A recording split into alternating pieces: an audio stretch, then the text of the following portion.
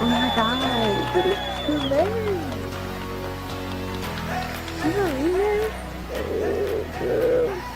You are a married woman. I'm married now. Hey guys, welcome to Little Black Book 91. You know what time it is. It's going to be super panel time. Listen, they're going to come on in the next half an hour for you guys, and they're going to come on and discuss about the latest episode.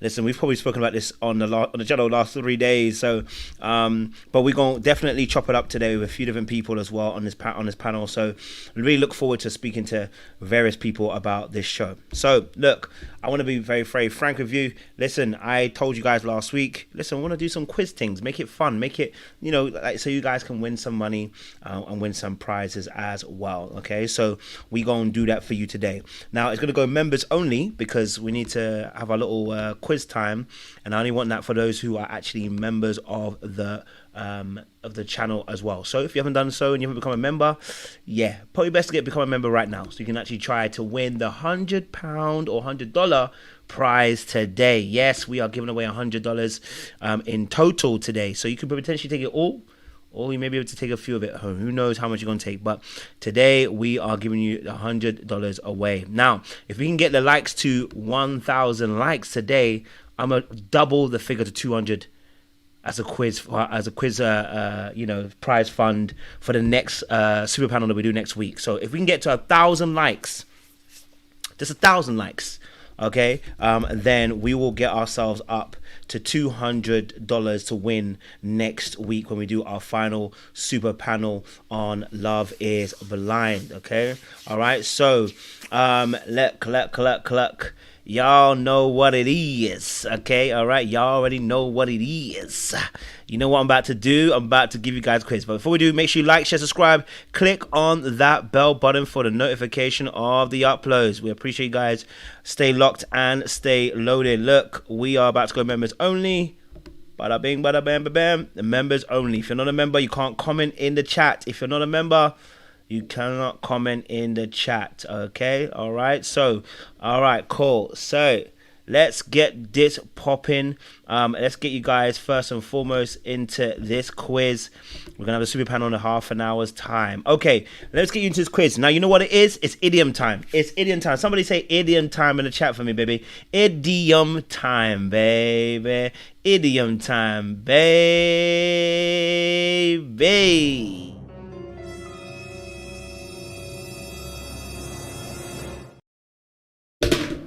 That's right, idiom time, and I got these sweets. Don't play with me. Okay, cool. So, listen, let's get some music going. Let's get some music going.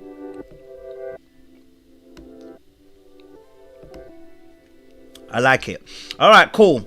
So, as I said, an opportunity to win $100. Okay, an opportunity to win $100. Okay, now you know what that means. It's the first person that actually the first person who actually answers the question. Okay, first person that answers the question, I bring them up, and then we get to discuss some questions with you and see if you can win the whole of the $100 as well. Okay, cool. All right, listen, my first idiom that I have of the day. Okay, all right, it's going to do with animals. To do with animals. Okay, all right, so if you're ready, you're ready. All right, yeah. Okay, cool. Let me check the music on the low thing quickly. All right, cool. So let me see if I can, let me get a little sound effect. Hold on, so I can get a little sound effect. There we go. We got a little sound effect. Love it. All right, cool. Referee whistle. Beautiful. Let's get the show going. All right, cool. So the first one. Listen, all you got to do is get the answer right. It's an animal, and it's an animal idiom. I want you to name what the animal actually is. All you need to do is name what the actual animal is. Okay? So here is the idiom. Okay? All right. Boom. What is the animal that is missing from this idiom? What is the animal that is missing from this idiom? It is a what in a china shop. It is a what in a china shop. It is a what in a china shop. Give me the idiom. What in a china shop? What in a... Oh, I got Mr. Don't Play as number 1 on the list. Mr. Don't Play, you got the answer correctly. Our brother got it right. Yes, Mr. Play, I appreciate you. Listen, if you're willing and you're ready to, okay, if you're willing and you're ready to, we need you to be able to come up here, Captain, okay? All right, so Mr. Play, I'm going to send you a link so you can come up to the, to the channel and give us... You get a chance to win $100 for yourself. Mr. Don't Play, the link is in the chat. Come up here. We're going to put you on the panel and we're going to have a little bit of a quiz with you to see if you can win that $100. In the meantime, whilst he's coming up, I have another idiom that we can do. So in the meantime, that you guys can also, I can get a little bit of a queue of 2 or 3 people at least coming up. Okay, my next idiom. It sounds like idiom, but anyway, my next idiom. Okay, I need you to mention what animal is missing in this particular idiom. Okay, you ready? 3, 2, 1. This is the idiom. Oh no, that's not the idiom. My bad. Sorry guys, my bad. I don't know why I did that, because I changed it. I done changed it and it still said that, which is so weird. Why did it do that? Because that's not what I put there. That's weird. There we go. Name the animal. Name the animal. What is the animal missing? Don't look a what? A gift what in the mouth. Don't look a gift what in the mouth. Don't lift a gift what in the mouth. The first person was Crystal Lau. Yes, Crystal Lau was the first person. He got it right. Crystal Lau, we appreciate you guys, Captain. Well done. You got the answer right. I'm going to send you a link too. You can use a link to come up here and we'll have you up on the channel as well. Christo. Remember, when you come up here, you're going to need the camera on though, because we can't have cheaters up in this thing. Okay, can't have cheaters up in this thing. Okay, all right, we can't have cheaters up in this thing. Okay, all right. Miles got Mr. Play and Christo coming through. We'll do another one again as well, so we can also get a third person at least up on this chat as well. Okay, so all right,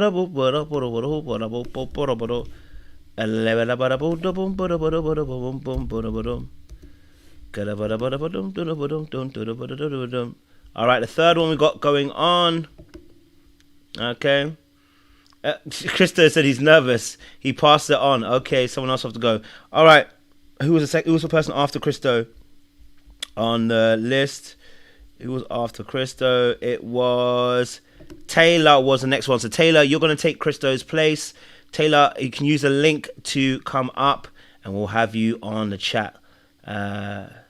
So Mr. Play. Okay, so I can get Taylor to come up. So Taylor, you can come up. We'll have you up here. Okay. All right. If we can have you up here, Taylor, because Christo has passed it on and you were the next one after. And then Mr. Play, he gave up his position too. So Mr. Play, the next person after him was actually Taylor again. So can't be Taylor. It will be TT. TT, it was you. You had ball. So you can also use a link as well to come up. And we will have you up on here. So hopefully we can get you to win some cash.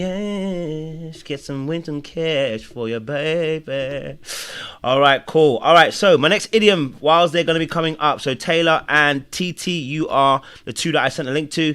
The next one is... Hold on now. I don't know why I be doing this. This is nonsense. Okay. Is this. Having what share? Having what share? Having what share?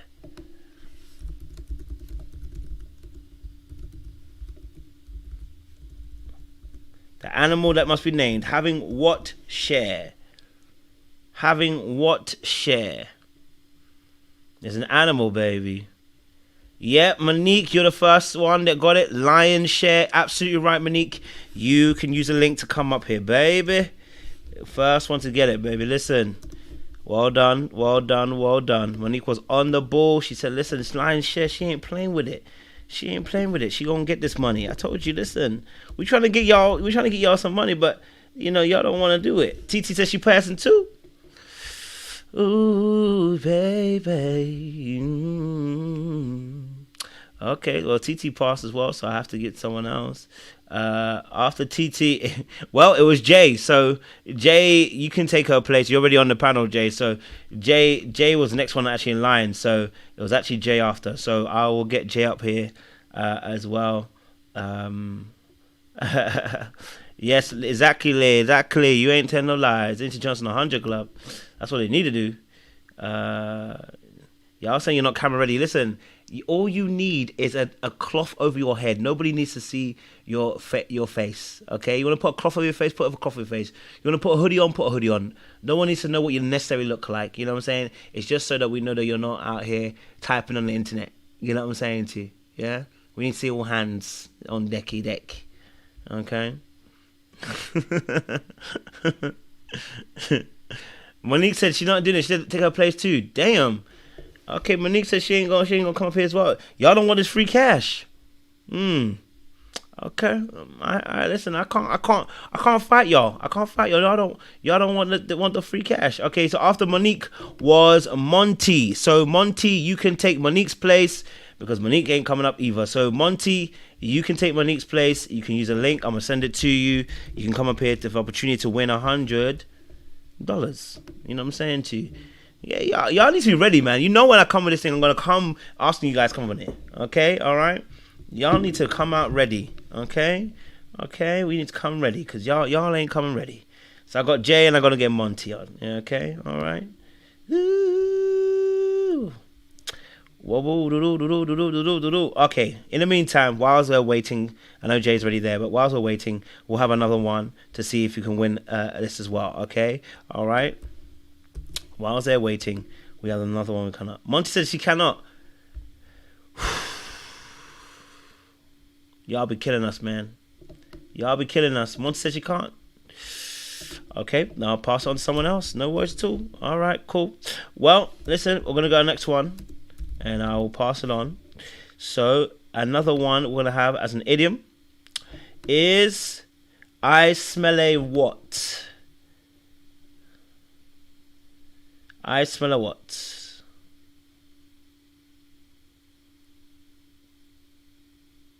I smell a what? A rat. Yes, Dalia, absolutely. Dalia was the first one on this thing. Boom.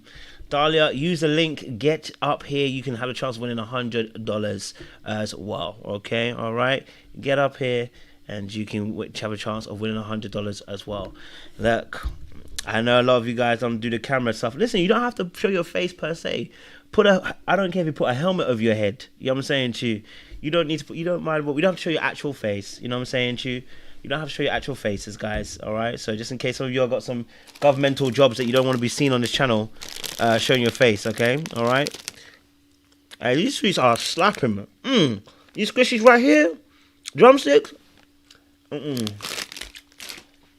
Deadly and dangerous. Okay.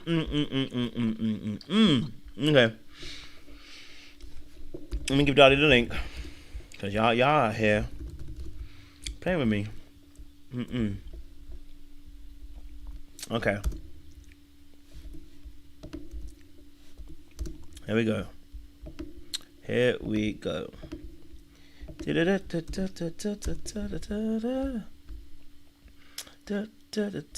Someone said pounds or USD. USD. If you're in America, it's USD. If it's in UK, you're pounds. Yeah. You know. Krista said he needs more courage to speak. I understand, Krista. No worries. I get it, Krista. No beef. No worries. There's no push. You know what I'm saying to you. Okay, I got Dalia ready. So fantastic. I got Dalia ready. Hello, Dalia. You right? I am great. Before you get started, I literally just came on here when you were asking the question. I have no idea what's happening right now. I just typed it in. Oh, no, it's fine. It's fine. It's just a quiz. It's a quiz to win $100.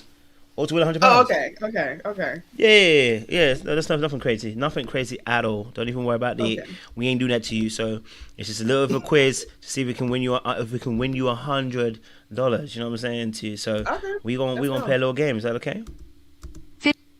Yeah. Okay. Well, you sound like Jigsaw right now when you say that, but I'm going to trust you here. Mm-hmm. He's not denying it. Okay. These powers can't come up for free easily. Okay, all right. They need to have a little bit of strength. Okay, I have to make it a little bit difficult. You know what I'm saying? Okay, Lord. our first question for $20. Our first question for $20 straight. Okay, for $20 straight. I need you to fill in what this animal is. Okay, all right. What this animal is. Okay. Okay, cool. You got 15 seconds when it comes on the screen. Okay.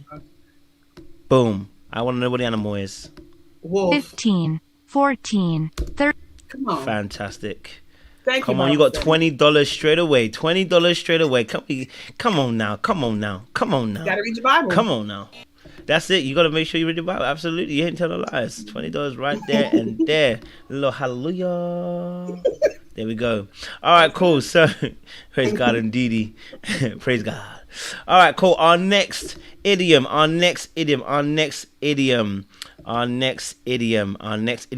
is now no longer about animals. It is about a body part of a human being.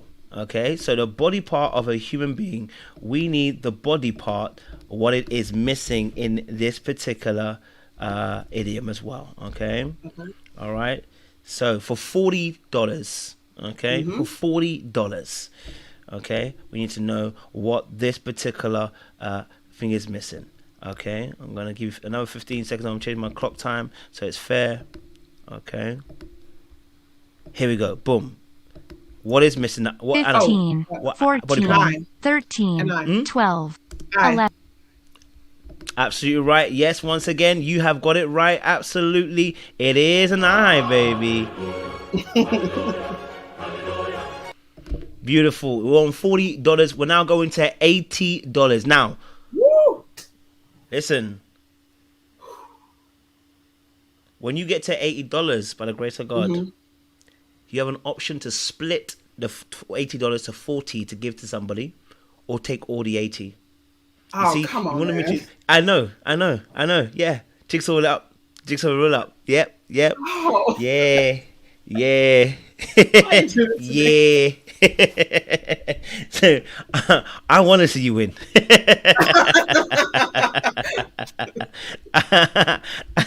I want to see you win.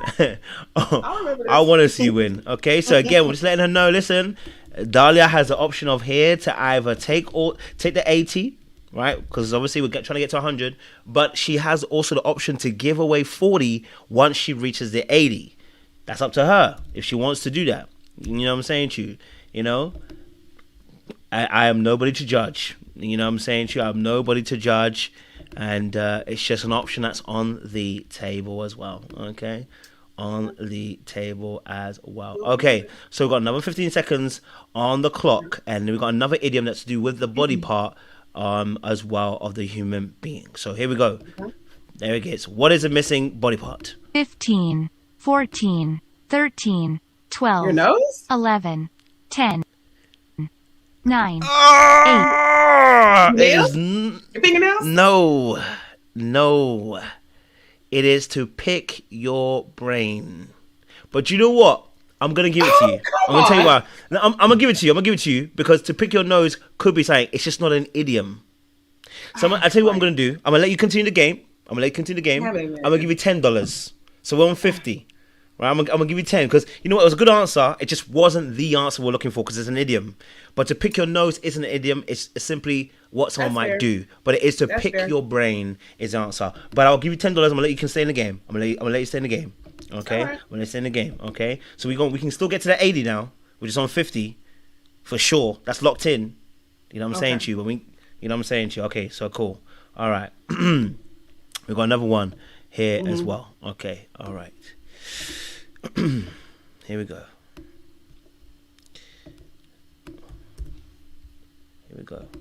Okay. Sorry, here we go. There we go. There we go. That's not it. Sorry. There we go. Now we got it.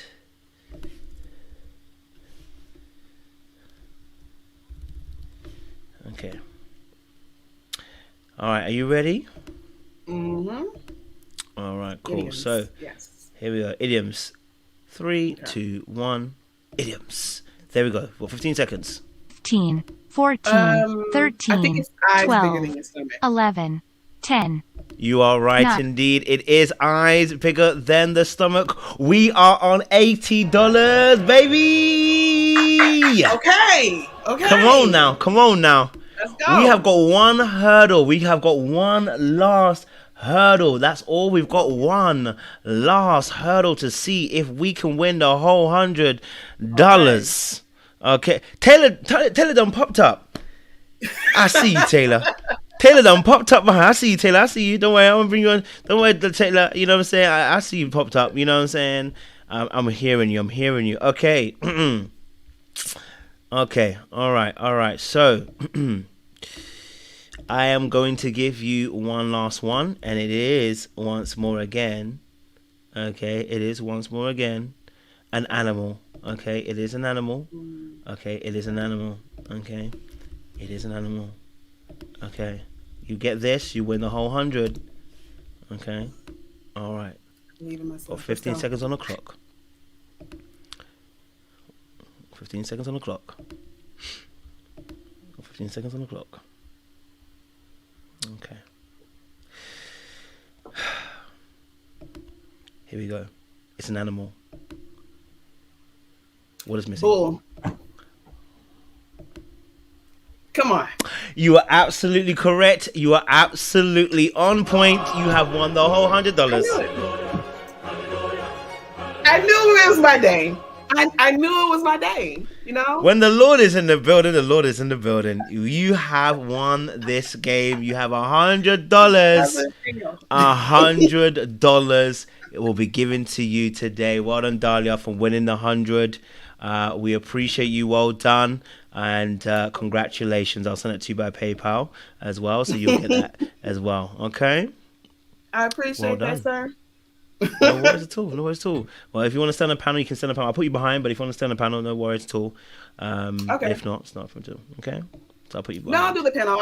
I'll come back. Yeah? Okay, no worries. All right. All right. Appreciate Dalia. All right. All right. So we've got Dalia who won. You know, should I feel generous? Because Taylor's come up now, but someone's already won the 100. Should I feel generous now? But you know what? I'm going to be generous. Because Taylor, you decided to put your camera on. I'm going to be generous. You know what I'm saying? True. Maybe we can win another $100 today. Can we win another $100 today? I'm feeling generous. Hello, sis. Hi everyone. How are you doing? I'm doing well. I'm hoping to win $100. Congratulations Come on. to Dalia. So we'll see how this goes.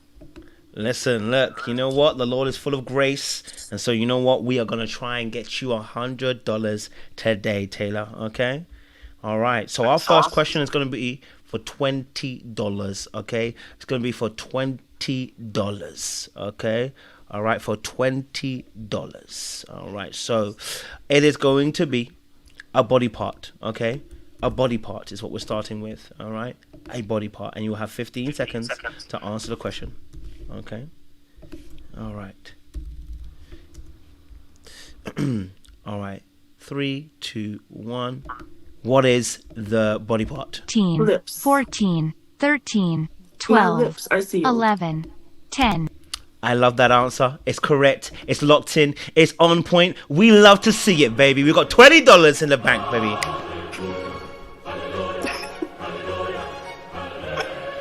Going for gold, going for gold. Oh, we love it. We love it. We love it. We're trying to get to that $100. We're trying to get to that $100.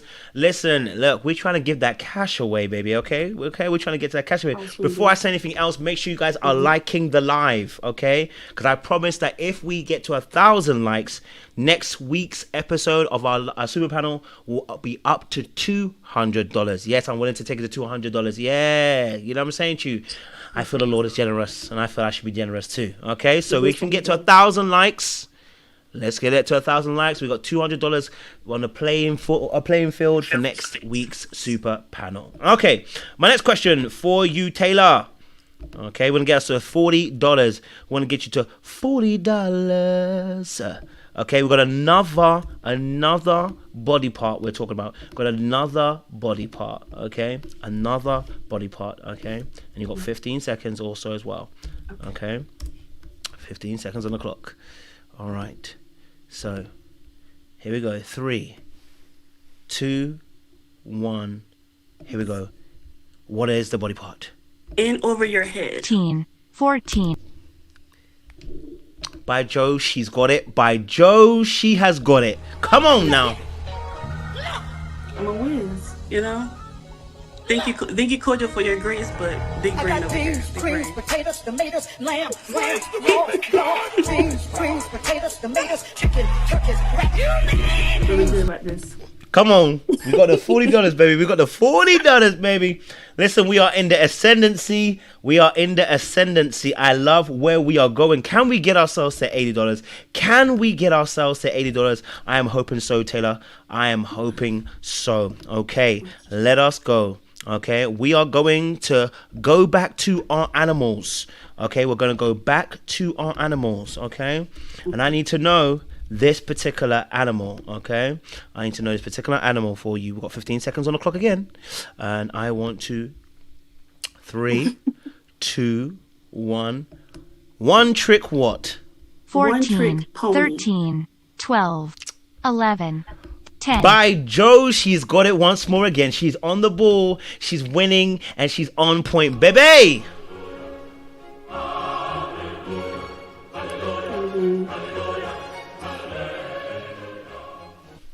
We are up to $80, ladies and gentlemen. We are up to $80. Look at that. You turned up for a one-night day event, Thank you, you know, Georgia. for a few hours, and you're going to end up leaving with some money.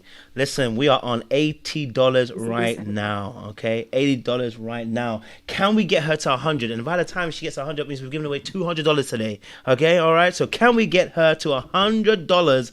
We got one last question, For all okay? marbles. So far, you got 80. Okay, you're taking 80 away home today, but can we talk?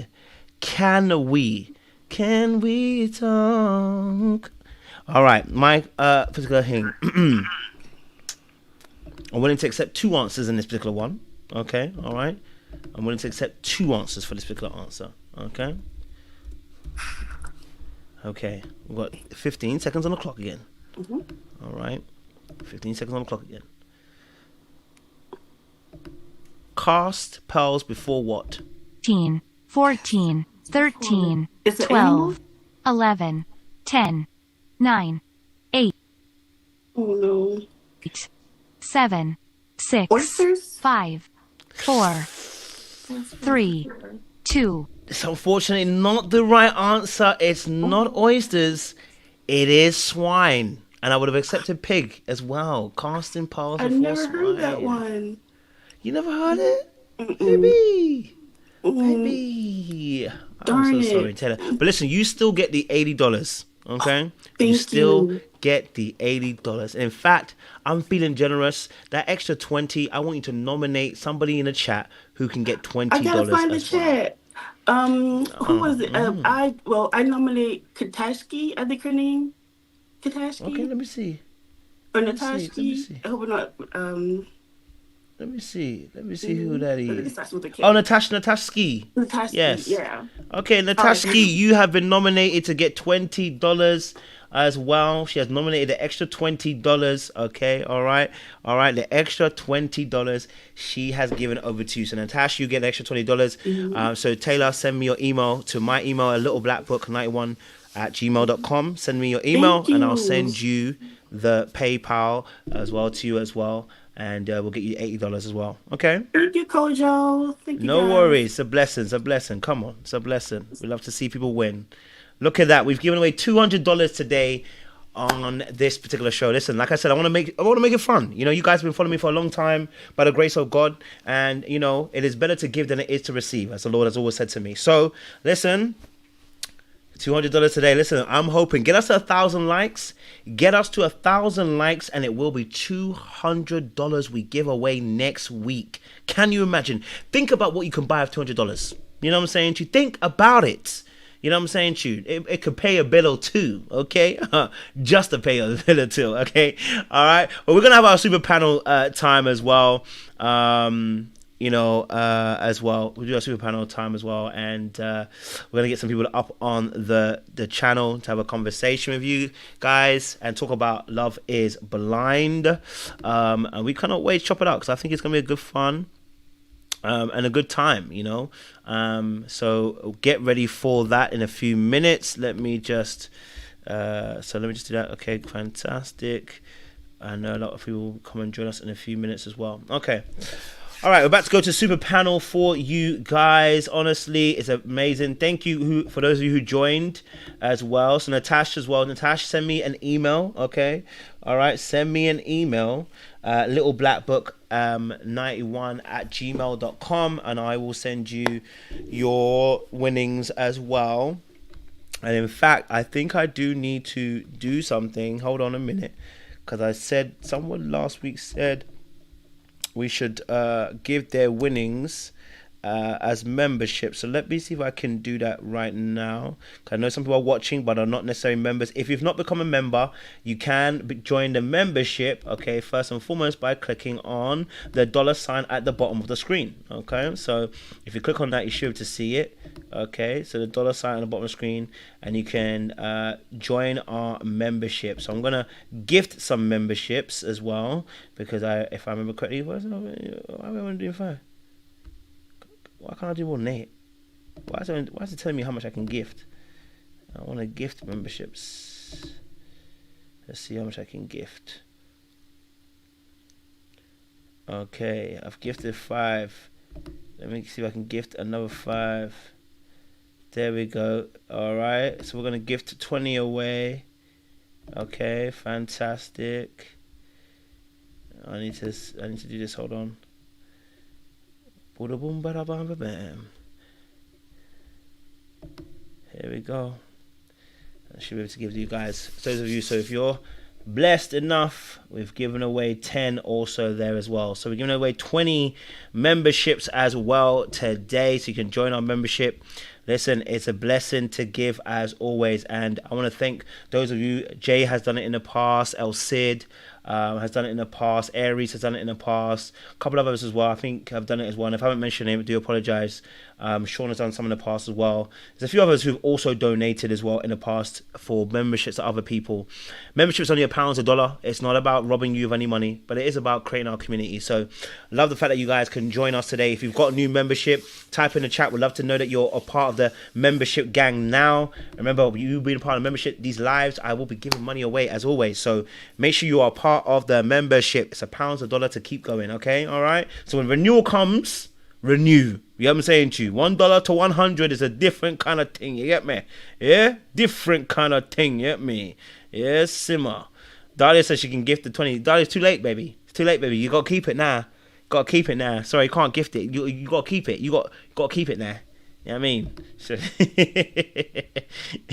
no, I'll gift it. I'll gift it if you want me to really gift it, Dalia. If you really do, I'll send it to the people then. But if you are new to the membership gang, comment in the comment section for us so we know that you're part of the gang, so we can welcome you like it's church. Okay, all right. We are together again, just praising the Lord. We are together again. Come on, shake somebody's hand. We're the one accord. Something good is going to happen. As the song is playing, you go and shake someone's hand. This is what we do in African churches. Something good, this is Lord. We are together again, just praising the Lord. All right, cool. Listen, it's membership. I said membership is super panel time. We are going to get some super panel time going on. If you do feel like you're ready to join a panel too, I think there's 1 or 2 spaces I have left for you guys. I know a few other people are joining a little bit later on, but we do have space for you to join as well. So if you know you want to join, you have something to say. I know you've been waiting all damn week to say something. In a couple of days, you've been seeing everything going on the internet. You've seen Twitter, you've seen YouTube, you've seen TikTok, you've seen so many things, and you're asking yourself, I want to be able to save my peace. Well, I've put it in the chat for you guys. You can join the panel as well. I prefer you guys to have cameras on because it just makes it much easier when we're talking to see people's faces. But if you can't, I also understand as well. Okay, all right. But listen, we can't wait to have you guys. I see some of you guys in chat. Lovely to see it. I see some new faces. Welcome as well. Anonymous, thank you as well. Zoe Queen, much love and appreciation. Good to have you on the channel as well. Nice to see you. Nice to see you. Nice to see you. Nice. All right, cool. Let's get into the super panel business. Super panel business. Okay, all right. Super panel business. Let's get into the super panel business. Okay, all right. Don't play with it. Don't play with it. Don't play with it. Okay, don't play with it. All right, cool. So, like I said, a few of us will be joining us a little bit later, and I know they'll join in time. But at the moment, what we have at the moment are superstars in the making, and a superstar team player as well. You already know who she is. Okay, words of wisdom, tall hourglass. Okay, all right. She's measured with the way she delivers her message, balanced. You know what I'm saying to you, like a beautifully crafted blade. You know what I'm saying to you. Okay, when she speaks, we listen. Okay, when smoke arrives, there is fire close behind. Just want to let you know. Okay, yeah. So don't play with who she is. You said that they're tapping the chat because they know who I'm talking about already. You know what I'm saying to you? Okay, all right. The first letter of her name is the one just before mine. You know what I'm saying to you? Okay, this is the mysterious. This is the wonderful. Okay, this is the magical. Okay. This is the wondrous. You know what I'm saying to you? Yeah? The magnificent.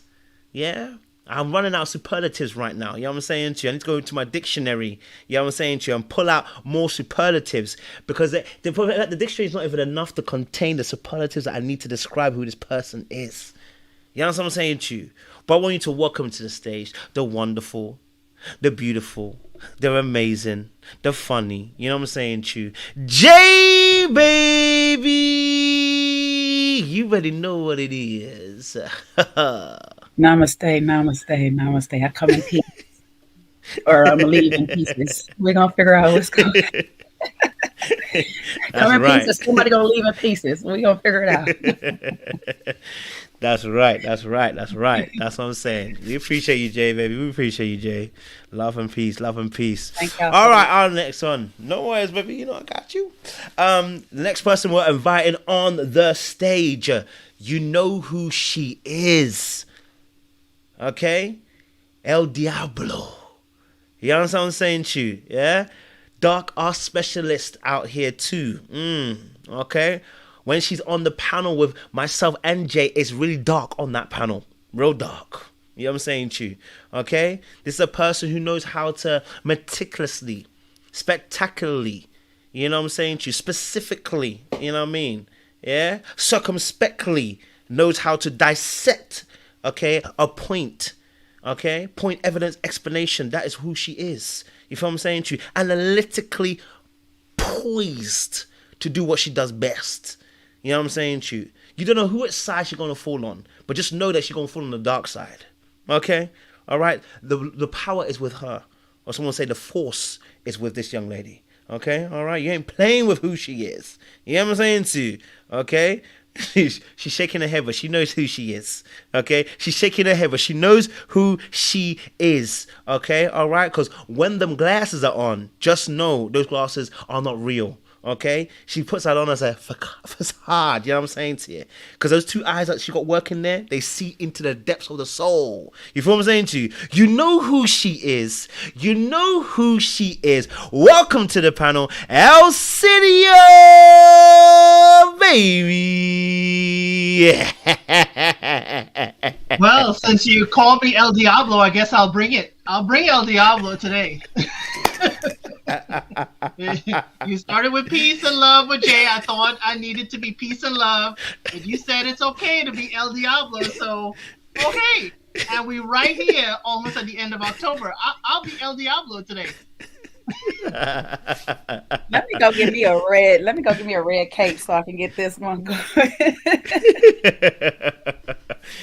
Listen, I'm ready for the mischief today. Today's a day for it, so don't even worry about it. Today's a day for the mischief to go on today. Okay, all right. Now, I have a wonderful brother coming through. No, it's not Sean. I have to say it straight away because you guys are going to plug it. I don't want to say it. It's not Sean.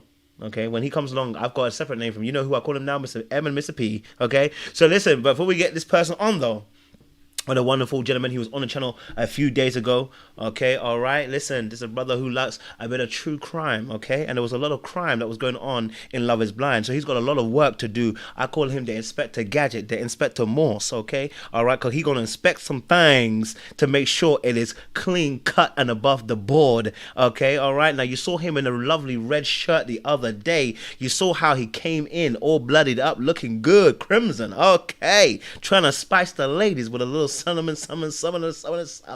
Okay, you know who he is. Okay, if you don't know his, get to know. Love Lens Review, baby. This guy, thank you for a lovely intro. You know, that's what I just had on all day. They're calling you Mr. Dad Chocolate. Thank you, man.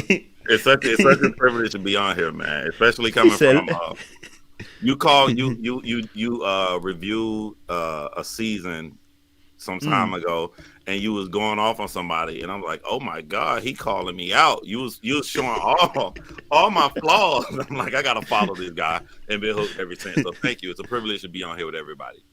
It's a blessing, brother. It's a blessing, brother. Thank you, honestly. Our next person coming up to the platform, yes, you know who he is. Straight from the LDN, the LONDON, from the London, baby. Listen, I don't know how he does it, okay? All right? I don't know how he does it, okay? Now, sometimes he be awake, but he be asleep. But sometimes he be asleep, but he be awake. You know what I'm saying? Listen, you never know. He's in the Matrix, and he's not in the Matrix. This is a brother who you know, okay? When it comes to the streams, he does struggle. But listen, don't play with this brother now, okay? Because once he chooses a side, he's loyal to the end. That's one thing I respect. He is loyal to the end. This is a brother you need in your corner. When the Bible says that, to have a friend that is far, this is the kind of guy you need, okay? All right? Then the brother that's close. Because this brother here, he loyal to the end, okay? And once he chooses who he wants to decimate, there is nothing that can stop him. Thanos can't stop him. Okay, all right. No snap of the finger. No Marvel characters. No Black Panther. No Iron Man. Okay, all right. Nobody can stop him. Once he says he's coming for you, he's coming for you. And you've got to accept it. And you have to accept it. And you have to accept it. And you have to accept it. This is a brother out here who I appreciate. You know what I'm saying to you? Listen, brother. Struggle Streams. JRTV. Baby. What you telling me, JR? Man, hey, thanks for the introduction, bro. That was epic. Hey, listen, man. Peace to everyone out there. Can't wait to get stuck into this review. Good to see everyone tonight. Looking forward to it. Look forward to hearing your perspective, because I know you're going to get stuck. So I know you're going to stick on somebody, and they're going to stick. So I appreciate you, brother. I appreciate you big time. Okay. All right. So we appreciate you big time. Listen, I got a few other people I got to bring onto the panel as well today. Listen, I haven't formulated you guys' beautiful introduction, okay? But I'm going to keep this one nice and sweet. This is the wonderful. This is the wise. This is the all considering different points and bringing them into perspective. This is the, I never thought about that, but now I'm going to think about it. I'm going to bring a different perspective to the table. This is somebody who has joined me on several different streams before. This is a young lady who also at the same time, okay, brings a little bit of heat when she needs to bring a little bit of heat, but then she brings a little bit of ice when she needs to bring a little bit of ice.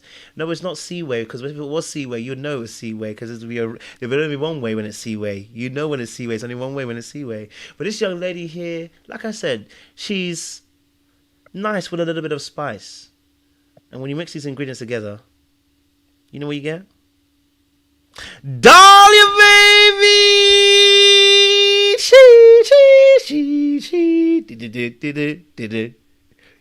I accept it. Hi, Dalia. You all right? I'm doing great. This is my Friday, so I'm doing wonderful. Yeah. Okay. Okay. Oh, before we go anywhere, listen, shout out to Pam for the 20 gifted memberships. We appreciate it. I'm going to definitely celebrate you in a second or two, Pam. Don't you worry, baby. We're going to celebrate you.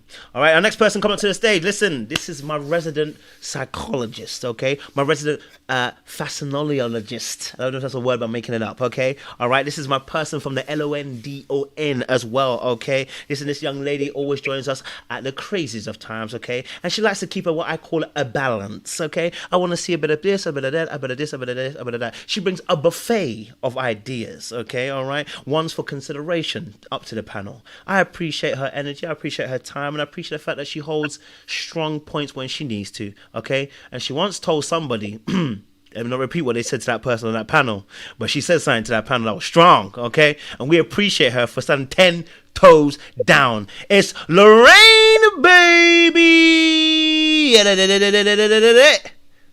Hi, what are you telling me? I see you with the blonde. I have healed. So what I said to that person, I have healed. Okay. Let's just leave it there. We know you healed, but are they?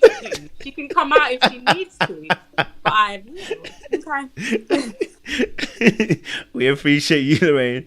We appreciate you. Honestly, we appreciate you. Big shout out to you, Lorraine. Good to see you as well. All right, we've got 2 more panel members coming up to the platform as well. Listen, one you already know, one you do not know. I've got a new person coming up to the platform as well. Listen, look. Whew, listen.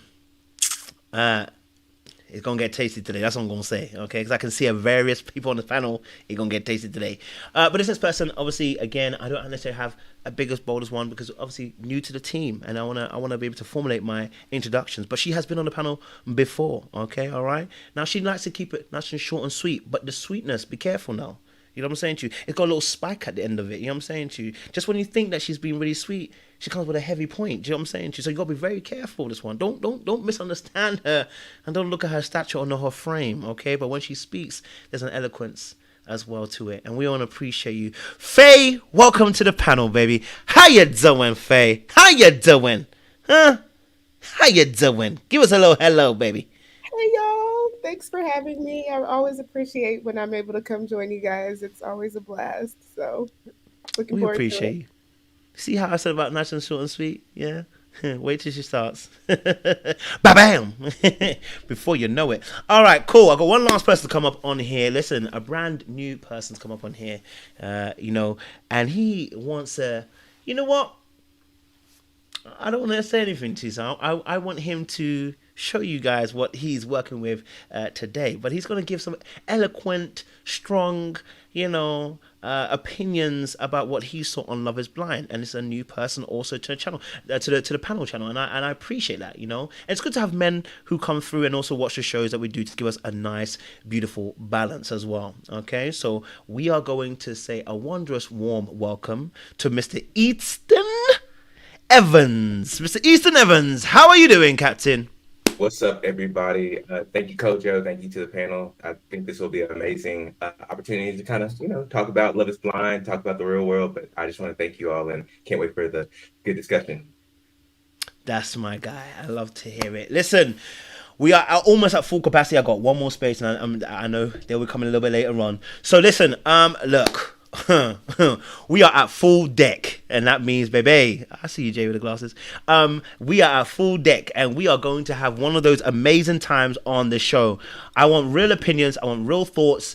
Okay, we want to keep it cute, classy, and respectable amongst each other. Whilst we may disagree, we are friends here as well. And plus, I like to say the kids are watching, so fight behind the scenes, not in front of the camera. Okay, yeah. In the chat, that's what I mean. Cuss them out in the chat. But no jokes. Okay, cool. So we go. These kids don't. Yeah. They don't know. They're gonna find out. They're gonna find out. Now I'm only playing. Look, we have watched Love is Blind. We're on episode 12 at the moment. There's obviously a reunion next week, okay?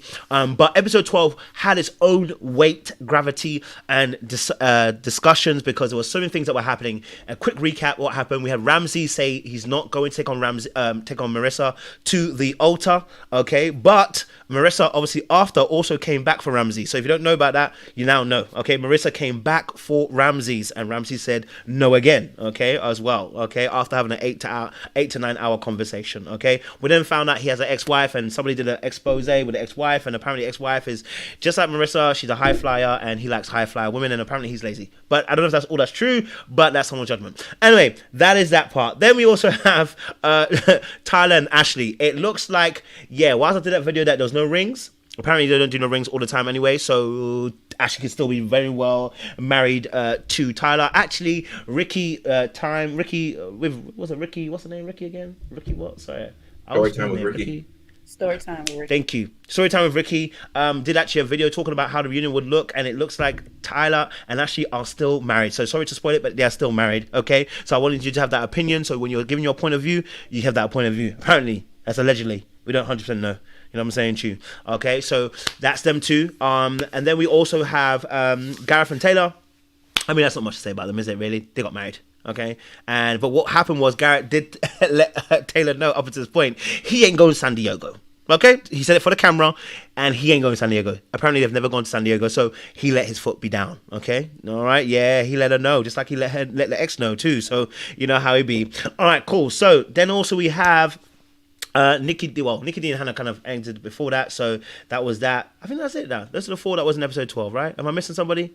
Anybody I'm missing? I think that's the 4 that happened, right? That's the 4 that happened, isn't it? Yeah, those 4 couples. Okay, cool. So, whew, baby. Okay, we're going to start strong right out the bat. But before I do, I just want to celebrate these people who've gifted. Feel good. Thank you very much for gifting 20 memberships as well for others to be able to join today's festivities. It is appreciated very, very much. Thank you very much, sir. We appreciate you. Much love and much appreciation for that as well. And we had another 20 gifted as well by our good sis. Let me just point that out as well by Pam D631. Thank you very much for gifting 20 memberships to other people as well. It's always blessed to give than it is to receive, as they said. Okay, let's get straight into the conversation. Let's get down to business. Where do I start? Well, listen, since Ash and Tyler are the main attraction of the show, okay, good or bad, whichever way you look at it, we're going to start with them, okay? We're going to start with them. My question is, okay, about Ash and Tyler. My question is Ashley accountable now that he told her that he have 3 kids? Sorry, I lie. I reversed that. He didn't tell her he had 3 kids. He told her that he had some sperm donors. Let me say that because that's what he told her at the time. That's all we know. It may have told her something else after, but what we can see by camera, he told her that he has sperm donors after he didn't tell her that he had kids beforehand. So I want to know, is Ashley accountable if now she gets married, which we saw she did, and now he plays her the same way he played the other women? Is Ashley accountable is the question I am asking. Is Ashley accountable now he told her that information? Or are we still saying Tyler is, it's still Tyler's fault all the way? Is there any blame that should be attached to Ashley if this goes wrong? By the way, it could go right. So shoot, the brother could turn around and be an angel. You know what I'm saying to you? I mean, he has got 7 evictions, and he owes obviously about 30K. And, she may never to buy a house, but that is irrelevant and besides the point. You know what I'm saying to you? Okay, it's not important. And the fact that he has sperm donors is actually 3 kids, which 2 of them are twins, which after he had sex with a lesbian, it's irrelevant to that point. Okay, now the court can throw that out if they want to throw that out, but I had to mention it just in case. You know what I'm saying to you?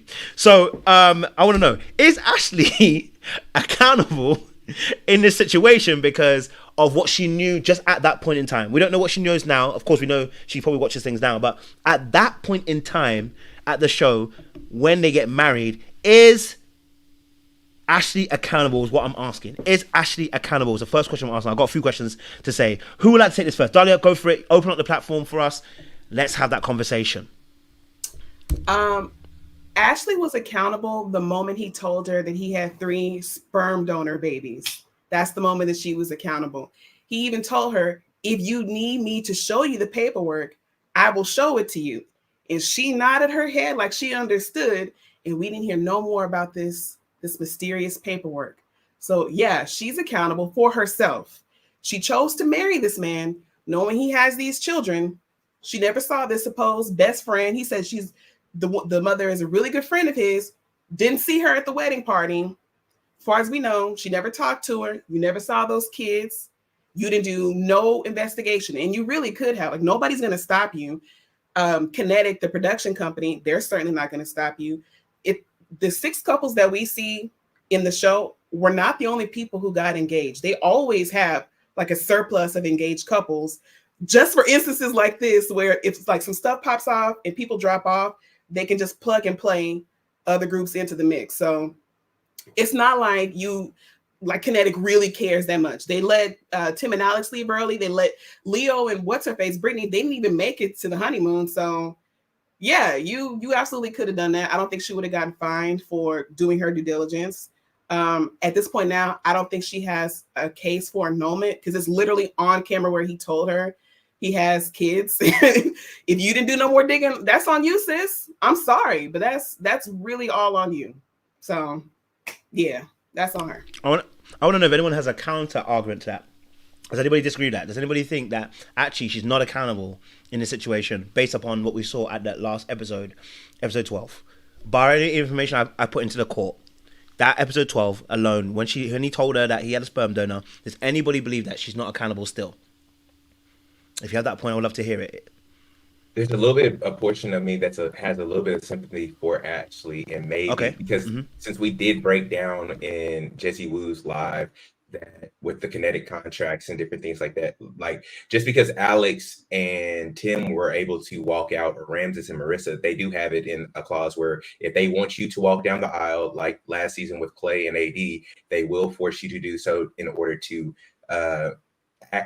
effectively make sure that you get everything from your contract. I think that there is some pressure, and we know with reality TV that there is pressures that come to that. So at first I was a little bit more like, hey, you signed up for this, Ashley, it's all on you. But now that I know a little bit more backing, I have a little bit more sympathy to Ashley, just because I'm sure she's getting a lot of pressure because they were a major storyline within this season.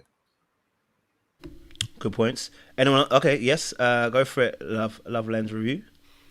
I couldn't figure out like what I wanted to say, because I'll listen to you, Kojo, and I agree with what you're saying. But I'm like, well, why do I feel a certain way if I agree with him? And I think a lot of stuff is lost on nuances. Is she accountable? Absolutely, yes. We are all accountable for our actions, but we got to look at nuances inside of this. All of us have held head over heels in love with somebody before. When you're hearing your favorite song play, and when you're laying, you holding that person at night, when you're hearing Desiree sing Kissing You in your head, everybody has felt that strong emotional bond. And when it's that strong, it's going to take a lot to push you away. We have to let go everything we learned after the show, and we have to only go by what you're saying, what happened on the show. I feel this strong, close bond, but a part of me can understand, like, if he's just a sperm donor, okay, I get it. She did what more people wouldn't do. They would have argued with him for 5 minutes. She left for the entire night. With most people who would have been that head over heels in love, this would have been like a 10-minute conversation. She thought deeply about it, and she felt that her connection was strong. And I feel like we don't give her grace for this because we know so much information than she did. But all she knows is that he is a sperm donor for 3 children. He doesn't have rights to 3 children. So there was nothing else on the show that I felt that could propel her away from this situation. I can totally have empathy and put myself in her shoes and understand why she'd stay. While the answer remains, yes, she's responsible, because we are all responsible for our actions. All right, I like it. Yes, Elsie, do you want to say something? Go for it. While I semi-agree with Loveland's review, at that point, he has 3 biological children. At some point in their lives, they can lay claim to what he has built as biological children. So I would say there needs to be some kind of postnup after the marriage, or since she knows ahead of the marriage, she has an opportunity to do a prenup. So again, both of them should be, thinking about how to potentially protect themselves for the future. Because now you know there are 3 people out here. And if you potentially cannot bear him children, these are his children. These are his ears. So you got to think about all of that. So that whole night she was away, I hope that was part of her thinking process. Go for it, Jay. Just want to say before you go further, average sperm donor got like 1,000 kids. That's all. Sick. I don't know how I'm supposed to go after that. Okay, so I'm not as strong as Dalia is. It's not when he told her, because she hadn't made a decision yet. There's no decision made, so I can't fault her when she hasn't made a decision. But once she said yes, that takes into account what Elsis said, that you did your due diligence to go do whatever research that you need, and you're making a sound decision on why you're saying yes. You cannot be mad at, I cannot be mad at you if a person's withholding information and you make an uninformed decision about anything. But once you got the information that you need and you go and do your research or not do your research, whichever way you do it, you're held responsible for your choice and actions at that point. You had the choice to go do research, investigate, do whatever you need to do. You had the choice to say no. You had the choice to put it on hold. You had a whole bunch of choices made because they gave you some information. It's not the whole truth, but you got enough information for yourself to go find out more and make a sound decision. So if you want to make a decision on, I want to just trust this person and what they're telling me for face value, that's your decision as a grown adult, but you're held accountable for that decision. Now, can the courts hold her accountable? In different states, it's different laws. So I don't know. I'm not really sure how Maryland and everything works. I'm kind of, I don't remember if this was about this or not, but I was guessing that she won't technically be held accountable, but the ex-wife could be, because she was married to Bree at the time or whatnot. So it all depends. But then again, if he went and actually filed for the custody and did all of that to get proof that he is the parent, there's a part that she still can be held accountable, possibly because she is now married to him.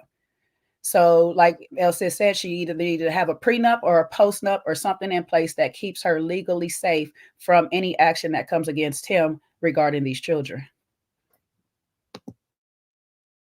I'm hearing it. Who's got a point to chop on that?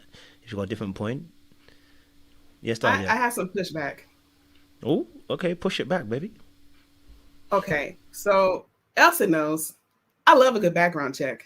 Okay. Me and her, we've already discussed this.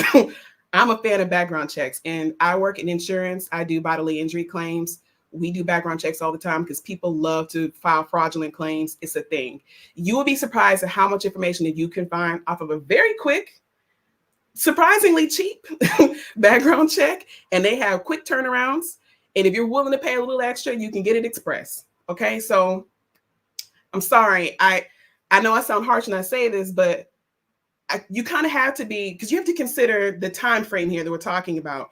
Lovelands, when you were talking about falling in love and you like your nose is wide open and you like stuck in the ether, it's like I get that, but also we got 3 weeks, so the timeline is really truncated and you basically have to make like really quick decisions. So unfortunately for her, she doesn't have the benefit of time. She can't just kind of like just follow her heart here. She actually does have to follow. She has to use her brains here. It's like, okay, yeah, you fell in love, but now this man just told you information that he knowingly omitted in the pods to you, waited until you fell in love. That ought to send off a signal to your brain, like red flag behavior.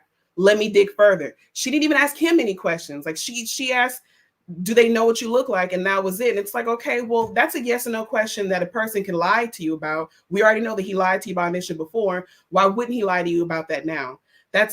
She's not great at crafting questions. And you haven't gotten into this, Kojo, but I suspect, based off of the history with her dad and how her mom and her grandma was talking, they got this thing about forgiving people and letting them off the hook with no real accountability. And it seems like that's hereditary. So I don't know. I'm seeing a pattern here, and I can't let her off the hook on that because she's only hurting herself.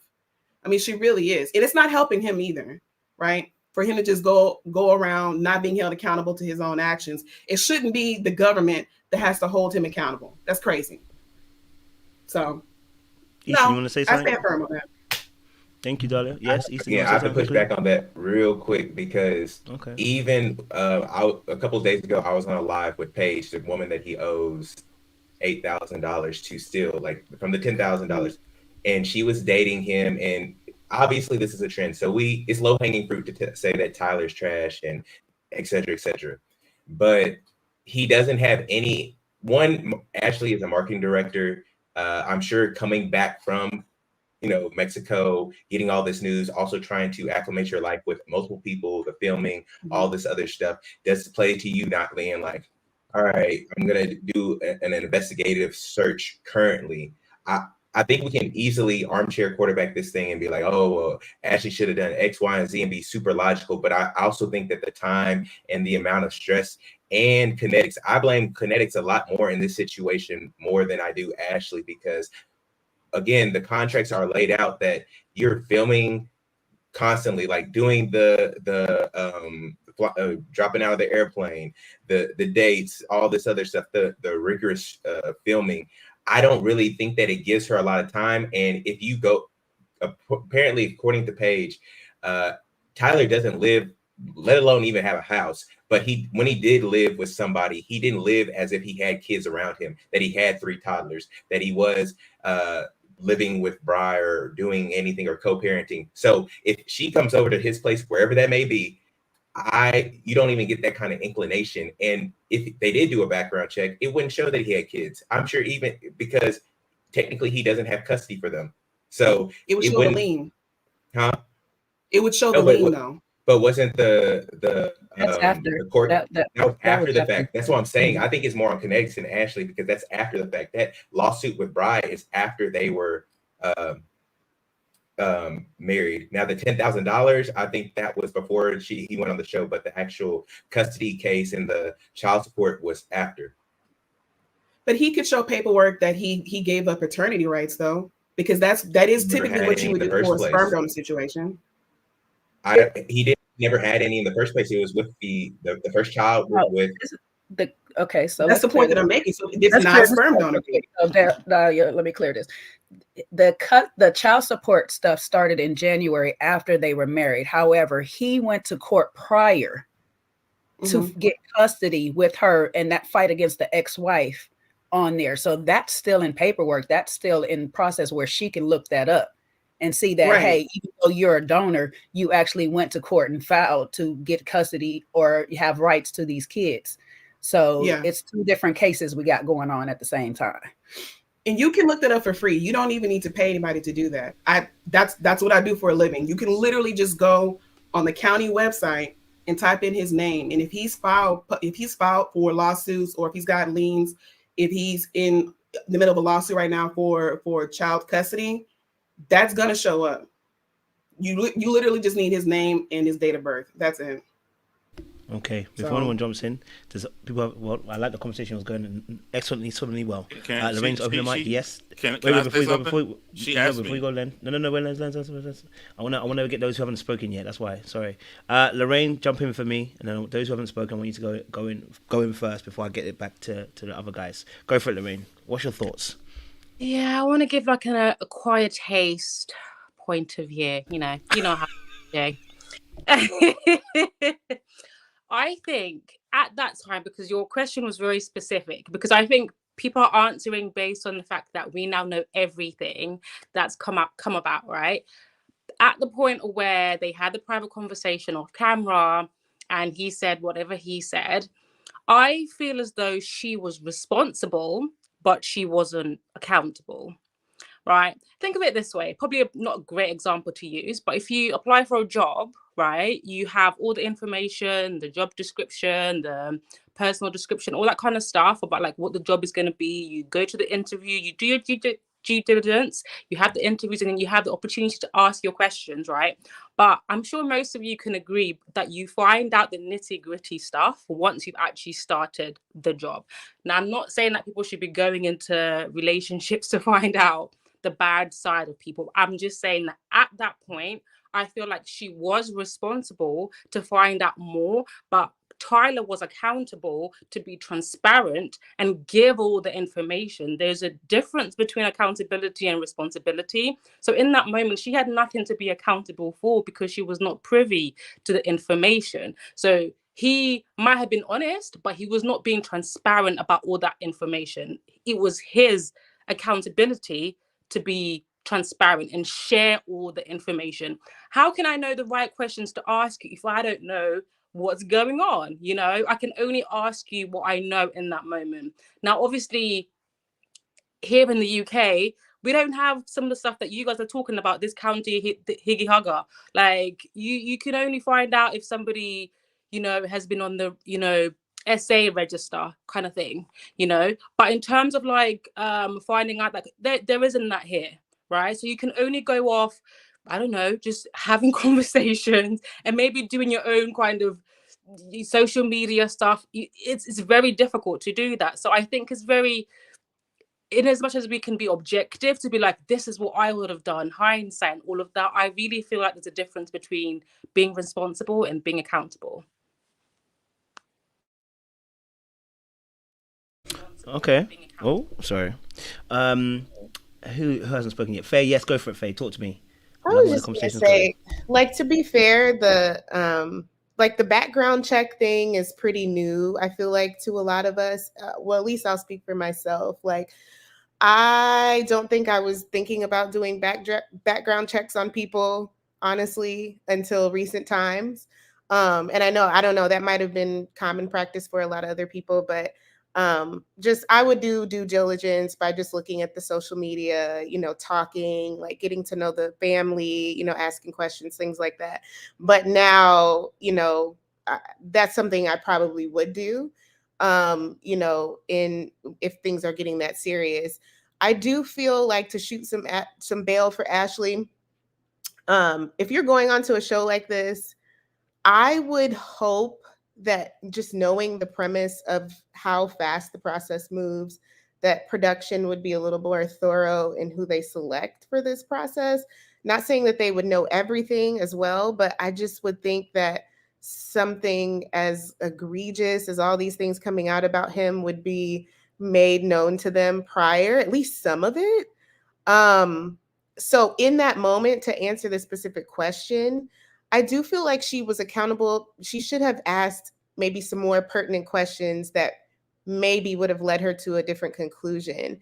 But I'm just not sure. They didn't show us everything that she asked. So I do wonder if she did ask some of those questions and she got clarifying answers that made her feel better about the situation, and then she was okay to move forward. And then now that all this stuff is coming out, it's different. But, you know, I certainly, for someone to call their children donor babies, I honestly have never in my life encountered anything like that. And I don't know that I would instantly jump to like, oh, this is a deadbeat guy. Because donor is just, that's a different level of lie, other than like, you know, oh, I have these kids, like the mom sucks, you know, like usually it's like some complicated situation there or something like that. But donor, you know, I just don't know that I would necessarily go there. So I like understand both sides. I want to shoot Ashley some bail too, because I feel like she was in a highly pressurized situation with not all the resources probably that you would necessarily have on the outside. Okay, I appreciate it. Struggle Streams. Listen, talk to me, brother. We haven't heard from you yet.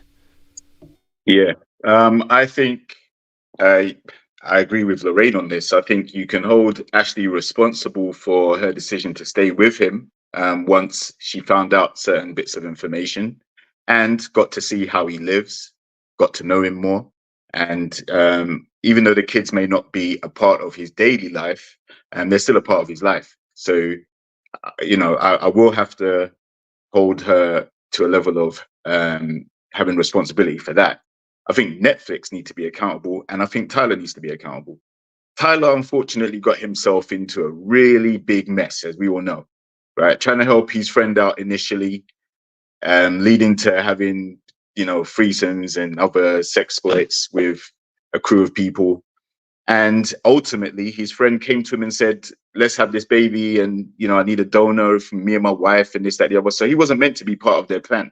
I'm sure if the two women stayed together married, you know, Tyler would be excluded, even though Bree would have tried to sneak him in differently. They wouldn't have a need for him in that relationship with his kid. So I think, obviously, because the situation went absolutely crazy, he has to be accountable and explain, as complicated as it is, as messy as it is, even if there's a risk that it might turn Ashley off, it's down to him to give her the full picture of what she'll be dealing with if she gets into a relationship with him. Because the picture that she has of, you know, this guy meeting in this short process and potentially getting married and living happily ever after, it's not going to be like that, right? There's going to be tons of trials and tribulations in this relationship. So he should have had the wherewithal. I know it's an abbreviated process, but it's still down to him to explain the full scenario of what he has to deal with. And unfortunately, he didn't do that. And that's why he's getting vilified. So I understand it. And I assume that they've had conversations off camera where he has gone into more detail. There is no way I think he just left it as, you know, I don't have any interaction with the kids and that's it. I think there's been enough time for him to fully explain off camera what his situation is. And if they're still married after that, then again, that's where she has to take responsibility for still staying with him in the murky situation he has. Love to hear that. Love to hear that. Layla, what's your thoughts on this? Good to have you on the panel. Hi, everyone. I think that she asked specifically for documentation when he first told her whatever version of the truth. So she said, I want to see, you know, what the contracts were looking like to make this donor arrangement. I want to see like the parental rights documentation. She was asking all of the right questions when it first came up. So if she did not ensure that she got those documents, or if she didn't pay attention to the fact that he could not produce documents that supported the story that he seems to have said. I mean, I have seen, you know, it is reality TV. I have seen, there's this show called Unreal from like the early 2000s. That show, like, there's a lot of tricks that go into reality TV to paint people the way, whatever. But the fact that she asked for the documentation means that she should know the truth. And the way those daddy issues were spilling out right before she walked down the aisle, the abandonment issues, the like, you know, like it seemed, to be honest, what I do hold her accountable for is if it's your wedding day and your daddy issues are being triggered that hard, I think you really need to think about it, sis. Like, you really need to think about, like, why are you being so in touch with your inner child who was abandoned and rejected and hurt? And why are you talking to your mom and your grandma about all of these things right now? Like, that's like a lot to go down the aisle on the happiest day of your life, to the love of your life, to this man who's so special and so different from your dad. So I kind of think, given all of that, if she is going to be party to a man doing that and placing those wounds in other children, that would be really unfortunate. I don't think she, even if that's what she chose to do, I don't think she's going to be happy with that decision later on. And yeah, so in the sense that you asked for proof, and that we know for a fact as the viewing audience that proof does not tell a great story, that's what she has to be accountable for. I'm sure the mother of the kids, I know there's all sorts of stuff coming out now. Like, is she trustworthy? Is she weird? Is she, you know, is this child support, whatever. But the fact of the matter is, have you seen the kids or not? And so, Ashley, with those wounds that you have, I have to say, like, you know, be accountable to your inner your little Ashley, the one that you're still sort of engaging, the one who prompted you to even be on this show, the one who was making promises to your mom when you were like 7 years old about the type of man that you want to get. Be accountable to her. So that's what I would think. Thank you, Layla. Sean?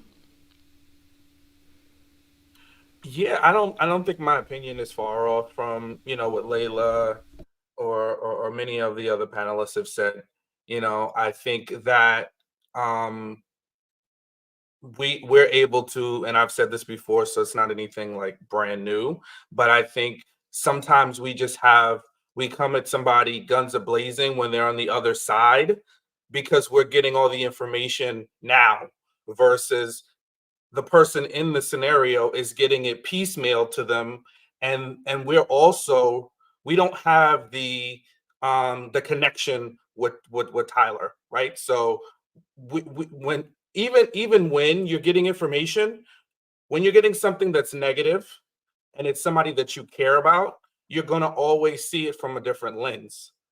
So, before we just come at her holding her accountable for Tyler's actions, similar to what JR was saying, you know, at the end of the day, Tyler is accountable for his actions. Tyler is responsible for his behavior, and for his lack of diligence, whether it's financially or whatever he's got going on with all these kids strewn about. So I think that's who the ultimate bearer of it is. Whether Ashley is an accomplice, I think that remains to be seen. And my hope is that she will kind of wake up out of a fog and be able to make better decisions. But it doesn't. I'm just of the belief that it just doesn't really happen that way. Yes, do some people make very decisive, quick game time decisions when they're in love? Sure, but is that really the average of what happens? I just push back against that narrative that, you get some information and you just wake up and you're like, you know what, I'm going to move forward, because if you were that decisive, then you probably wouldn't be on Love is Blind looking to get married, with somebody who you meet across the pods in 2 weeks. You just probably wouldn't do that if you were somebody who was just that focused, that laser like that, having that much clarity, being able to make sharp decisions like that, with information. You're probably not going to go on Love is Blind to look for your next spouse, So, those are my thoughts. All right, so I've got another question I've got to ask now. On a scale of 1 to 10, how diabolical is it that Netflix put Ashley in this position and allowed Tyler to play the game he's playing? I want to know from a scale of 1 to 10, and then the why. Go for it, Ethan. Go for it. 10, easily a 10.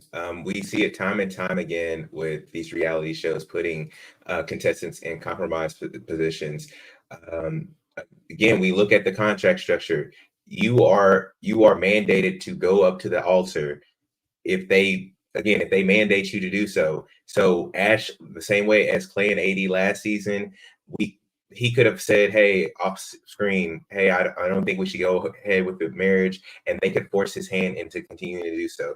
The same way as with this situation, they continued it on and also even egg people on. I think if we can pull this back into, I guess, season 4 with like Shake and Deepti, and him saying all season long he never really even wanted to be in a relationship or engaged to Deepti, and him ultimately having to do that and how it panned out. I think that they're putting these contestants in compromised situations, and with Ashley, having a producer in your ear telling you probably it isn't that bad, just keep giving it a try. Let's see it, take it day by day. I don't think that it's a conducive situation for contestants, especially Black women in this case, and in other cases it can be other types of contestants. But I'm for sure with Ashley, 10 out of 10, top level of diabolicalness.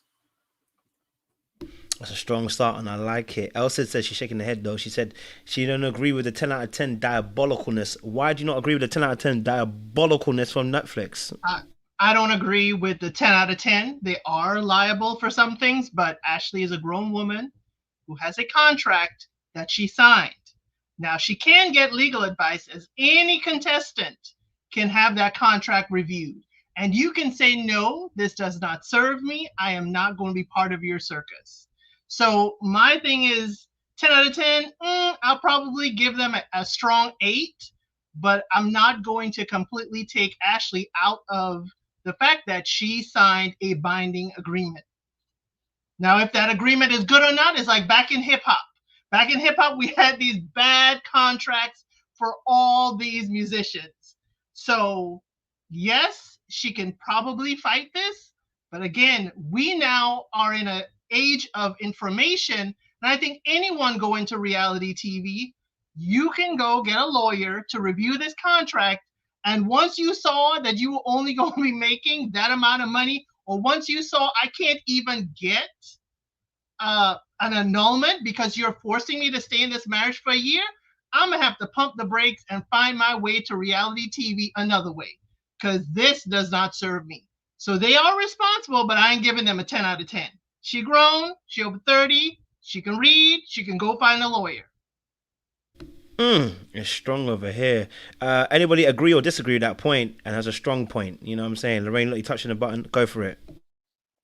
I agree. I mean, it's going to be like counterintuitive to what I was saying before when I was giving her a lot of grace, but she's not going on Match.com. You know, this is not Tinder. This is not Bumble. This is a reality TV show, and not to be facetious or anything, but 8 times out of 10, people go on reality TV show for ulterior motive.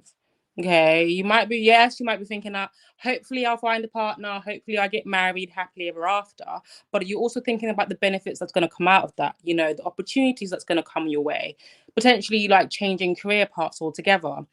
Like as Elsie has said, she has a contract. I get sent contracts all the time.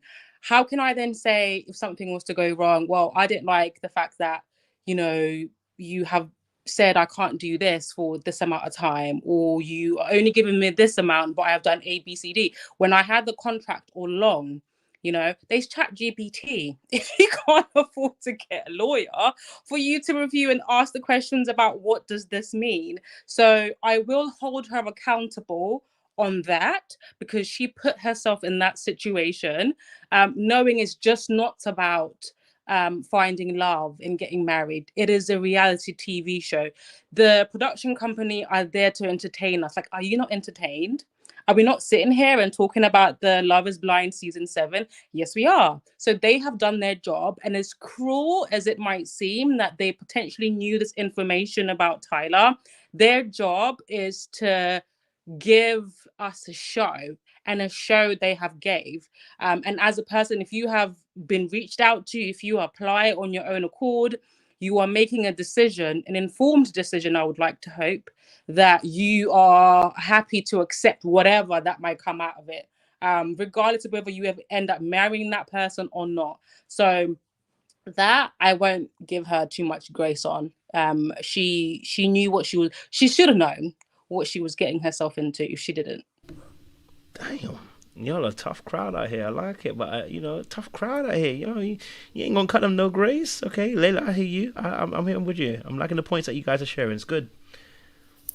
Yeah, I'm of two minds, right? Because I'm an honest person. I would hope that this show that was built on sort of like a docu-series type of format, like a social experiment type of format, I would hope that they were at least somewhat genuine, like emphasizing entertainment, yes, but not manufacturing situations to destroy lives and sort of get people caught up. But at the same time, like, trickery through contracts is a tale as old as time. Like, this world and the legalities of things, it's just like, it's enough to really like break your heart, like how treacherous like the legalities of things are. Like, contracts, the devil is truly in the details. And the fact of the matter is, most people don't read them. We get on the internet, we bypass all these contracts that we just agreed to.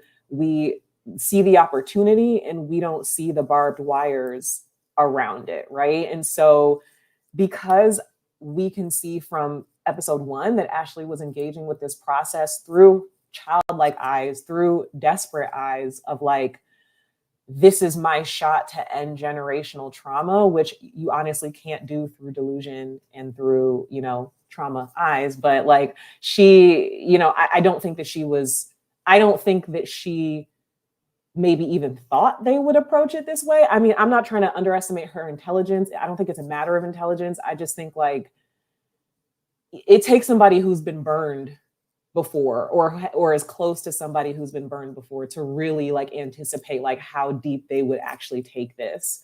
It takes a somewhat cynical personality to sort of like understand like how far they would be willing to take something like this. Like, because I've seen Unreal, I feel like my mind is like, I would never go on reality TV of any sort, just because I know you are not like, it's like Lorraine said, entertainment purposes. You're a character now. You're not a person anymore. You're a likeness now. You're not a person anymore. So yes, of course, ultimately Netflix, for even conceiving of a scheme like this, is diabolical. But of course, you know, just like everyone else here, if you have fallen on the wrong side of something that you've signed, we're all culpable as well. Like, and so Ashley is no different, and neither is Tyler. Like, honestly, like again, he's the problem. But you know, girl, now you know. Shoot. Tell no lies. I hear it. Before anyone goes, let everybody know. Listen, make sure you like the live. I've promised that if you guys get to 1,000 likes, I will double the prize fund for next week's quiz. Okay, to $200. Listen, so like the.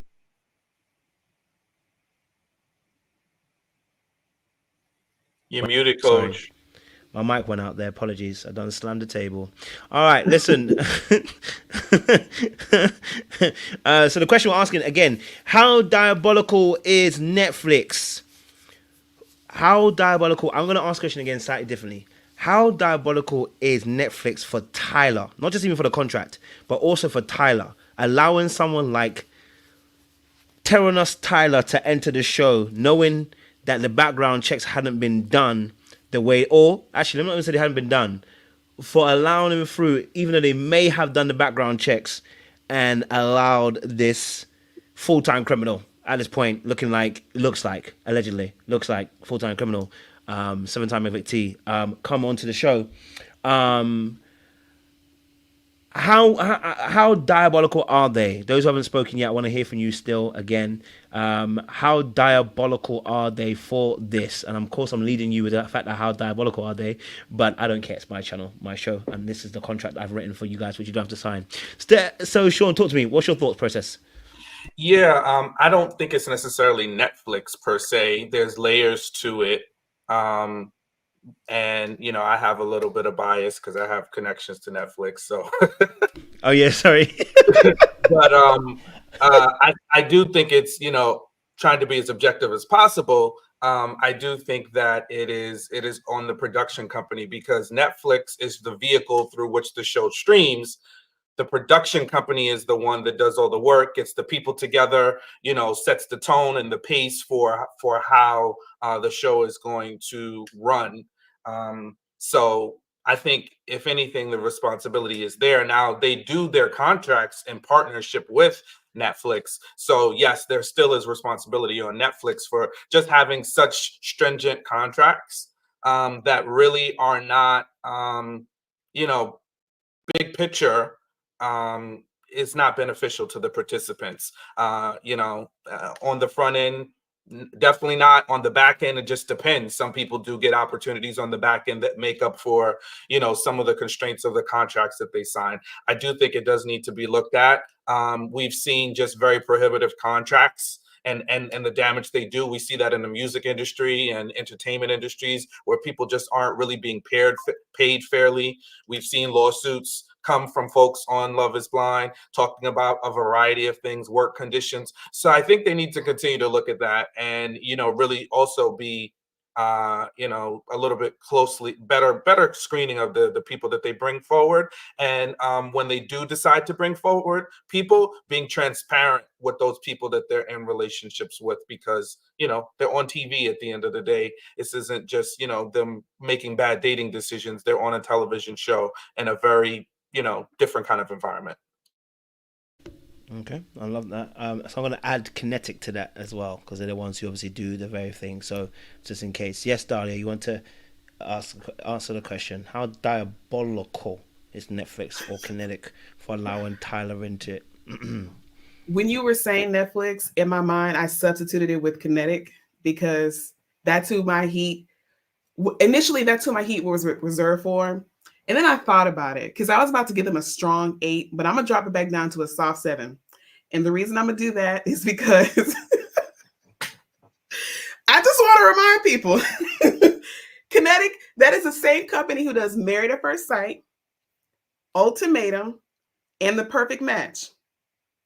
These people have been diabolical for years. We are on season 7 of the original Love is Blind. We haven't even gotten to the international versions, okay? We're on season 7. So if she didn't do her due diligence and do her Googles so she can see what kind of devil she's working with. Now, admittedly, they are diabolical, so they were supposed to do a proper background check. But we know they don't do that. We know they don't do that because I used to watch Married at First Sight. I stopped watching them because I could tell they don't do proper background checks. Like the fact that they were able to let Michael, the pathological liar, through, because I'm never going to forget that. They let that man harass that lady and lie to her, gaslight her for weeks.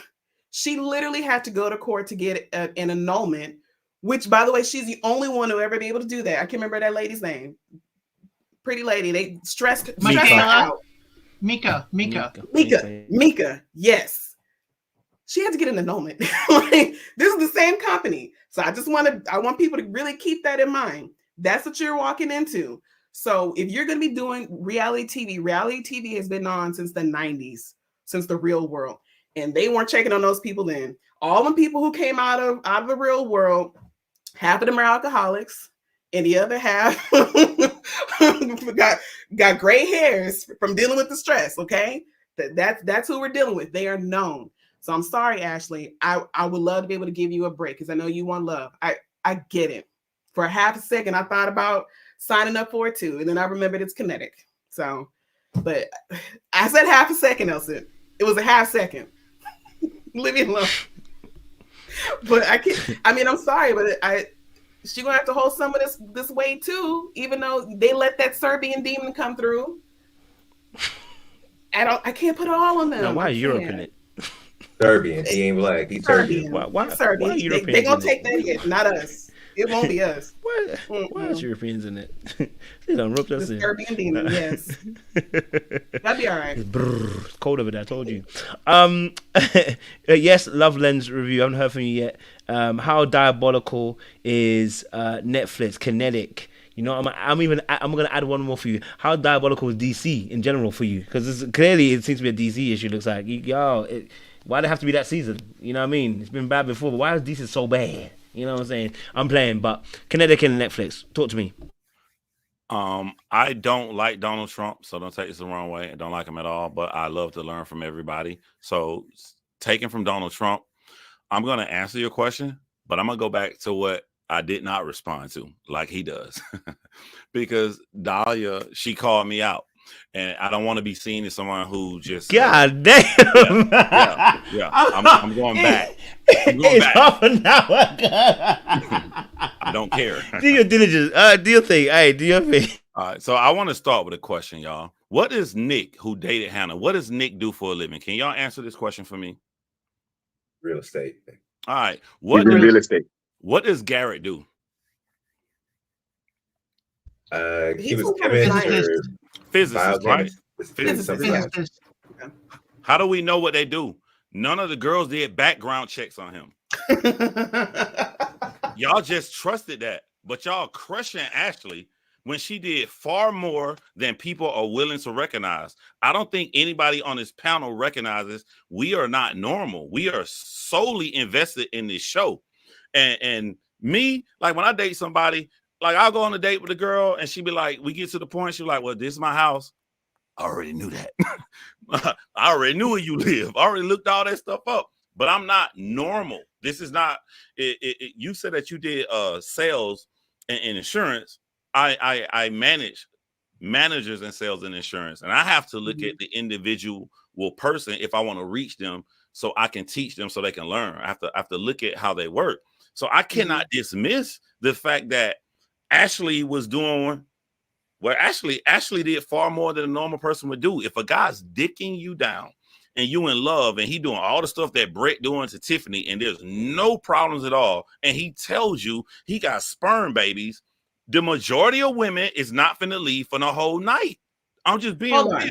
They not finna leave for the. That's not what he did. What he told her was, I omitted vital information in the pods. No, that's how you let you fall in love with me. Then I told you I had sperm donor babies. And why are you telling me that? Dalia. How does he know he has sperm donor babies? That's because how, that's a close friend of his. That's how you're breaking it down. I'm saying levels have to match. If I push your level all the way up to I'm head over heels in love, I'm being ABE, always be effective. He was effective in that.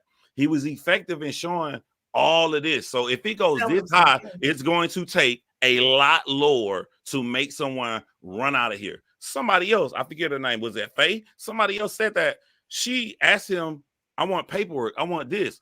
The average woman would not have done this. I'm not basing this off the information we got after the show. He asked me to only look at what was shown on the show. Ashley went above what most women would do. We wouldn't do that because we on a different, but we're not normal. It's not normal to look up people information in the dating world. It's not normal. You bring up Twitter and all this stuff. That's not, if you think that's normal. They'll say you're not normal. Don't shake your head. I'm not normal either. But she's also not in the normal dating situation. She's not. She's in a pressurized, truncated timeline. Yes. Okay, where she has to go match with somebody who, if she's trusting that Kinetic has already done their due diligence. Now we know that they haven't, right? But she doesn't know that. At this point now, all she knows is this man is now telling me after 2 weeks' time that he has kids. But you say 2 weeks. Why did he feel the need to tell her that? But that's what I'm saying. You got to go based on reality. To us outside, it's 2 weeks. We've seen 7 seasons. None of them said it ever felt like 2 weeks. We've seen so many people felt like I've known you for years. I felt like all this. That's what happens. We had so many people tell us that the way that they design the questions, you remove from your phone, you remove from every single thing that like it's like this pressure that's built up upon. So piggybacking that back to what you're asking, like I don't understand how y'all can say, in one hand, Ashley is responsible, but then say the show responsible. If a woman cheats on me and have sex with a bunch of guys, she don't go with me in my next relationship. I cannot focus on her cheating on me. I have to focus on what I did or I didn't see to allow this woman to cheat on me so I can better protect myself in the next relationship. How can I do that if I put it on the show? We don't know the show's contracts. The show's contracts can say, hey, we put y'all in this situation. Y'all gonna fall in love. I don't know what's on the paperwork. Maybe that's coming from my true crime brain. I have to see the paperwork that they have in order to put the responsibility on the show. If we put you in these pods and we put you in this situation, y'all talk, y'all know each other, and you don't find out the information or whatever, that's on you. How can I blame the show? And how can I grow if I blame the show?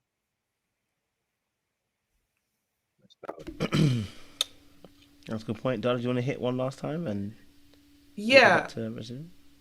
Normally, I wouldn't even be bringing up a background check, even for a show like this, except he's the one who brought this up. He's the one who came to her and told her, I have these children. Hot potato, now do this information what you will, right? She's the one, and I think Layla mentioned this earlier, she's the one who actually brought up about wanting to see paperwork, and then we just never heard about it ever again.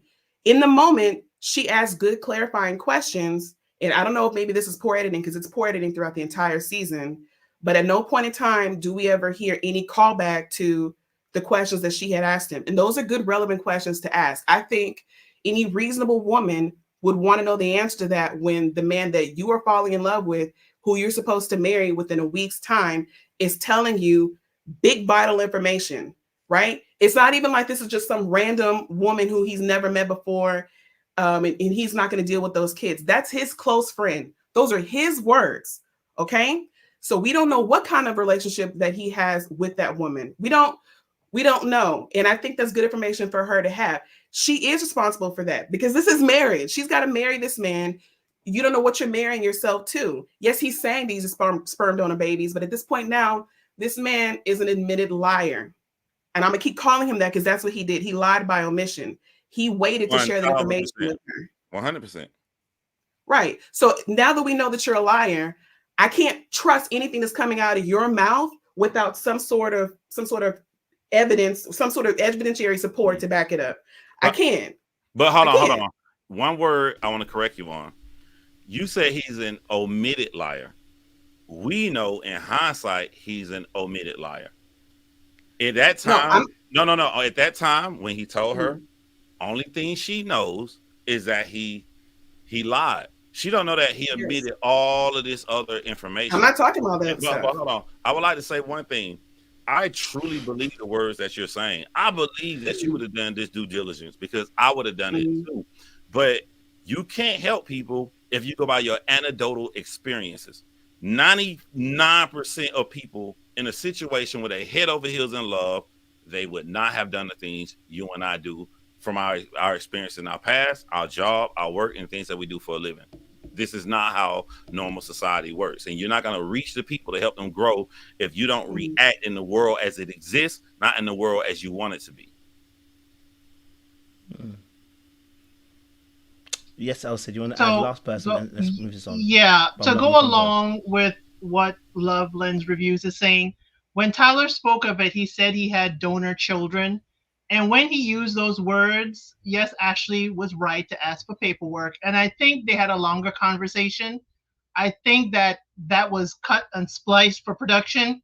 But when someone says donor children, that means there were children produced from your donation.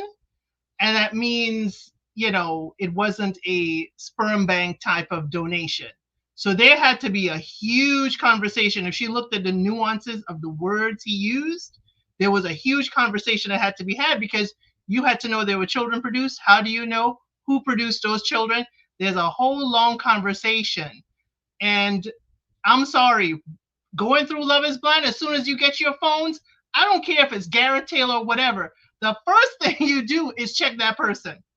The first thing you do is, I'm sorry, if people are not usually doing background checks, I don't know what's going on out here because I have been doing background checks since I was in college and that was in the 2000s. I'm sorry. I don't know what's going on out here. If we are just trusting what people tell us, people lie. Our own parents lie sometimes. So why are we trusting Joe or Jane who we're dating and not verifying?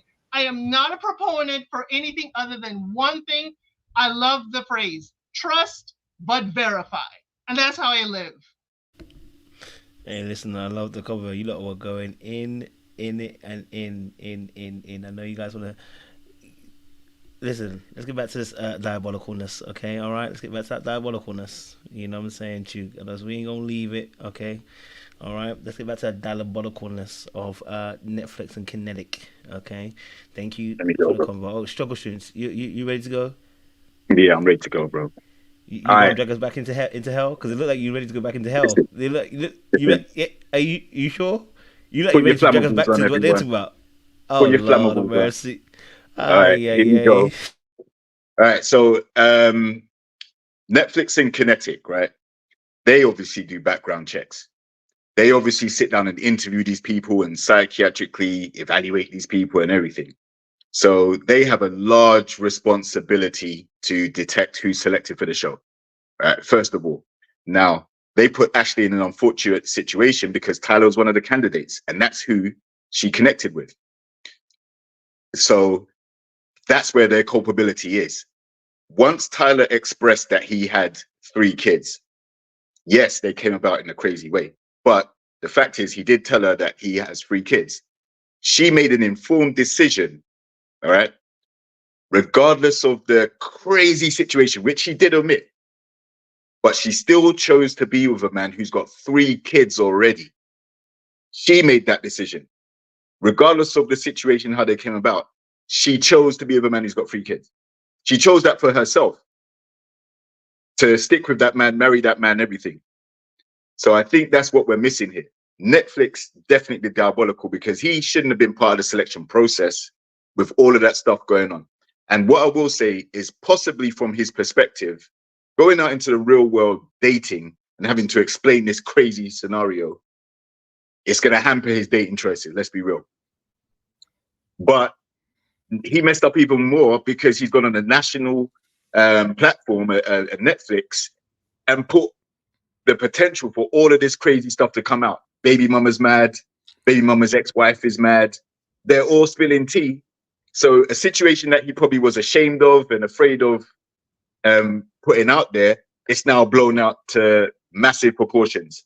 So if Ashley and him are still together now, and she's seeing all this blowback on TikTok and social media and all these commentators coming with different bits of evidence and everything, if she still chose to be there, she's made an informed decision.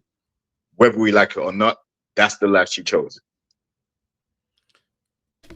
Damn, that's the life she chose, and life chose her. I hear it. Who hasn't spoken yet? I know Lens Review, you're going to go, but someone hasn't spoken yet. Yes, Jay, go for it. Oh, tears coming out my eye. You know, me and JR like to go back and forth when we can, how we can. I know he ended it in saying that Ashley does have the responsibility, so we're going to agree on that part. But as far as you trying to say that Kinetic has a responsibility to bring on a show, they'll do the background checks and all that stuff, not to look for sane people. They're not looking for everyday regular people because they don't make their show. They're looking for the flaws, the kinks, the things that throw you off so they can possibly have reactions and get a show. You're responsible when you sign a contract. The contract is designed to protect the company. If you can negotiate, then you should negotiate your contract because you can. You have that option to do it. And then you can say, you know what? This contract's not going to work for me. I'm not going to sign. Unless you have, like somebody said earlier, Lorraine said earlier, you have an alternative motive. You want to be on TV. You want to be seen. So you will sign a contract blindly. This is how the record company generally works. This is why a lot of people have bad deals, because they don't sit here and take their time and read their contract and negotiate what they want out of it. The same thing we watched with Taraji when she got on her platform and started running around crying about what they didn't have and all that. You had the opportunity to negotiate. You've been in the business for a long time. Now, unfortunately, the people that was with you didn't negotiate with you. So therefore, y'all had to come to compromises on a lot of things. So if you are going into a space that you're signing a contract, understand the contract is designed for the person giving you the contract. It's not designed for your protection. You can have a counter contract and you can bring that to the table. You can have lawyers come in. You can do whatever you want. You can negotiate, or you can just simply not sign. So at the end of the day, Ashley signed her rights. Like they said, her likeness away to be on this show. Now, once you're on the show, unfortunately, you may be placed into uncompromising positions. You may be placed into danger and all this stuff. Now, do they have a right to protect you physically and all this stuff? They should. But if it might be a fine print in that contract that says, hey, once filming starts, whatever happens, happens. You're on your own. It might be up in there. I need to know what the contract actually says. If we get a breakdown what the contract actually says, then we can sit there and say if Kinetic is to blame, or if Ashley is to blame, or both have equal parts in this, which I'll stand right now on both has equal parts, because she signed away her rights and they gave her a contract that said you're going to be put up with anything. Okay, so that's where I'll go with that. Hey, yes, Faye? I will just say this one thing, because I don't want to feel like people have said bits and pieces of this, but I just feel like, yes, the contract, the legalities, but barring all of that, I still think that there is, it may be just, I have a thing with protecting naive people who are vulnerable, but you have a situation where people really want to get married. Like it's kind of, a little bit of desperation there. They haven't found their person. They're looking for an unconventional way to find them. I think that it would be expected. It should be expected. There should be a duty, in a sense, to warn somebody that's in a compromising situation if they're coming into contact with somebody they may potentially marry that has a very heavy situation going on. Now, legally, with the contracts and all this other kind of stuff, do they have to do that? Maybe not. But I just think the question was, are they diabolical? 100% they're diabolical, because there's no level of entertainment or anything, I think, out there that should, supersede your moral obligation to protect vulnerable people. And, you know, you can have entertainment without having, you know, all this extra stuff going on. Like we like the entertainment because just the pure, you know, bringing two people together, that in itself is entertaining, you know, seeing how their personalities gel with each other, that sort of thing. But these extra bombshells, like 3 kids, you know, like that there should be something in there. These companies do have a duty, and I think they need to be 100% held accountable. I'm going to leave the Ashley thing out of it for now, just to focus on them. The production company is 100% diabolical as hell for that. If they knew and they still put her in that position, yes, she should have done her due diligence, blah, blah, blah, blah, blah. But that situation should never happen if it's knowingly done that way. You know, if they missed some things doing a thorough background check, okay, fine. They did due diligence, they tried, they missed something, they did it in good faith, I think is what Easton was saying. That's what you should do. But having knowledge of that information and still placing someone in such a vulnerable state in that position, I'm nothing. But the machine is diabolical, and that's what they thrive off of. You being vulnerable. That's why they pick all of these people and stuff, and that's why they do the background check, because they won't have a strong-minded people like us up on there. We would never pass their background check because we're not vulnerable enough for them, unfortunately. We're not desperate enough for them to be put into a position to say, you know what, I will sacrifice my life to be on TV for whatever it is that y'all want out of it. You can edit me any type of way. Me personally, I wouldn't really give my rights up like that. Like, you have control over how you're going to edit me. You're going to perceive me. I wouldn't want to give my rights, but other people might not mind that. And so, yes, they're diabolical, but are they held responsible? No, they have a contract in place to continue their diabolical deeds. That's the unfortunate part.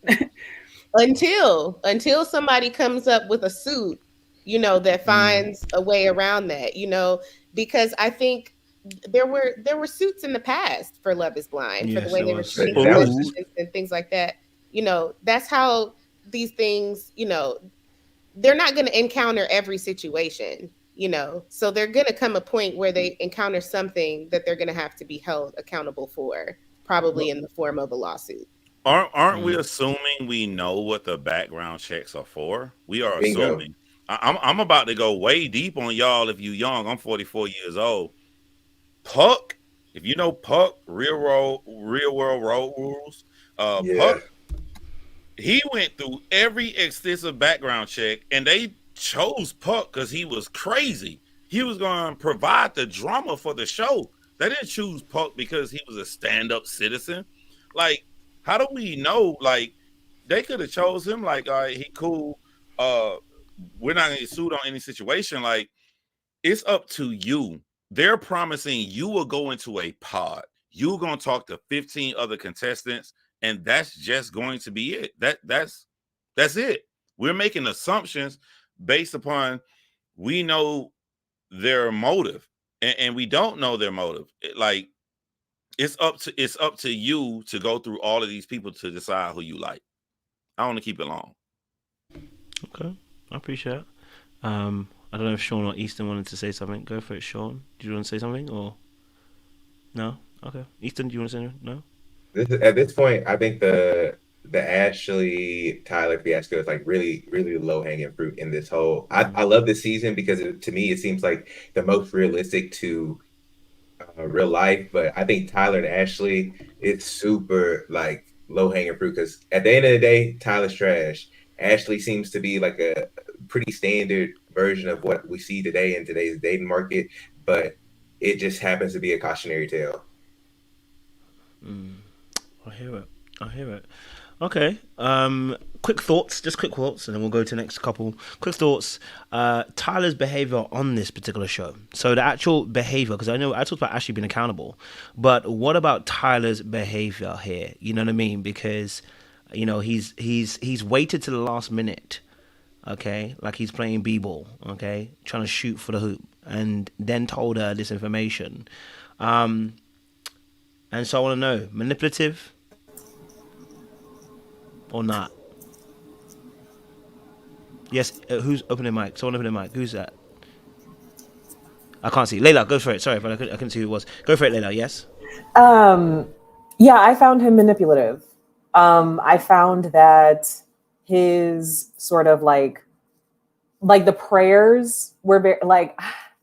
I think Seaway said something like, if a man starts mentioning the Lord, like within the first couple weeks of you knowing him, like it's a red flag. It is, unfortunately. It is, unfortunately. I feel like he was listening to her talk about her priorities and listening to her tell her stories, and he was mirroring her, and he was being just very like performative. Like he was, I'm not saying that he isn't a man who prays. I'm just saying like, I feel like that whole prayer that you wrote, instantly I rolled my eyes. Let's just say it like that. I don't roll my eyes when everyone prays on TV or on the internet or whatever. Like, do you? But this seemed like, if you don't get on out, and then the Christmas story, I think I said it the last time I was up here, you bringing up a story that just so happens to match exactly a story that she has. I know she let it slip, and you just took her story and put yourself in it. And then she's like, oh my God, twins. Oh my God, we do the same things. Like, stop. Like women, like we gotta be way more careful. Like these, you need to, like, if you're single and you're a woman, like remember everything that you say to these men, because they're remembering everything that you say to them. And it might take 2 days. In their case, it's a very truncated time that they're in these pods. It might take 2 weeks. It might take 2 months. They're storing information about you, and they're using it to their advantage. Not every man, but the type of man that Tyler is. So I found him manipulative, from the prayer to the story about Christmas. He talking about he just adopted the very first episode that I saw with him, he was talking about how he just adopted a puppy and they go hiking together. You go hiking with your puppy and your kids. What are you talking about? So yeah, no, absolutely manipulative. Absolutely. He knew what he was doing. And then he knew that he needed to get her reeled in to a certain point before telling her, by the way, I have 3 kids, 2 of whom I am legally responsible for. All 3 of which you're emotionally responsible for, because you stepped up and decided to be father to all 3 of the kids and raise them as full siblings with their mom. Co-parenting and sometimes cohabitating and co-parenting. So yeah, completely manipulative. Like even if it comes out that he told her the full story, we know that he waited a very long time to tell her that. He waited until like they're in Mexico and she's talking about, I could marry you tomorrow, still not knowing, still basing that off of lies. The lies that said that they have more in common than they do, and the lies that said that they were in similar places in their lives, and they're not, because you're a father of 3 and she's not a mother. So yeah, I think there's no there's no way that he's innocent, even if he eventually told her everything and eventually showed her paperwork and she just decided to protect him on TV. Maybe she felt like, as a wife, it's my duty to make sure that like I'm protecting what's between us. But girl, like, no, he's a liar. That's the part that shouldn't be forgiven. I did want to real quick. I know everybody wants to talk. This is the thing that I guess I'm a little bit more passionate about. Is I think there is a little bit more. A guy like Tyler operates off of half truths. I don't think that we really got his side of the story, and I don't think we will ever will. Maybe they'll get paid like hundreds of thousands of dollars to spill the tea on their side, but I think that there is a little bit more nuance that Tyler could add into the story, because I don't trust everything that Bryce says, and I dang sure don't trust everything that Deshaun is saying. On the caveat, Tyler has motion outside of needing to be in Love is Blind. Like, the guy doesn't need, he gets girls outside of it. So when you see that, it always perks a little interest in my mind. Like, bro, why are you on this show? Like, you not an ugly dude. Your hairline's evened up. Everything's good. You're Serbian, so you shouldn't have too many issues getting girls in the real world. But we see what that led to. And again, it's a common cautionary tale, because these type of guys, and although his story, I do have a soft spot for Tyler, because his story, I do believe, like, he came from a broken household, and we see how one bad situation can lead with a young man can lead to a a huge amount of destruction for tons of women down the road. Because not only did he affect Ashley, but the women that he took money from, his ex-fiance, the Brian, her people, the kids. And so there's a lot of manipulation, but my last little point is I think we run into in the West, we think that bad stuff or nefarious people aren't around the corner and are lurking everywhere. And we just think that everything is supposed to be sunshine and rainbows. And I'm like, no, a guy like Tyler will always be around, and we constantly be like, oh, well, this is manipulation and these are these tactics. And it's like, there are bad people everywhere. You have to be risk adverse more than just kind of jumping head over heels over somebody. And I just see that constantly when we get in these like panels and chats and stuff like that. Everybody's like, well, there's manipulation. It happens time and time again. I don't think it'll ever end. And hopefully we can do stuff to change that. But it just, to me, gets to a point where it's like, he's terrible. He's a bad guy. We got to break this down. And it never really changes, because I think they're put in the world because there has to be some level of balance of good to evil. I think that he not only reacts off half truths, but he reacts off tunnel vision. Put yourself in Tyler's shoes. I got a baby mama who I literally left her house with our children. You scumbag. Went on the show, and she is rooting for me to find my true love. I have an ex-fiance who, while we were dating, I was able to be in the freak offs and do anything I want and have my ex-fiance around my biological children, and she didn't even notice she was around them. I feel like the tunnel vision, that he has, he feels like it excludes him from the responsibility that he has in life, which ultimately turns him into the most diabolical person that I've ever seen on reality show television. If any man is in the audience, any man on the stream, you have a son. My first child was a daughter. I was so happy to be a father, but to know my second child was a son with my name, I cannot imagine a woman I met for merely 10 weeks I could deny my own seed for. So.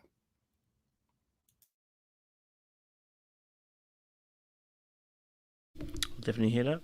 Who would like to go next? Manipulative or not? Tyler's behavior.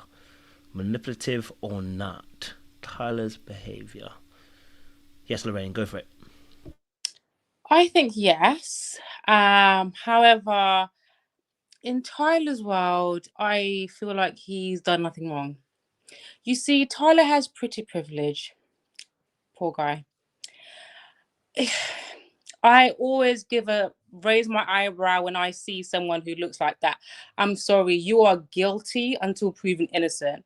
Like, when I saw him, I was like, now, Tyler, you are too fine to be on Love is Blind. So that was already minus 100 points for me. So now for me, he had to prove himself even before when the whole thing came out. I was like, okay, makes sense. I was right. So he gets away with there's a reason why there's so many women coming out with stories. And now they're like, oh yeah, he's done this. Well, girl, you fell for his pretty face. That's what happened. If it was regular, Samson from across the road, you would not have put up with that bull crap. You would have been like, I'm not giving you 10,000. Are you crazy?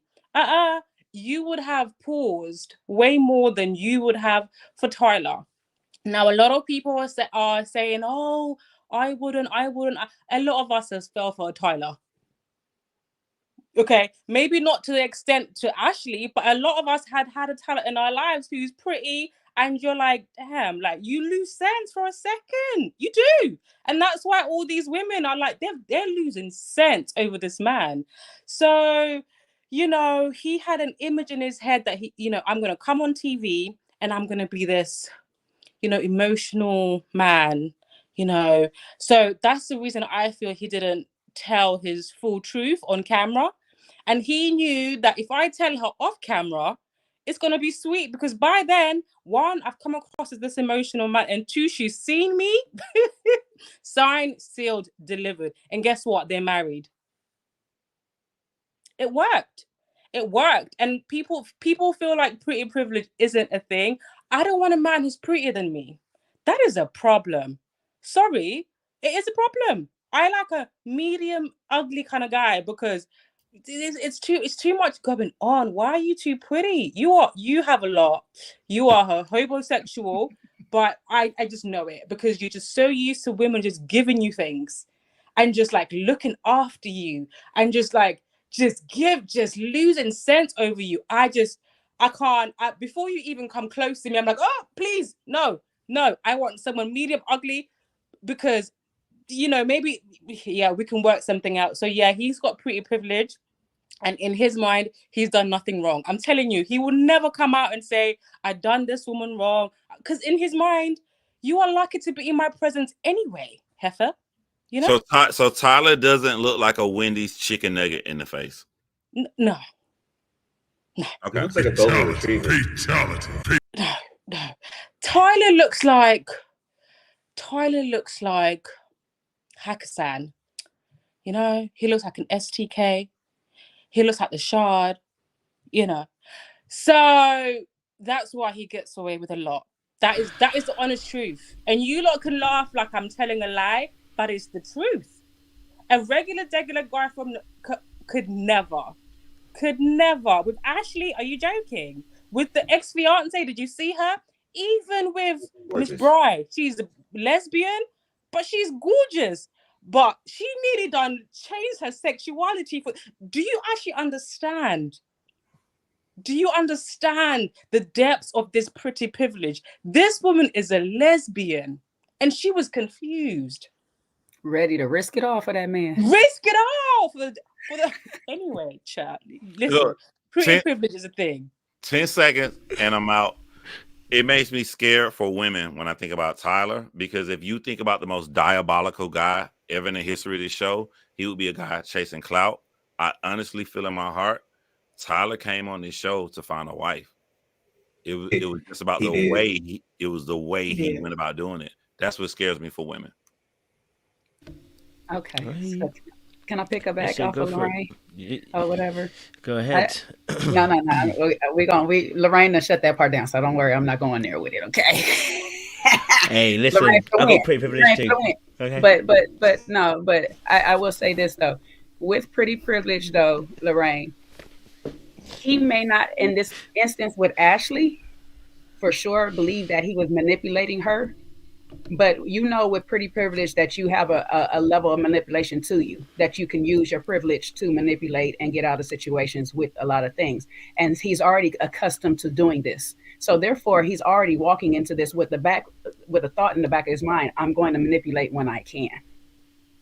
He manipulated the situation. I think what happened is he got caught up with Ashley and was like, oh Lord, let me go ahead and let me confess, because I really do actually like this person. But had it been anybody else, they would have been going without knowing that he has the kids. He would have went through this whole process without knowing that. It was something about Ashley that made him want to say, you know what, I need to treat you a little bit something different from I treated somebody else. You can do whatever you want to say, El Cid, but there's sometimes when people do manipulative things, and this is why people hurry up and get married to the next person after they just dump somebody, because there's something about them that makes them want to act a little bit better or something and bring the goodness out of them. The goodness is, I was lying to your ass. I was lying to you the whole daggone time, and here I am. Here's the truth, or whatnot. Here's the actual truth. Hold up, El said, let me land. Here's the actual truth. The truth is, I have this, but I can't give you the whole truth. I got to still spoon feed it because I already started the manipulation process by not telling you the truth up front. So now I got to spoon feed it to you. I'm just the donor. However, I know the kids. I have spent time with the kids or whatever and stuff. Just like Layla said earlier, I like to go hiking with my puppy, but I didn't tell you I'd bring my kids with me when I do these things. So how do I go back and retrack all of this stuff? I got to baby step my way back to all the way to the beginning from when I should have told you all of this, because they've been having kid conversation. And not once did he bring it up in none of those conversations. So you already started your manipulation. You already started it. Because every open door that she gave you to talk about these kids, you never did. You never said, hey, by the way, I already got 3. How about 2 more? How about 1? You negotiated 7, trying to ease it in there. You was about to manipulate that situation. 7, I got 3, so we can get 4 or more out of you. Like what?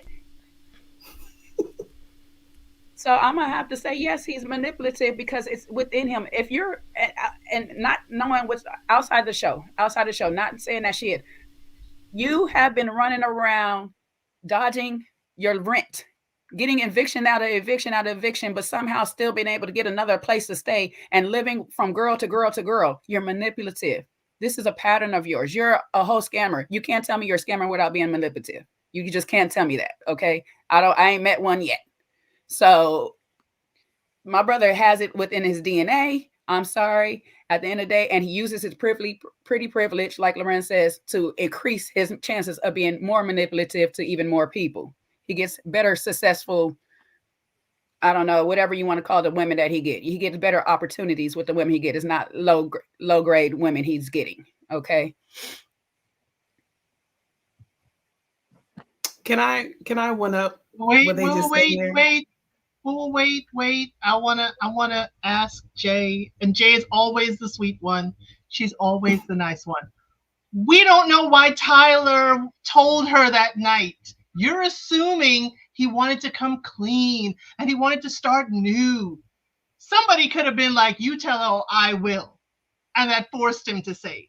So I'm not going to give him the, privilege of, I want to come clean before our wedding day, before we jump through this plane to be all nice. No. I think the way it happened was an act of desperation. Maybe production said, you better come clean. Or somebody was like, knock, knock, knock, Tyler. I know where you are, and I'm going to let this be known. I'm not going to agree that he's being altruistic. We don't have to agree. We don't have to agree. It's either scenario though. It's one way or another, but he has to come out. He's been manipulative. That was my whole point. My whole point is he's been manipulative. It doesn't matter what the reason of him coming clean. It's just that he was going to carry this lie as long as he could.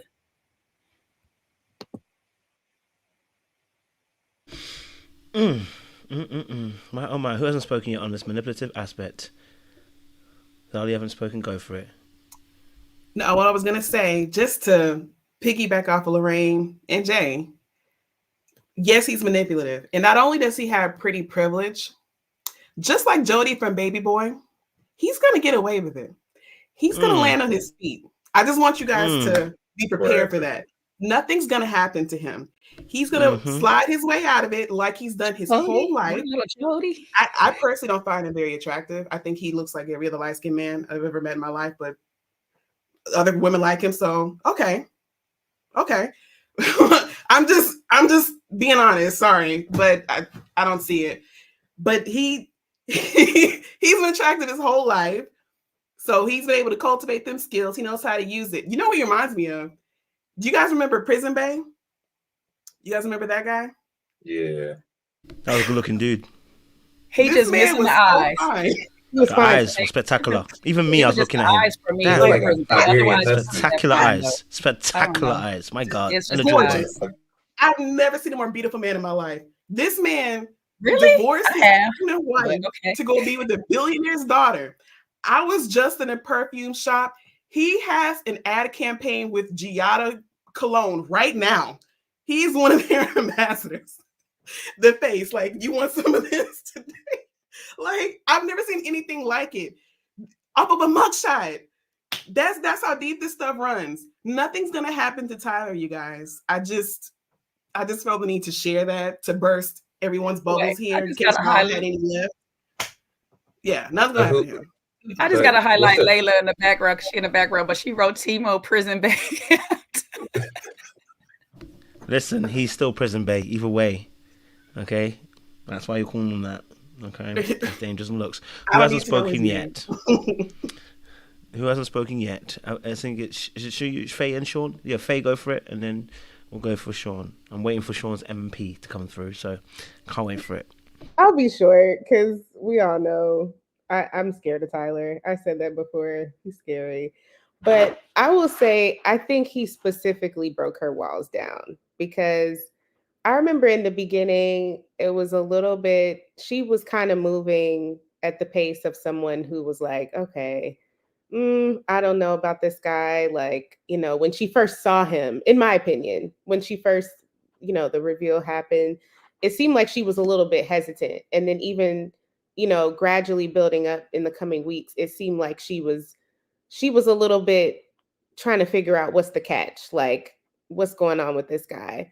And I think he just continued to basically tell her exactly what she wanted to hear at every step of the way to break her down, and found basically all of her weaknesses or things that she was looking for, and kind of used that to his advantage, even up to the very last second when he did, kind of share the news with her, and not being fully transparent. I think, her wanting to have a family, her wanting to have kids, I think he had every intention of just trying to trap her, to be honest. Because it seems like he has a reputation of finding specific types of women um, to use. And there is something for him to gain by having a connection to certain women. There was like another guy, I don't know if you guys did Love is Blind.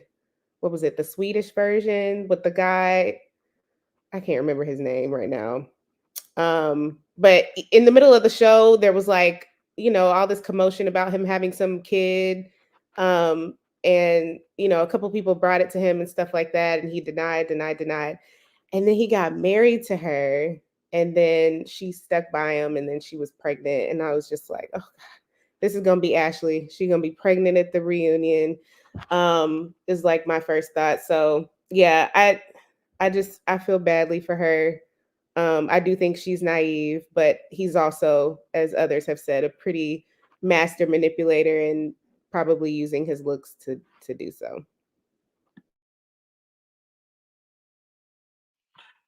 Well, Faye, we saw her at the reunion, and she ain't pregnant. Not in that dress. I mean, I don't, I don't want to, spoil it for anybody, but it's the odds are against her being pregnant at the reunion. She might be pregnant now, but maybe after the reunion, but not now. Yeah, no, I listen. It's nobody's gonna be surprised by what I say. He is definitely manipulative. He is beyond manipulative. He is, a huge issue, and I think he is very strategic in the way that he revealed the information to her, the way he used some of her past track record to be able to woo her in and bring her in, and then just kind of slowly layer some of his truths on her, so that it wasn't enough time. So yeah, no, I think he's highly problematic. He doesn't seem like somebody that is very accountable, or has even looked to own any of the things from his past.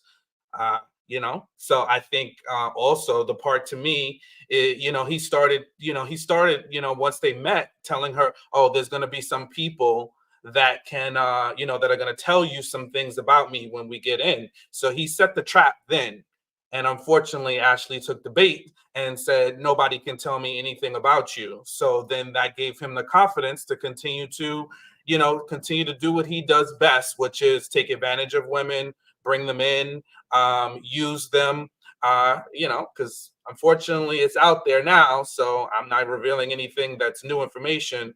It's kind of embarrassing, but with 7 evictions, he's not that very stable house-wise. So he just goes from home to post to home. And his most recent one was about a couple of months before the show started. So very convenient, where he is unhoused. And now you're going into a process which is going to give you temporary housing, and then potentially be able to match you up with somebody who can give you permanent housing. He's very strategic. He aligns himself with very attractive, very, financially successful women of color. Unfortunately, he's preying on women of color, which to me sucks. I think he's a predator. And I think he is highly problematic, and he needs to not be focusing on marriage, but be focusing on himself and how he can stop repeating, these bad patterns of abuse. Wait, why don't people like Sean again? I don't understand. We'll talk once we get to the Marissa and Ramses story, I do have a little bit of flack for that, but I think we're pretty much in alignment so far. Lovely stuff. Well, listen, look, we've exhausted that topic, Ashley and Tyler. Good talkings as well by you guys. Honestly, good conversation. Audience members, if you're here, make sure you guys are liking, you're sharing, you're subscribing, you're clicking on that bell button. We have 651 people in the room watching. It's much appreciated. I know you guys are enjoying the show. Well, if you're enjoying the show, please do like the live. Like I said, I promise that if we get to 1,000 likes on this show, I will double the money for the quiz next week, up to $200. Okay, up to $200. And if you don't know, this week, this session we had one earlier on. Dalia won $100, and our good sis Taylor also won, I think, $80 as well. So listen, we're here, and we want to be able to share and give as well. So, and shout out to the people who have also donated for the memberships as well. Feel Good did some. Pam did some as well. Thank you very much for donating to that as well. Okay, cool. Just a little super chat by Feel Good. He said DC and DMV is full of scammers and clowns. Golly. I mean, listen, I'm not going to comment on that. I like DC, but I don't date in DC, so I can't really comment. So, all right, cool, fantastic. Let's move it on then to another contentious moment, okay? Another contentious moment. It is one that probably will get the conversation flowing once more again. Yes, we have Ramses, and we also have our good sis Marissa. This is quite an interesting situation because we know that with Ramses, he did say no before the altar. But whilst he did do that, let me submit to the court that he did also say he ain't wrapping up with no condoms, but wants her to also be on birth control. When she said no birth control, he still wanted to have sex. It was a little bit wild out here. It's not as necessary to submit that to the court, but I'm just saying the court might need to know about that just in case. I'm saying to you, he did also have a conversation with her prior in the pause about military, and she told him she had served, and he didn't say anything until he got out, and then said he's vexed at the fact that she's got military ties. So just submit that to the court. I'm not saying that you have to consider that, but I've said it now, so it probably is as well. And in the end, Merissa also, while she was left on a heap of floor in tears, after 6 months and doing the work she said she did, she went back after doing the work. She said she'd done the work and went back for our brother Ramses. She wanted a bit more of the Pharaoh, went back, and Pharaoh said no. You see, not letting the people go. So, unfortunately, that didn't run. And Marissa's mum, who also was, shooting without no blanks, but with real bullets, also went after she found out that Ramses and Marissa were not together, and went to him and said to him, "Listen, why aren't you dating my daughter?" So, it's really interesting. A lot of things were happening in this situation. So I want to get you guys' thoughts. I guess my question here is this. Whose fault is it? Marissa, Ramses, Marissa's mama, Ramses' ex. Whose fault is it that we are looking at a situation which is not working right now? They are not together. Whose fault is it? Marissa, Ramses, Marissa's mum, and Ramses' ex. Whose fault is it that they are not together? Who's willing to take a shot at that question and go forth and then prosperance? Who's ready to go? Easton wants to go first. Go for it. Talk to me. Whose fault is it that they are not together right now? Easily, it was Marissa's, in my opinion. To be honest, I thought that Ramses was probably the most emotionally stable and at least the most modern in his approach of communication styles compared to the rest of the group. I listened to everybody's soliloquies last time, but let's break it down. We want to push a lot of shame and guilt in this issue with Ramses, but initially Bowden was the favorite for Marissa. With Ramses being very competitive, he wanted to turn it up a notch. He tried to get super suave and whatever. Really didn't do that much, but there was a key moment that switched for Marissa. It was whenever he announced his zodiac sign. She was Leo, whatever signs he was. It immediately changed her choice from Bowden to Ramses. that was the crux with Marissa, in my opinion. She was a steady and consistent flip-flopper on everything, and she molded herself to appease Ramses. Now, granted, Ramses was extremely selfish, but I think that is the type of man that you're going to have with this modern. I think a more modern man is going to be a lot more self-centered and be very more forthright with what do they want, or maybe what they demand. He has a really good communication style in the sense that he never came across as like, I want you to do birth control, I want you to do a lot of things. But to me, Marissa consistently on a lot of different areas flip-flopped. And to me, it seemed like she was a woman who always had, was always kind of controlled or had a lot of foundational structural issues from hearing her own voice. But then whenever she found some type of adversarial voice from Ramses, felt the need to say, I'm a woman, hear me roar, consistently with the whole military aspect. Like, he never ever said that he didn't like her previous service. They came up with a hypothetical that if she went back to the military, would he be in support of it? He said, no, absolutely not. This is a hypothetical. He didn't say that I can't forgive you for what you did in the past. He just said, at this current point in time, if you wanted to go back into the military, I would not be for it, and I wouldn't support that. And my last little caveat is, as a guy, I think all the men in here can say that we kind of pick up like little points when we're dating somebody.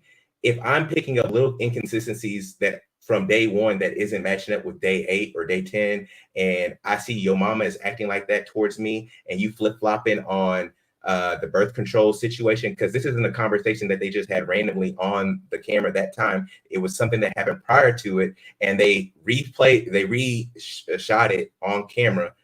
I'm saying, hey, this woman ain't the same person that I met on day one, and she's constantly flip-flopping. But that's just my point of view. I'd love to hear the floors, and then we can kind of go back and forth.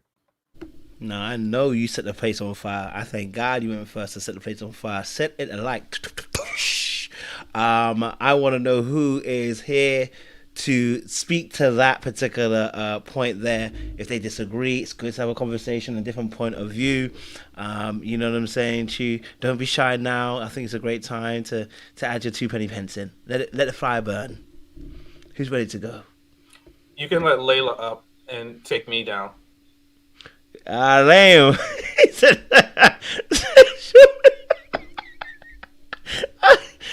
Alright, Sean.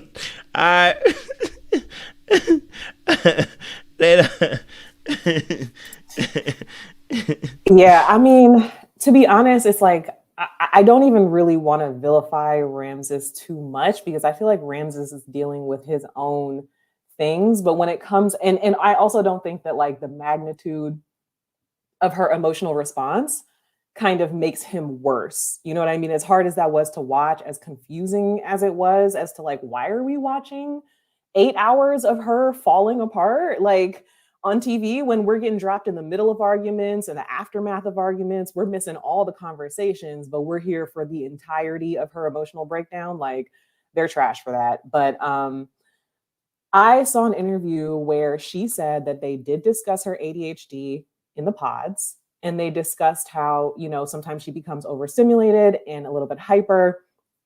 They discussed her autoimmune disorder, and he was like really he's like, okay, well, how can I be there to support you? Like, how can I help, you know, whenever you have like a flare up of this thing? Well, you could understand that if I say I don't want to be touched, then it's not a personal attack. It's literally me going through, you know, just the condition that I told you that I had. But that was too much for him. Honestly, I don't think that Ramses wanted to be married. I don't believe that. And that's totally fine. I feel like there's this default that like everyone on earth should be married or you failed something. Like, I don't think he wants to be married. I think he wants a wife. Don't get me wrong. I think almost every man and many women in the world want a wife who's going to perform traditional wifely duties. But I don't think that he wants to be a partner in that. I think he wants to be receiving of that. See, at first when she said, everyone's cool with my energy for the first couple months and then they get like tired of it, I thought like, oh, maybe she's putting on a facade and then she can't keep it up after 2 months. But really what he was saying is, no, like you're like consistently like this, and I don't like the fact that I don't consistently want to receive it. And so I'm not into it. Like you being this chipper, like hyper, oh my gosh, over the top, like childlike almost in this exuberance that she has. That is fun in doses. That can brighten your day if you're down. That is amazing in so many instances. But he's like, I'm just trying to watch TV and you're on 10 because the lights were just here, the cameras were just here, the producers were just here. Your ADHD has you, you know, a little bit more ramped up than I am. And that's not always fun for me. And then, oh, sometimes you don't want to be touched, but I want to touch you. Like sometimes people don't realize that they're actually using their partner to self-soothe. And like if their partner is not okay with that in the moment, then like you just have to deal with it. You know what I mean? Like you stroking me or petting me or whatever might be very, very comforting to you. But if you're overstimulating me, or if I'm like, my skin is very sensitive right now, like I should be able to just be like, that's not what I want in the moment. I'm sorry, like deal with it. You know what I mean? Like I feel like Ramses was trying to say all of those things when he was breaking up with her. He was like, you know, you bring home stress from work, and it's not like you bring home stress from work. It's just that you're not the Marissa in the pods and in Mexico when there was no work. There was no stress. It was just cuteness and sex and fun times all of the time. But like now you're like human in a regular setting, and that's not what I want. Like I want something like that. That's not real, but that's what I want. And in that sense, because that is not real, and he's a grown man and he knows that, like he knows that that's like she's a human being that you can't turn up and turn down and turn off and press pause. Like you can't do all that. So it's like, I think you know that. I just think you're lying to yourself about what you want in life. Like he just wants his peace. He just wants to not be disturbed. She said he listed things like she listens to podcasts in the morning and she sings in the shower. And sometimes her energy is too much when he's just trying to be chill. Like that's the stuff he listed. It's not like her being fake. It's her being her. The person she said she was in the pods and the person she displayed in the pods. It would have been too much for me, but I would have never proposed. If I were a guy, like I would have never said yes to the proposal. Well, maybe I would have, but I would have regretted it. Like, you know what I mean? I think they're just there because he didn't really, I think he didn't really think about what he was getting into, and that's to her detriment. I think he needs to be a lot more honest with himself about what lifestyle he wants to live, and that is not about anything other than, do you want to be a married man? Do you want to be a man with a girlfriend? Do you want to be single? What do you want to do? Because I just feel like he didn't show up like a person trying to be a husband at all. At all. You're pressing me out about birth control? Like, grow up. Like, what are we trying to do here? We're only going to be maturing together. We're not going backwards in life. We're maturing. So like, we need to like, these are the, like, he's not coming into the marriage with the bare minimum understanding of like partnership and like what a woman is and like actual feminism and actual like respect of another human being. He's not coming into the marriage with those things.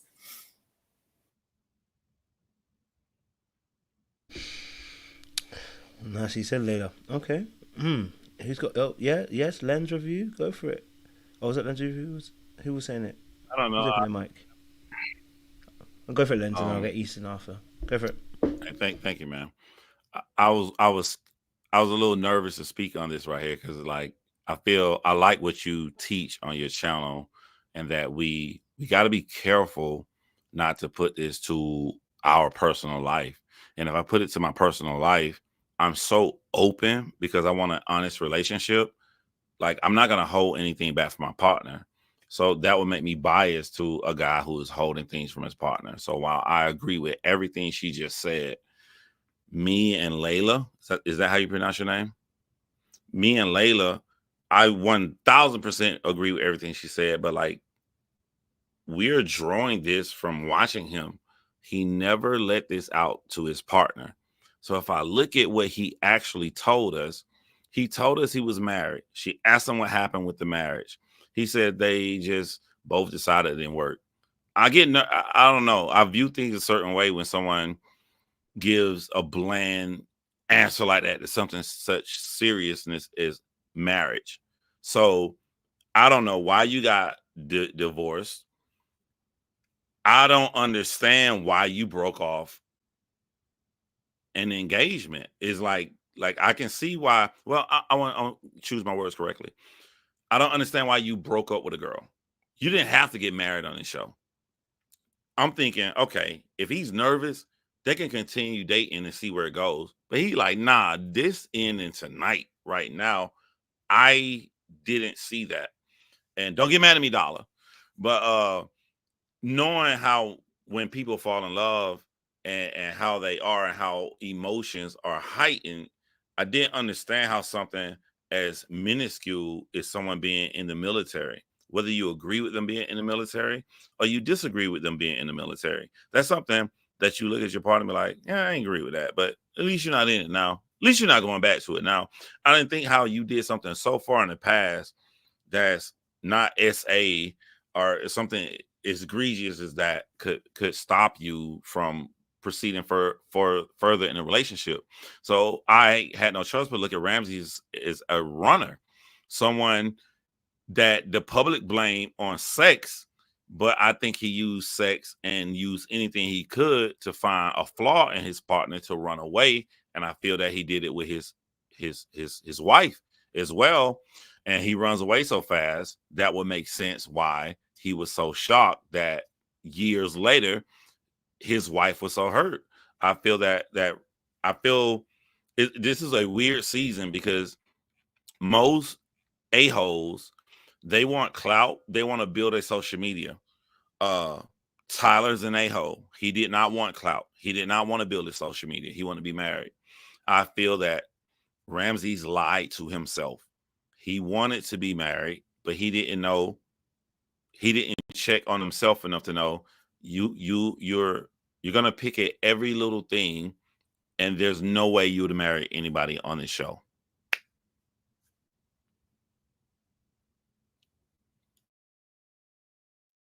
Thank you very much. Easton, go for it.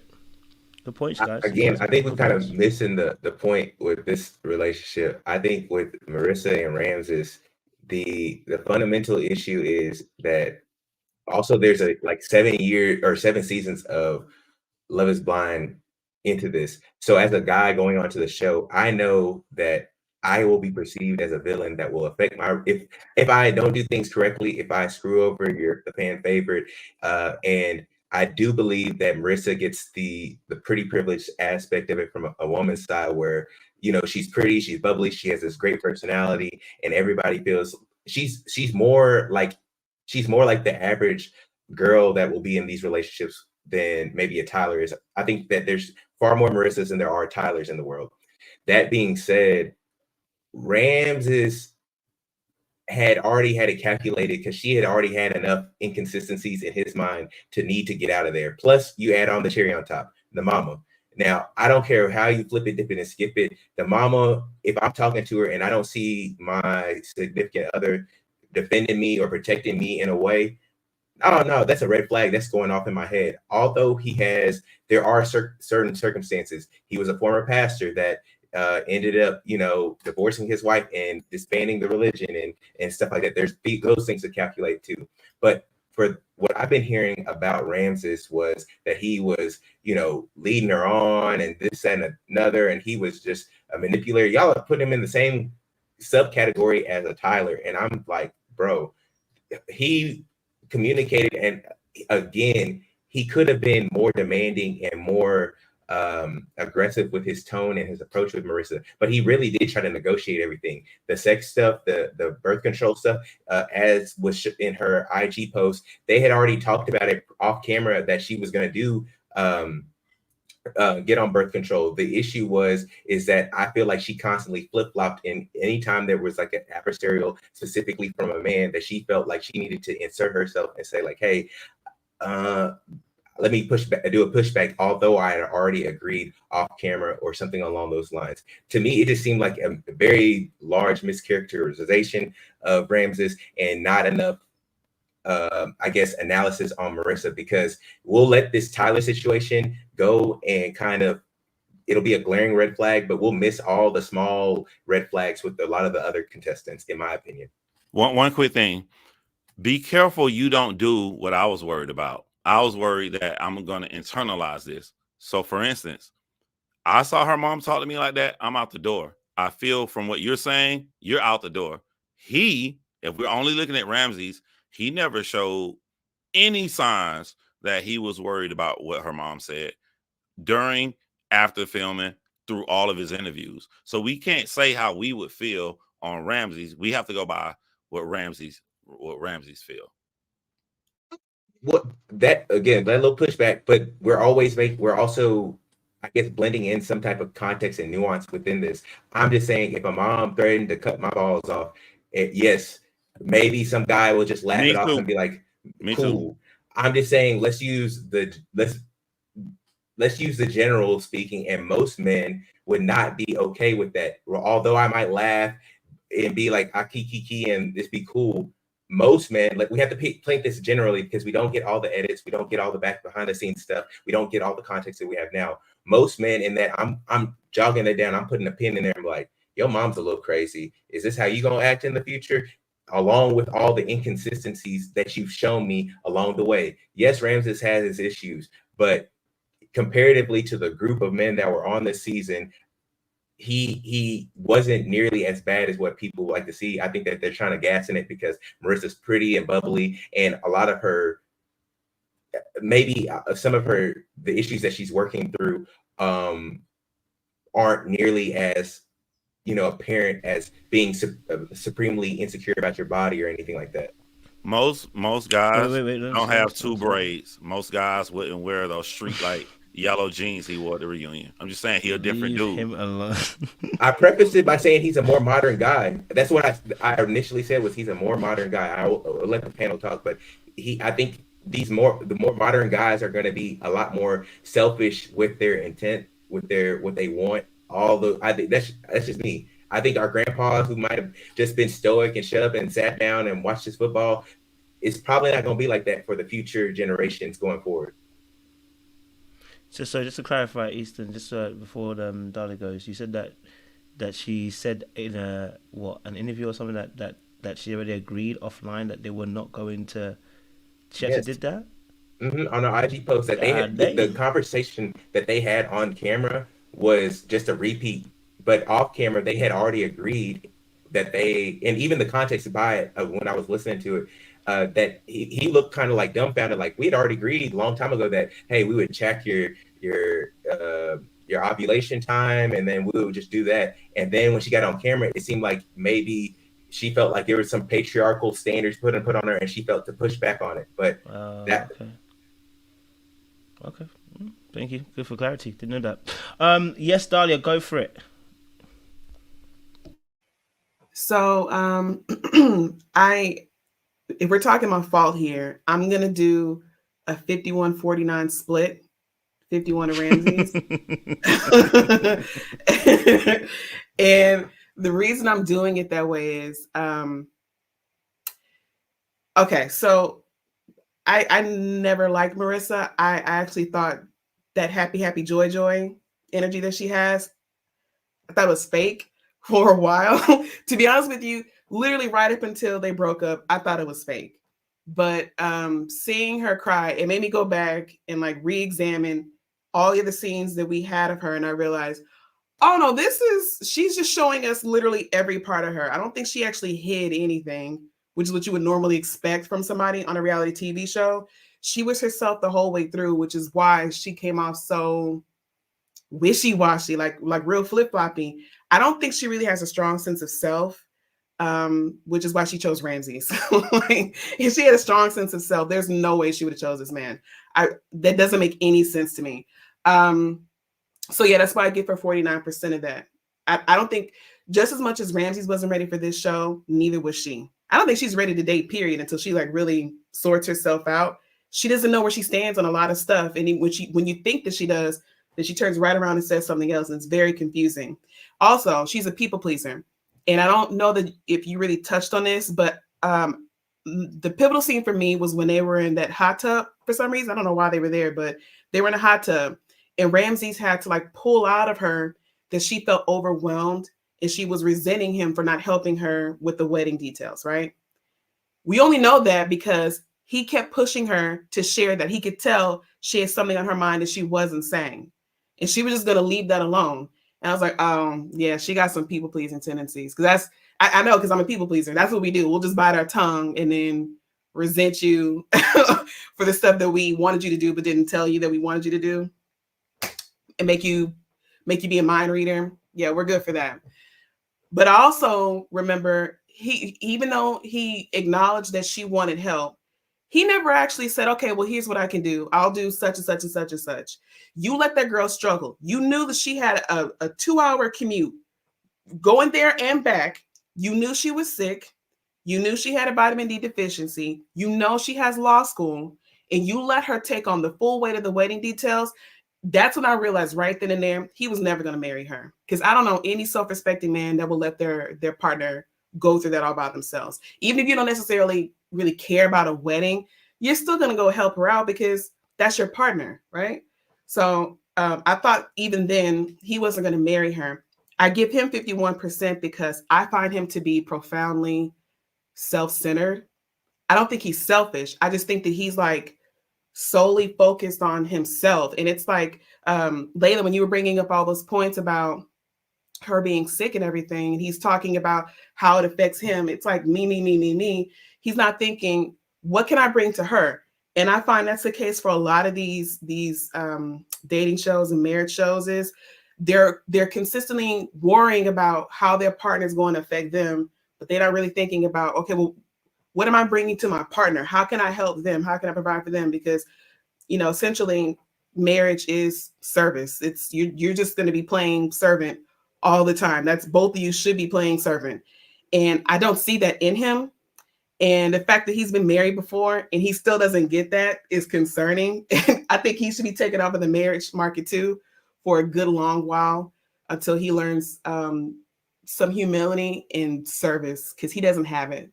He really doesn't have it. And yeah, I felt very bad for her in that scene. I could tell like she was really hurting. And yeah, Layla, I did feel like it was kind of like it was not, what's the equivalent of torture porn where it's sorry, not that word, sorry. Where it's like I feel like it was kind of exploitative, like, okay, are we gonna cut away at some point? Because we're just sitting there watching this girl fall apart and she's not holding back any tears. It's like, okay. It was a lot. It was a lot. I'm kind of surprised that the mom didn't go off on him. Or maybe she did and they just edited it out.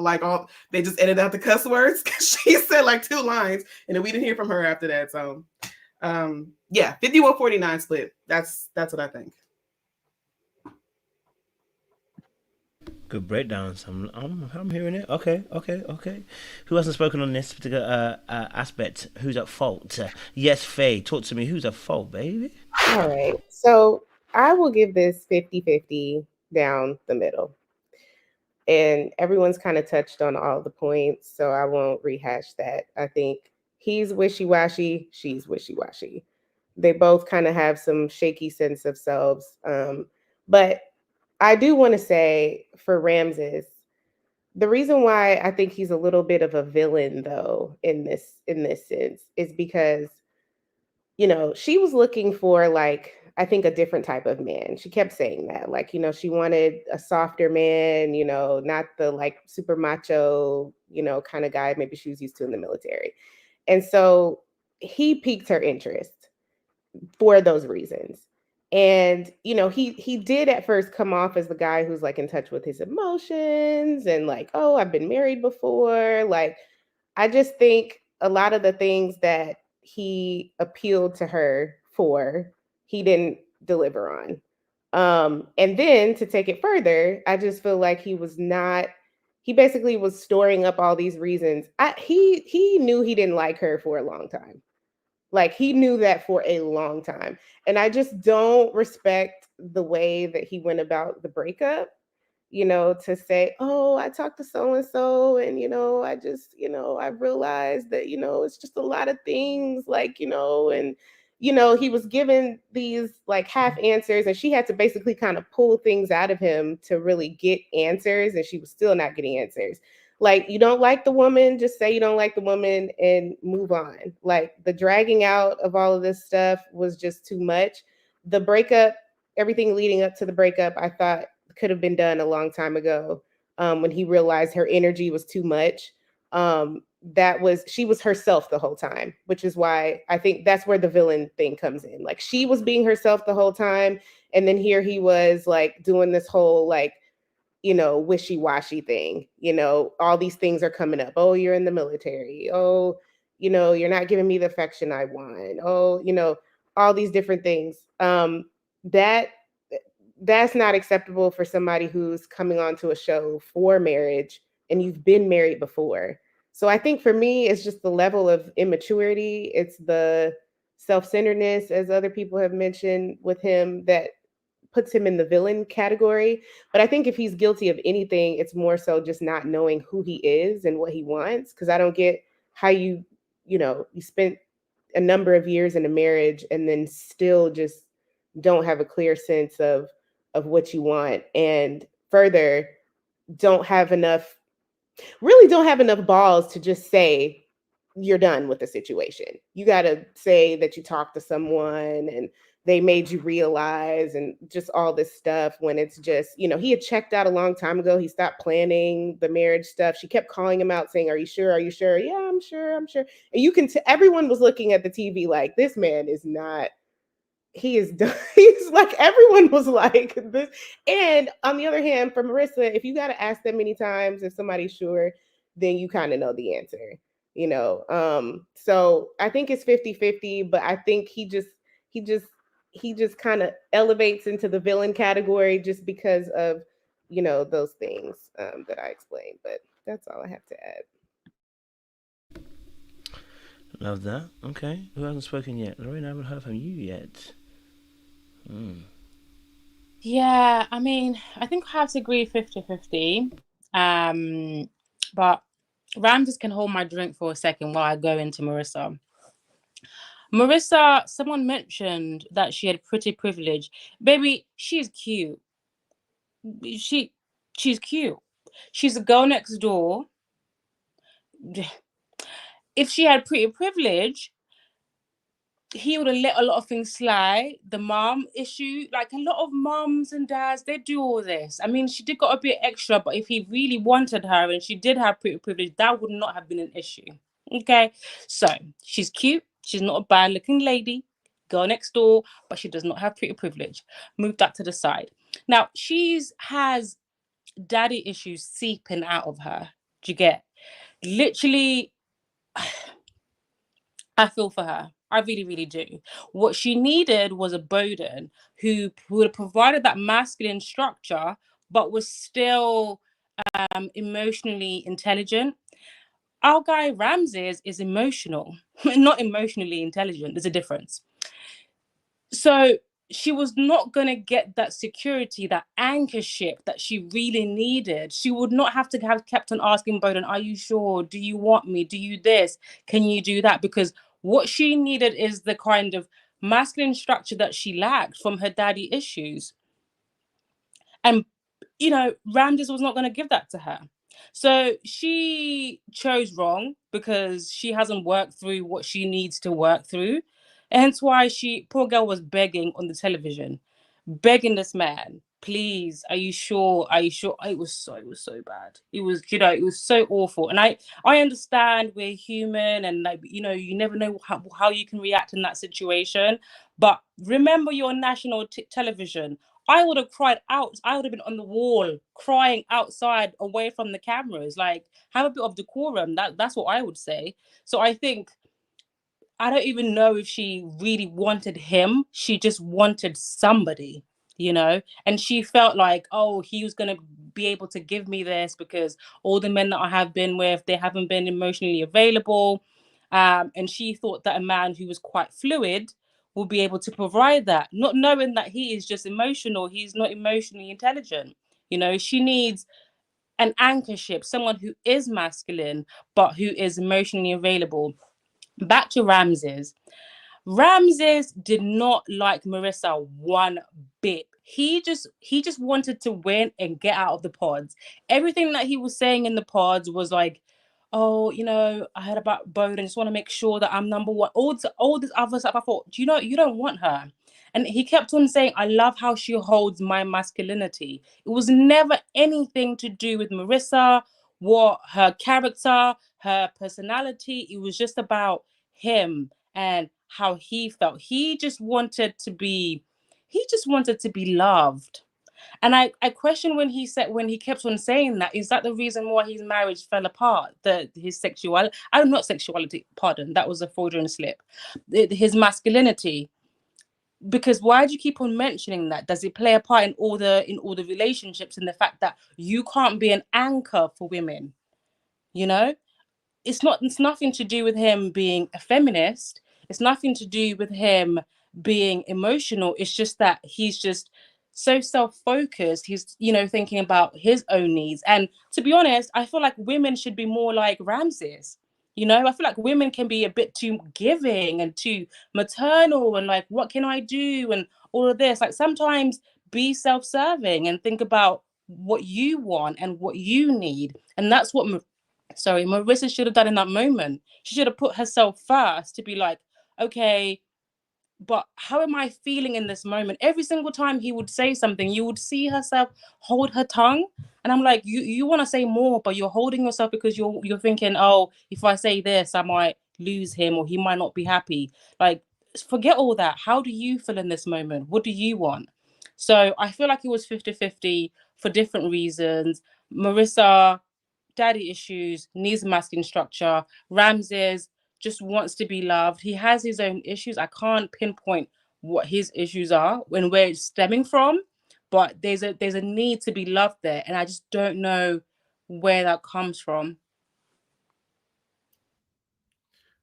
Hey, just this one little quick thing. Felicia Cooper said Lorraine subconsciously saying Ramses is the male bride. I have a video where I said that. I just want to throw that out there. That's all. I'm done. 10 seconds.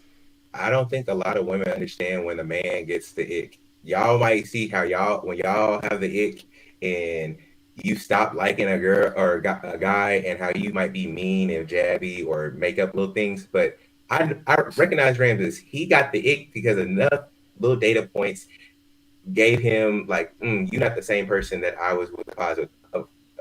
Beyond the having fun part, he got the ick for her, and a lot of women don't really see that, and they get mad when it does happen. And like, yeah, Marissa is like the girl next door, but a lot of women, relate to her and kind of are and like that, but y'all don't really understand when a guy gets the ick and how he might respond to that. Who hasn't spoken yet? Who hasn't spoken yet? Sugar Streams, talk to me. Yeah, I've got to say, I definitely think Ramses is to blame for this situation. I think the fact that he used his former partner and how her feelings were hurt as a means to exit the relationship means that he still hasn't healed from that, and probably went on the show to try and heal from that. He dropped the ball because he really found someone that accepted him for his quirky dress sense, personality, all of that. She was into him, and that's probably what he ultimately wanted, but he didn't have enough attraction to her to reciprocate that. So I think he's definitely to blame. The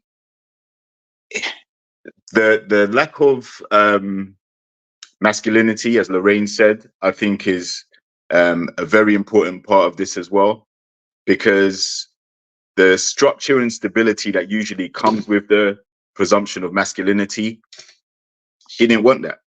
Like, she wanted someone more fluid and more in touch with their feminine side, and that's what she got. But he, to me, was a mess. Like, he initially started liking her in the pods, obviously, but I think the reality hit when he got to spend time with her.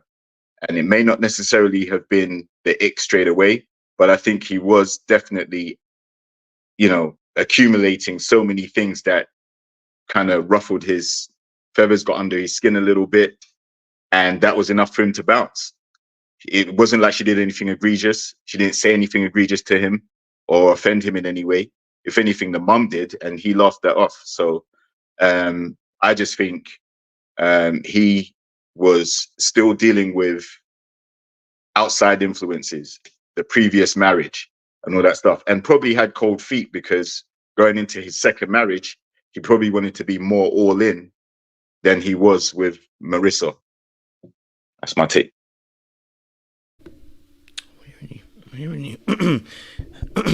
Sorry, my throat. Who hasn't spoken on this yet? I haven't heard from, I think, Jay and Sean on this yet, and Sid, I don't think I've heard from you either. So, boy oh boy, yes, Jay, talk to me. What's going on? Let me get mine out the way before them two go back and forth, because Sid wants to go back and forth with Sean so bad.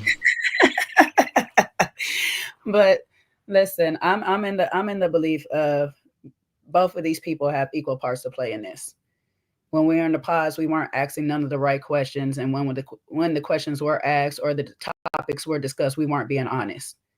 Ramses knew in the pods he had a problem with the military thing. We should have had a conversation about that then.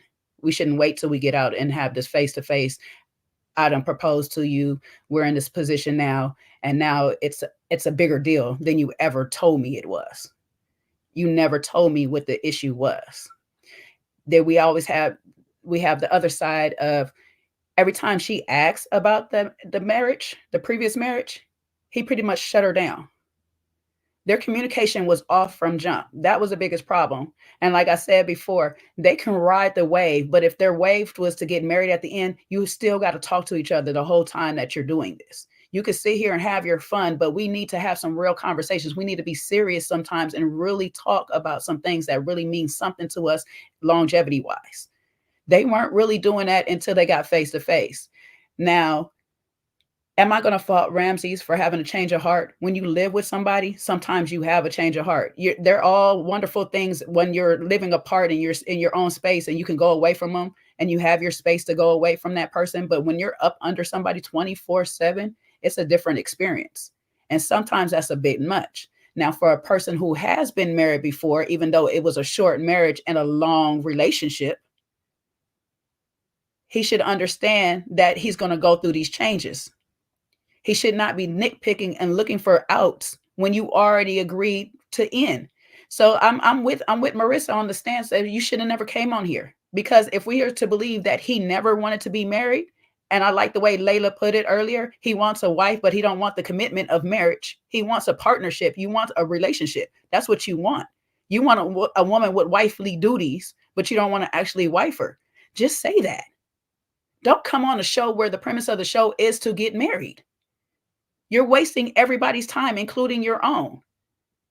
So at the end of the day, since you wasted everybody's time, the only now question is, what did you learn out of this? Did you learn anything through this experience? Did you learn anything through your previous marriage? Marissa has came out and stated that she has learned some things about herself, that she's a people pleaser. She's trying to learn how to not be so much of that she's trying to set better boundaries and stuff. She has to definitely set better boundaries for herself, because 6 months later, you better not be going back for a relationship. You better be going back for the peen alone, and that's it. And that's as much as I'm going to give you. Okay, that's as much as I'm going to give you. You better not be going back for the relationship, because about 6 months later, and he ain't once called you or anything in that 6 months, child, no, don't do it. So yes, you need to set some boundaries for yourself or whatever. But both of these two people are what we see in the regular world of dating. You get in, you ignore all the red flags, you ignore all the conversations that are supposed to be had, or you don't even have them in the first place. You're going off the seat of your pants and emotions and you know, whatever you feeling in the love below, you working all that out, but you're not really factoring in that, is this person going to be long-term in my life? If this person is somebody I really want to be with, and then one person is doing that, is making room and space for the other person when the other person really is not. So they both got a part to play up in this situation. They're the villain in their own stories because they're getting in their own way by not really being honest about what they want. Marissa wants somebody different, but you want them this different from you? Do you want them this different? That Ramses was completely different from anything you've been with. You got to baby step yourself over there and stuff like that. That was a drastic switch up. So you can't just expect that I'm gonna do a drastic switch up and still be me. You know what I'm saying? You can't really be you. I'm not saying I'm not gonna fault her for doing that, because you got to try at least once to see if it is you. But now that you've seen that it is you, there's some parts of you that needs to change. Because if everybody is saying that your energy is here all the time, you got to figure out how to reel that in when you need to reel it in. You know, and if Ramses, you got on here and saying that I want to be married again and I want a wife, but I'm a feminist and I have all these liberal and loose ideas and stuff, and then you can't get on here and saying I'm going to stand my ground on not wearing protection, and you have to figure it out as a woman by putting your body in harm and all this stuff like that, or and my religion is this. You can't have strong views all of a sudden. So both of these people came on this show really lying to themselves. And did neither one of the partners a disservice. I mean, they did both of their partners a disservice, and I'll leave it at that. It's real talks. I'm hearing it. Sean else said, who wants to go? Which one wants to take that lead? One of you two. I'll go. So, yeah, I think who's at fault? Obviously, they're two people in a relationship, so they both bear a level of responsibility. And I think that's probably all that's about equitable.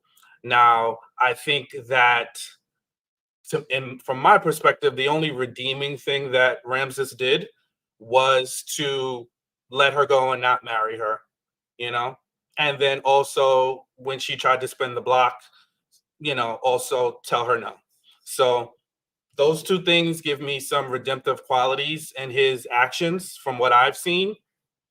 And everything else to me is just not good behavior. And the reason that I've consistently had smoke for somebody like him is because people like that slip through the cracks and we give them grace because they're non-traditional. They show up looking maybe a little bit different. He's not, you know, on the surface, somebody that we can just kind of pick apart.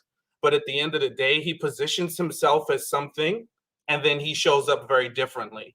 He positions himself as somebody who's a feminist, and is the antithesis of a feminist when you have a conversation which is so base level that you shouldn't have to be a man and a feminist to understand, talking about a woman's bodily autonomy, talking about using contraceptives. You know, I'm trying to choose my words wisely. I just think, like, at the end of the day, I don't care what they agreed to behind the scenes. That's great. I'm glad they were able to finally get there. But at the end of the day, he had a very tricky conversation around using protection with her. And that kind of conversation is steeped in things that are problematic. Now, does that make him the worst man in the world? No. But he should know better as somebody who is aware and in tune to the person that he is in a relationship with. Merissa is not somebody that was his, you know, that you're just dating around in a situationship. Love is Blind is supposed to be, you're supposed to be married, right? That's the idea. You're falling in love, you're getting engaged, and you're preparing to be married. So there's an elevated expectation of your actions. So how you may treat somebody in the dating world should be very different than you do in a marriage. And especially for him being somebody that has roots in the Christian faith, that also was married before. There's certain base level things that he should be understanding of. And I think he came off very selfish. And when his needs were no longer being met, he decided to discard her. Again, I think that rejection was her protection. You know, so I think that was the best thing that he could have done. But I do think he's a poser. I think he's somebody that doesn't own his actions. I think that at the end of the day, the way he framed the marriage that he had the first time was indicative of how he looks at himself. He's very self-righteous. That came off in so many ways when he talked about the military. He thinks he knows everything, and he just puts it out there. You know, even in that conversation that they were having around unprotected intimacy, he was very self-righteous. Oh, you've had, pleasurable interactions with contraceptives.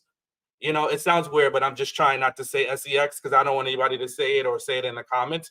But you know, that whole conversation, that's dripped in problematic conversations. And it is, and whether they agreed to follow her cycle, all of that after the fact, that's great. I'm glad he finally got there. But the fact that he had to get there and the way he tried to lure her back into not doing it, to me is still problematic, and something that I hope he learns from, instead of being so quick to try to be defendant of himself online with how he showed up. He should be like, wow, I learned and I realized, like, I was a little cringy. You know, I think I need to dive in and think a little bit differently about how I approach contraceptives and having that conversation with women. Cool points. El Cid. I'm going to say that everybody defines feminism in their own way. Some people are along the journey in a different way. I'm not going to say he's not a feminist. I'm not. Because what he did was he let this woman go live her life, release her from this relationship and this show. He could have been carnage. He could have married her. He could have said no at the altar. And in any relationship, like Jay said, when you are in a relationship and then when you live with someone, it is two different things. You can say every day, I am going to love you and be with you forever. Until we start living together and I start seeing that you ticking me off with my pet peeves, it could be something different.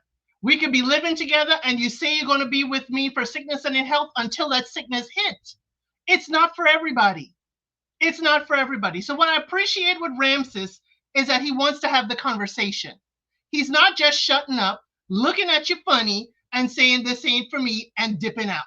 We will talk about this. Let me see if there is a bridge we can build. He's not just running. He's not just making it up and running. Can we speak?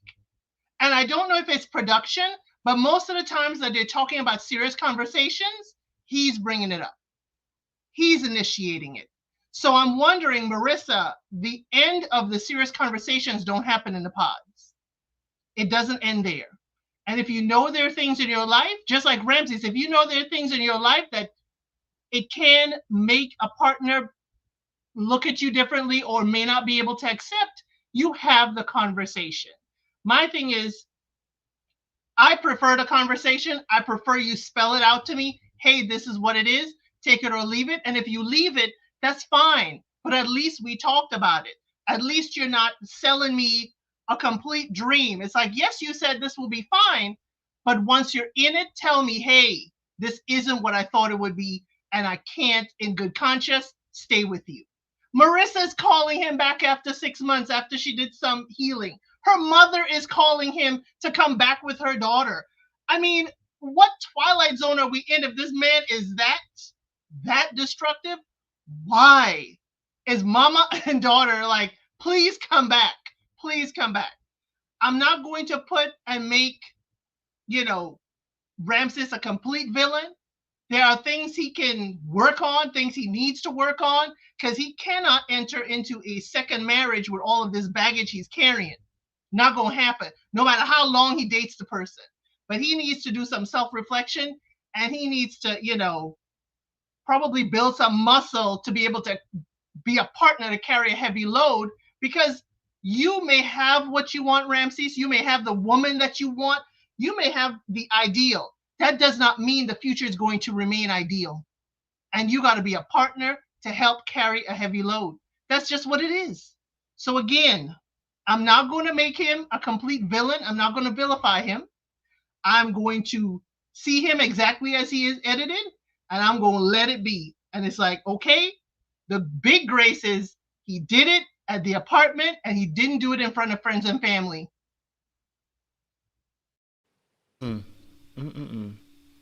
Let's go for it, Sean.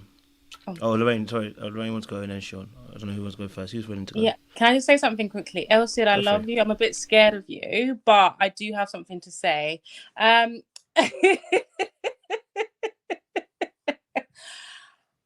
The reason why the mom and Marissa went back is because the mom done had, children with how many baby dads? She's broken herself.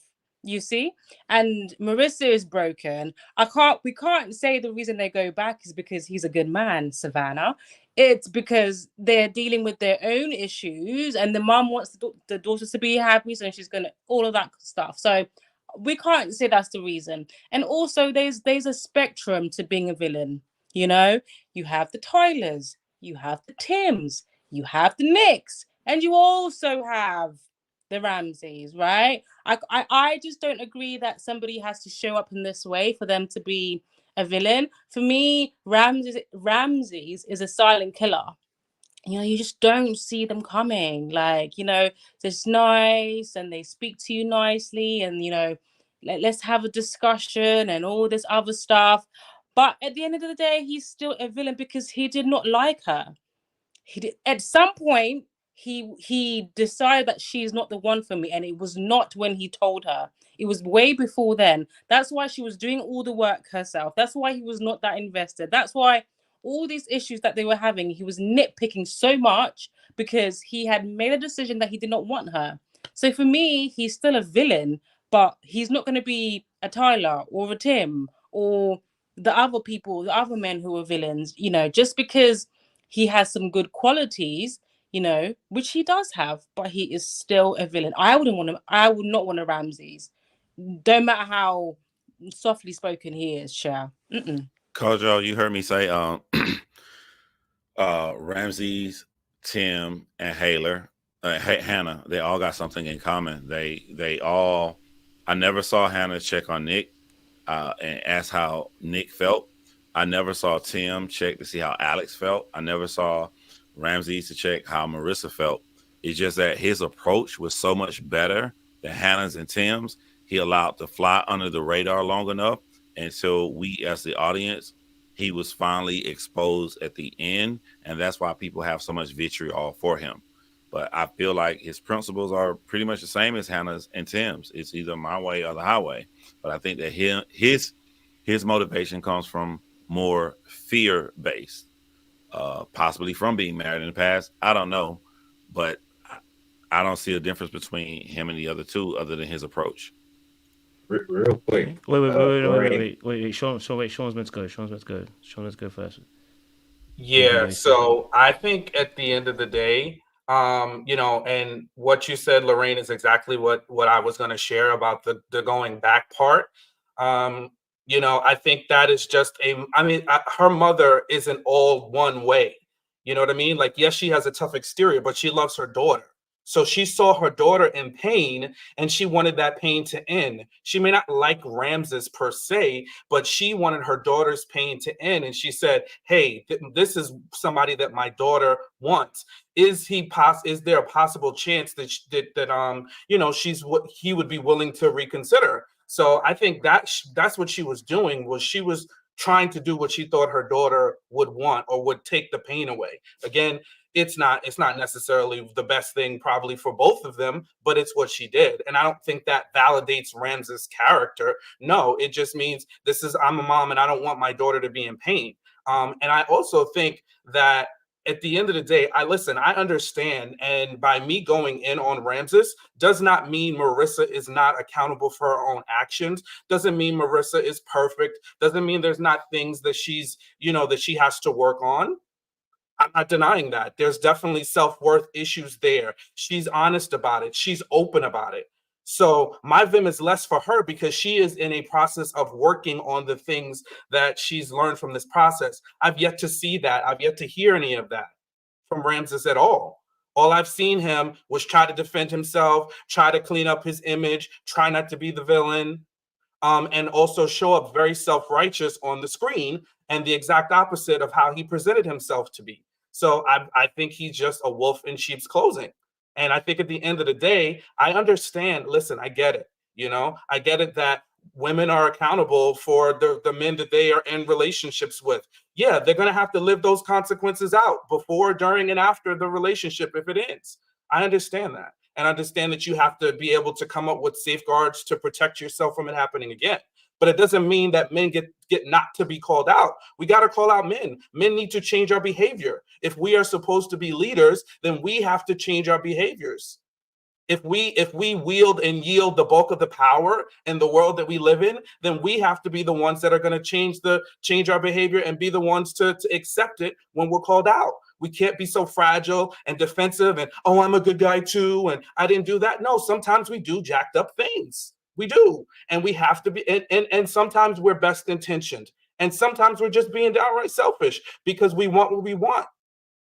And that's the stance I come from. It's like, hey, listen, it doesn't mean that, he's a complete villain. No, but he definitely has some villain qualities, and he's showing up very villain-like when you do certain manipulative acts. And especially, again, I'm going to end there, when you say you're the exact opposite of toxic masculinity, because I'm sorry, that's what a feminist is. When a man calls themselves a feminist, that means you will push back against the toxic masculine structure. And all the things that he did, especially around intimacy, were the exact opposite. They're actually base level toxic masculinity things that anybody that doesn't have to be a feminist can understand. Go for it, Easton. And then later after. Well, I wanted to kind of, I guess, piggyback off of both of these comments, but Lorraine, I found it pretty intriguing that when you brought up villains, you never brought up a woman. Lovelands, you brought up Hannah being a villain, but typically when we get into these reality TV shows, the man is effectively the villain if he doesn't come across as agreeable, or if he isn't done like Marshall, or if he doesn't maybe pander a little bit. And when we get on these panels, we tend to judge people without nuance or any type of context. And I find that intriguingly interesting that, Lorraine, that you did that. But I would ask Sean, how would you want a man to particularly act in a discussion like, because this is also a teaching moment, and there are men out there that are listening, and myself as a young man, I'm trying to, how to figure out how to navigate. If my partner and I have a discussion behind closed doors that we are both in agreement about us not, hey, we're going to be looking at the little calendar, looking at your period cycle, all this other stuff. And then when you get in front of the camera, you completely do a 180. How would you have this discussion? Because for me, I would be taken aback, as well as if I'm in an accelerated process like Love is Blind, I would maybe factor that into, is this person consistent? Is this person the same person that I met in the pods? This would all go into my calculation as a person. Yes, and put a pin in that question, Sean, because I want you to be next.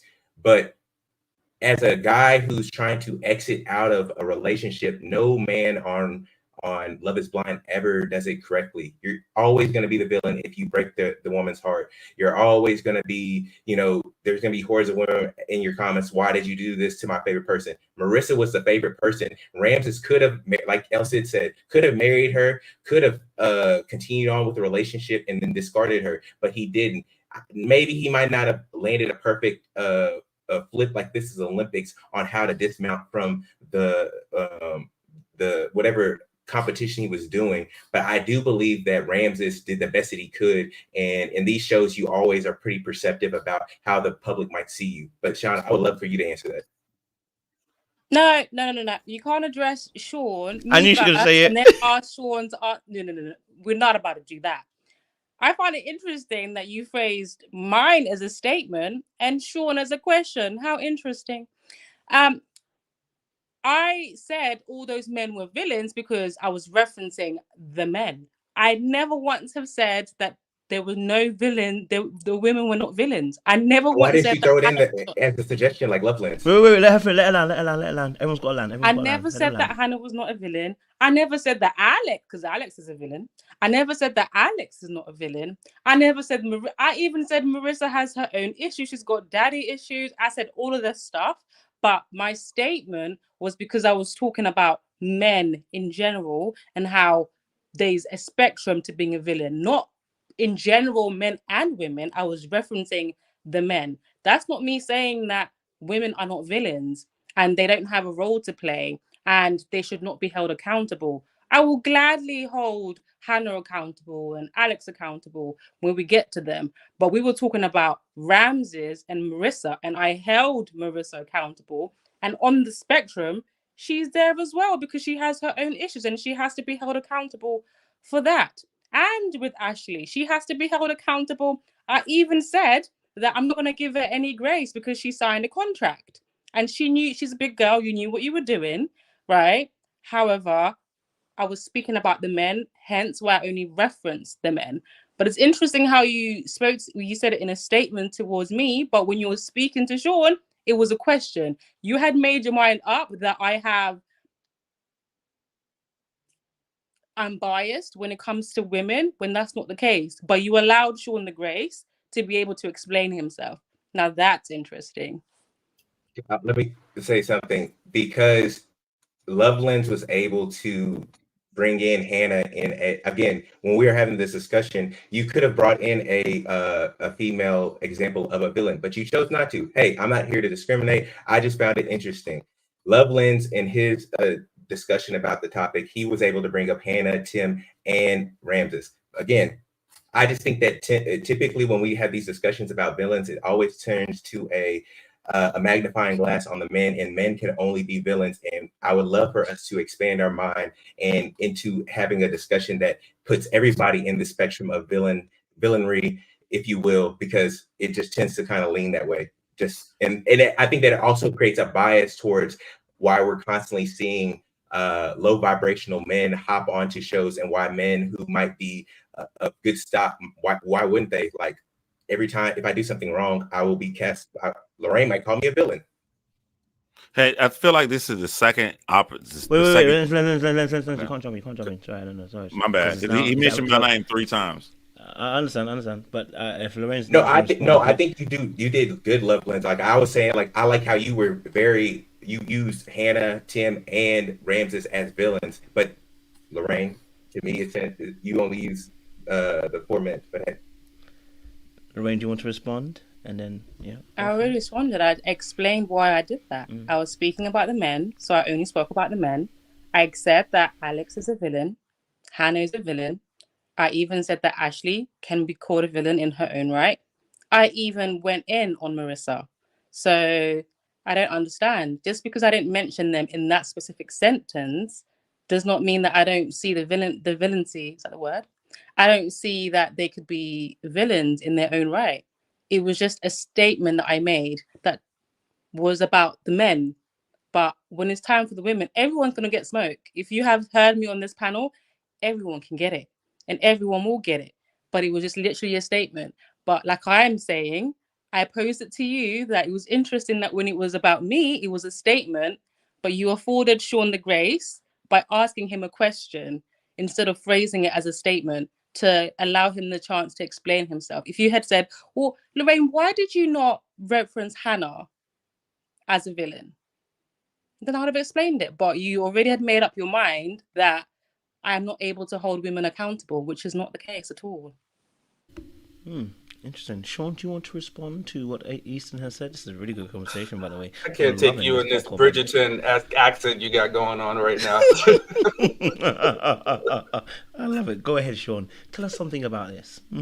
Yeah, no, I mean, if we're back to the question that Easton posed to me, I think that I would expect that my answers are going to mirror how my thoughts are. So if we're having a duplicate conversation on camera, I would expect that I'm going to respond how I feel. And I think Ramses responded how he felt, because he asked her, confused. She wasn't confused when he asked her, oh, so you've had pleasurable intimacy without contraceptives? There was no confusion. He didn't seem perplexed. He definitely knew what he was asking. And the tone and the tender of asking someone that means, like, you can't possibly, you can't possibly enjoy it without that, because I don't want to do it.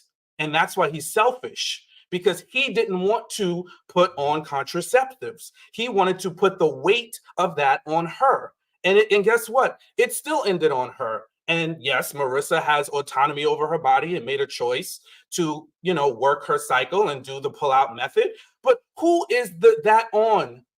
On her completely. Only thing he's got to do is try to control himself when he reaches the point of pleasure. And most of us don't get that right either. So at the end of the day, I just think, like, someone like him to be unwilling to put on contraceptives is a problem. And I think it's also slightly manipulative that he's like, oh, well, I thought we cleared this up. No, because she wants to talk about it again. And how about she can change her mind? How about if you talked about it once, doesn't mean that she can't change her mind, because she has the right to do that. How about just because you guys were having a whole heap of sex, a whole lot of fun in Cabo, and now she decides she wants to just cool off a little bit for whatever reason? How about she has a right to that? How about you shouldn't determine your care for her and how much you're willing to be there for her based on how much she's going to give you access to her body? And they also discuss, which wasn't shown, her revealing to him some of the things that she is dealing with. And Ramses said that he would show up for her. Ramses gave the impression that he wanted to be there for her. He was willing to accept her with her flaws. But guess what? When he was faced with that in a marriage scenario, not his girlfriend, not some fly-by-night, hookup, he couldn't take it because he wasn't willing to self-sacrifice. So he's not willing to be married, not marriage material. And this is why I have a problem with the things that he said, because they don't match, his words don't match his actions. And lastly, the issue with that is that when those of us men who do show up and are doing work and trying to be better, and when we show up and we interact with women, we have to bear the burden of that. So us men that get it and understand let's try to empathize with the Ramses, but we should be calling out the Ramseses so we don't have to suffer for the crap that they do in the name of trying to be Mr. Good Guy, but not really being it. That's fair. I like that. Layla, go for it. Yeah, I think that when we say villain on a relationship show, it's not automatically the man. It is usually the partner who is acting in a way that's like disingenuous. You know what I mean? That's like not representing their actual inner world accurately. And that comes out through lies, through deflection, through manipulation, through whatever it is, misrepresentation, just willful nitpicking, things like that. That's the person who becomes the villain. Like Hannah, just being completely mean because she's only staying with him to feel superior to him. Like that's a villain. Do you know what I mean? Like Tyler manipulating Ashley for all of the reasons and through all the ways that he did, that's a villain. It's not, it's like, so even though Marissa's partially at fault for this, for just not necessarily being secure in who she is before she's going to try to go into like an instant marriage, Ramses also, to me, it would have been equal. Was he not acting in this way? Marissa, I don't even think she knows how to like misrepresent her actual self. She's so open. She's so expressive. She's so everything. Do you know what I mean? So it's like for all the bad that comes with that, the good is she's like, I feel like you pretty much know where she's at. I understand that she might not be articulating the why, like he has to pull out of her what's wrong, but you're going to know something is wrong. I feel like Ramses was holding back a lot of what was wrong because he wanted to be the good guy. He wanted to look like the good guy. And it just ended up being very like confusing to her and then leading to her feeling blindsided. So villain is not like he's a terrible person. It's more so like the way you showed up in this relationship, you did more harm than you should have. And you could have avoided a lot of the harm that you did do by being honest with yourself and your partner in a more consistent way. And also just being less self-centered. I like that. Yeah, self-centered, not selfish. I don't know if he's a selfish person, but self-centered completely in a relationship that has to work out very, very quickly and supposedly forever. So yeah, that's what puts you in villain territory. It's not necessarily like, we hate him as a man. Like it's how you showed up for Marissa. It's not rejecting her. It's how you treated her along the way. Those stances that you took, the ways that you handled her, you judged her, you said that you would be one way and you were not that way at all. Like that's why he's in that category. Okay. Definitely hearing that. Let me just quickly read out super chat before anyone says anything. Gerald Davis says, hello from Hawaii. Shout out to you. Are we not taking into context Marissa's mum was out of pocket with a blatant threat? He took into context a family pattern and all had failed marriage. He gave her grace. Okay, I hear you. He then followed up by saying, that's cap. Most men who are endowed know the trust. It's painful. It's painful. This is a two-way conversation, not just one, if you don't know. But as you say, sacrifice is a joint decision, not a dictatorship. So, okay. Some good points there by Gerald as well. Thank you. Let me take that off the screen as well. Anyone else wanted to add to that conversation that we're just having? Obviously, welcome to the conversation. I know we're talking about Marissa and Master Ramses. I don't know if you wanted to add.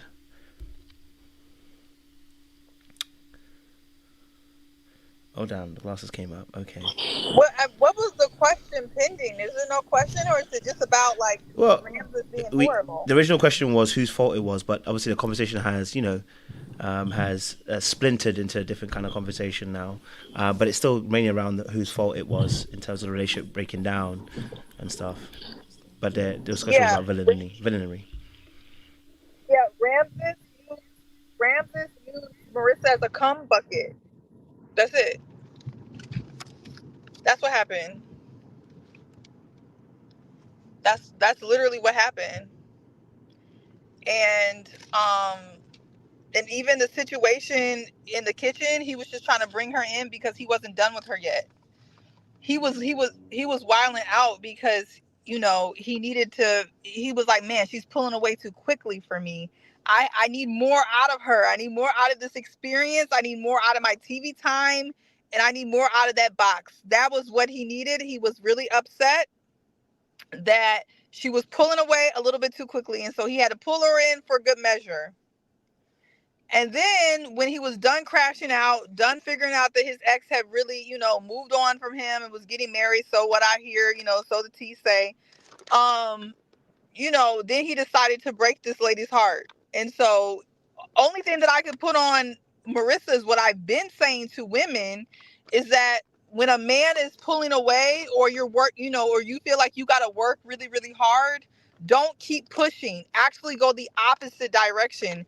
And that's just what I'm saying to women. I'm not blaming Marissa, but you know what I mean? And this is why we've been saying on this channel for a long time, a man should love you more than you love him, just for the basis of that's how good relationships work with men and women.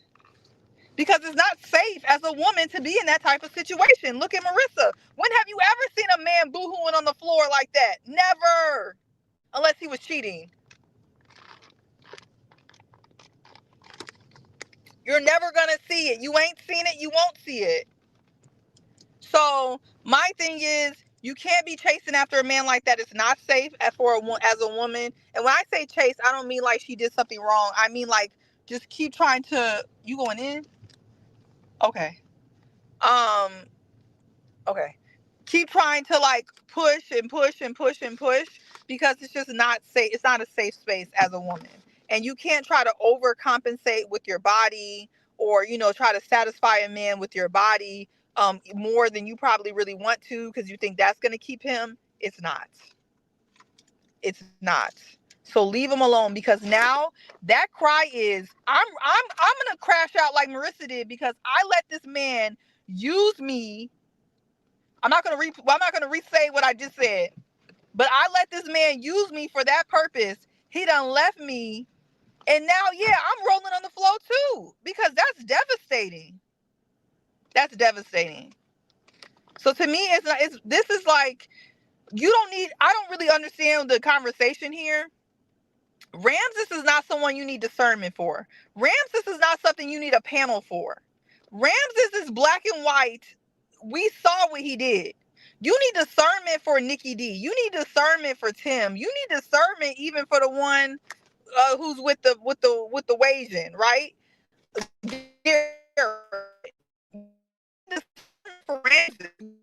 Ramses did. He was selfish. He came on this show looking for I don't know what, fame, attention, and someone to release himself inside. That's it. That's all he wanted, and he got that, and he's out. And I think he's a bisexual menace. I do think that he probably is as well. I'm not even sure that he even likes women 110%. Because how can you treat a woman like that if you do? Tyler? Huh? We I asking was about gonna say, Tyler? no, I was gonna say Tyler's a perfect example of like to counter your partner. Like Tyler's on the short bus. Tyler is special needs. And I okay. don't know if you guys got to him yet. Tyler is touched. He's touched by an angel, and there's something to him. I don't think Tyler, anybody who's getting evicted right before you come on the show and has been using women since the beginning of time, Tyler clearly has some type of arrested development. Tyler has been coddled by women, so he's looking for women to take care of him, and he lies and will do anything he has to do to keep this up. Tyler is special needs, and there's a lot of men who are special needs who do what Tyler does. People just don't recognize it because they're handsome or because they're this and that. Tyler does not have it all together. And the more I look at him, the more I understand why he is using women the way he is to get by. Tyler is special, and I'm not defending it. I'm just saying he's special. I mean, so I don't, yeah. That I got. Thank you for what he did. Can I just say one thing? I think, like, not to speak for you, Seaway, it's just that when you say like treating a woman that way, it's kind of like to Dalia's point where Ramses just sat back and watched Marissa struggle. Like Tyler is treating Ashley poorly because he's lying to her and manipulating her. But within the confines of their relationship, within the bubble that he's created, this unreality that he's created for her, he actually does treat her very well. Do you know what I mean? Like all of the men on this show, except for Nick, even Nick in his own ways, I think he tries to treat Hannah well. It's like treating them well on a day-to-day, not necessarily like mistreating them generally, yes, because these men have been shown to be mistreating their partners through lies and manipulations and emotionally being deceptive and somewhat harmful, but they are being gentlemanly. And so I think what she's saying is like, he's not even being gentlemanly towards her. He's like, he's completely not showing up in a chivalrous way like the other men are, or at least trying to. He can't even pretend to care. I mean, even when he's pretending to care, he's not, you know what I mean? Like he can't even do that long enough. Like his girl was tired, I don't know, on her menstrual cycle on top of dealing with, autoimmune disease, and all he could do was think about himself. That's when you have to say, like, do you even like women? Do you like people? Are you okay inside? You know what I mean? Like, what is wrong with you? Like, this is a human that you're looking at, like that you're staring across from, that, needs to be treated like a human, and you treated her like a means to an end. That's disgusting. And Ramses, to me, and why, let me tell you, to the men on the panel, why Ramses is so triggering to women, and probably why a lot of us women who are not even criers, y'all know I'm not, we're over here crying watching it, is because we've all seen and dealt with a Ramses. Ramses is one of these people that is very hard to avoid in life. They're like the good guy that says all the right things, and they're literally a liar. And then once you get to know them, and you're like, oh, I love the feminism. I love what he's saying to me. Then you realize that they're like completely, they're scammers. Seaway, I think you really off with this. I think it's maybe triggering to a lot of women because y'all don't recognize that when y'all do, very rarely do guys get the ick. You way off with this one. Y'all don't recognize it. You just absolve yourself of the responsibility and be like, oh, he did X, Y, and Z. As a man, and maybe men on the panel, you can say this. You may have gotten ick once in your life, but you've gotten that thing and you're like, dang, I don't know how I'm gonna get out of this. I'm gonna try to because you might say something that might trigger her and she might flip the switch and go back kind of crazy on you. Marissa, Ramses got the ick. He's on a show. I don't want to be the villain. Let me try to figure out my escape strategy. He was trying to see maybe she might have some, some good qualities about her. Then on top of that, her mom crazy. He just got even more of the ick. I'm telling you, it. Seaway, you just were really off bases with wait, this. wait. I want him to ask before you go, Seaway. I want him to answer where is Seaway off at though? Because you just mentioned some things, but you didn't say where she was actually off. I think that she was off with how Ramses necessarily responded. I think that she's just saying that Ramses might have been bi. He might have not liked women. He didn't like. I agree. The thing I do agree with you on is that he didn't like Marissa. I think that he found that out after he got out of the pods, after the intimacy, and once they got into the real world, and enough of these little small icks calculated. And he was just like, I need to check myself out, which is why he never showed up for her for the wedding and other stuff. But also the inconsistency played with the ick. He's already been married before. I'm sure he doesn't want to have the same similarities with his past marriage for whatever reason, because we don't know. It's all speculation. I'm just saying that it's so oblivious to a lot of women, and y'all might resonate with Marissa when that she was crying and booing hooing, and she's like, why doesn't anybody pick me? But you don't realize that you've had so many icks for a guy on the front end that we are now trying to find a way of how to escape and try to do it tactfully. Now I can say I'm done with you, but then you're gonna go around and tell everybody that I might have said something to you, or might have hurted you, or I was cheating on you, or I was dismissive. I think that there's so much more into that, and Ramses was just trying to find a way of escaping, especially being on live TV. But hey, that's just me. Okay, so can I respond to that? I think that most women with any type of remnants of a brain cell and understanding would not have got mad at Ramses if he would have said, you know what, Marissa, like you, but your mom is unhinged with a tongue ring. I'm good. And he would have parted ways, would have said that. Or, hey, Marissa, love you down, but I think we're just very fundamentally different. And told her that, like, hey, you know what? I'm good. Or, hey, Marissa, I feel like I'm high, you're high energy, I'm medium energy, and I don't think it's going to work out. I'm good. He didn't say any of that. He wasn't, trickling the disappointment like Tim did all the way up to when he told Alex, I got to go. According to Marissa, everything was all good. And he was using her for her body. Up or was planning the wedding of his own admission. The only reason why he had it was a feeling explained is after he found out that his ex-wife was getting married. It's getting you. See, we can't hear you. The devil done got a hold of your mic. Seaway. We can't hear you. It's breaking up. It was good and it went off. The devil went and got a hold of your mic. Yeah, you gotta wait maybe till you get to a more stable place. Because yeah, because your mic was unstable. Crackling. We couldn't hear you. Sitting here, it wasn't like that before. You know what? That's when the enemy wanted. Ramses, Dalia, Ramses done heard you speak and said, "Quench thy mic, quench thy mic." He said, "Thy mic loweth." So we can't hear you. Bit of a Wi-Fi issue. When it comes back on, we'll have you speak it again. Seaway. Sorry. Dalia wants to add in struggle streams. You haven't added anything, so I know you wanted to say something as well. So Dalia then struggle streams, and then we can continue. We've got 700 people. Fantastic. Come on.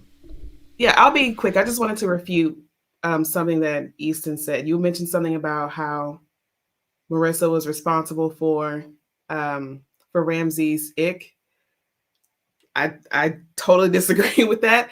I disagree with that the same way that I disagree with Hannah taking issue with Nick and calling it an ick and then trying to foist off responsibility onto him. I think that's absolutely ridiculous, especially for Ramses, because it doesn't sound like at any point in time he actually had any conversation with Marissa about his quote unquote ick. That's not, first of all, ick is supposed to be something that annoys you. It's not supposed to be like a major issue that you have that's strong enough for you to want to call off a wedding. That's not an ick. That's just that's just you having issues, okay? And if it's that strong that you want to call off a wedding, why aren't you saying something ahead of time? Why hasn't there been conversations ahead of time about these issues that you have with her? because looking at her face, she looked blindsided by it. That I don't understand that. That was really the only point that I wanted to refute. Just, I know Struggle Streams, you're about to go. Can I just push back on that and then give it to Struggle Streams? Okay. So as a guy, I feel like it's very hard for us to communicate maybe our qualms or issues with our partners. I have to say it in a particular tone, or I have to layer it in a nice sandwich, and then I have to say, I have to massage it and say it in a way that might be palatable for you to, like, I guess, to digest it. Huh? Receive it.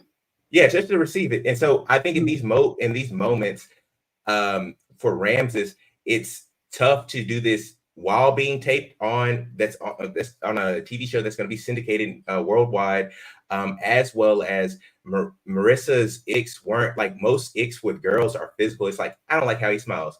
I don't like how he talks. I don't like how he laughs. Whereas for a lot of men, it might be like something that we see that isn't going to be conducive for long term.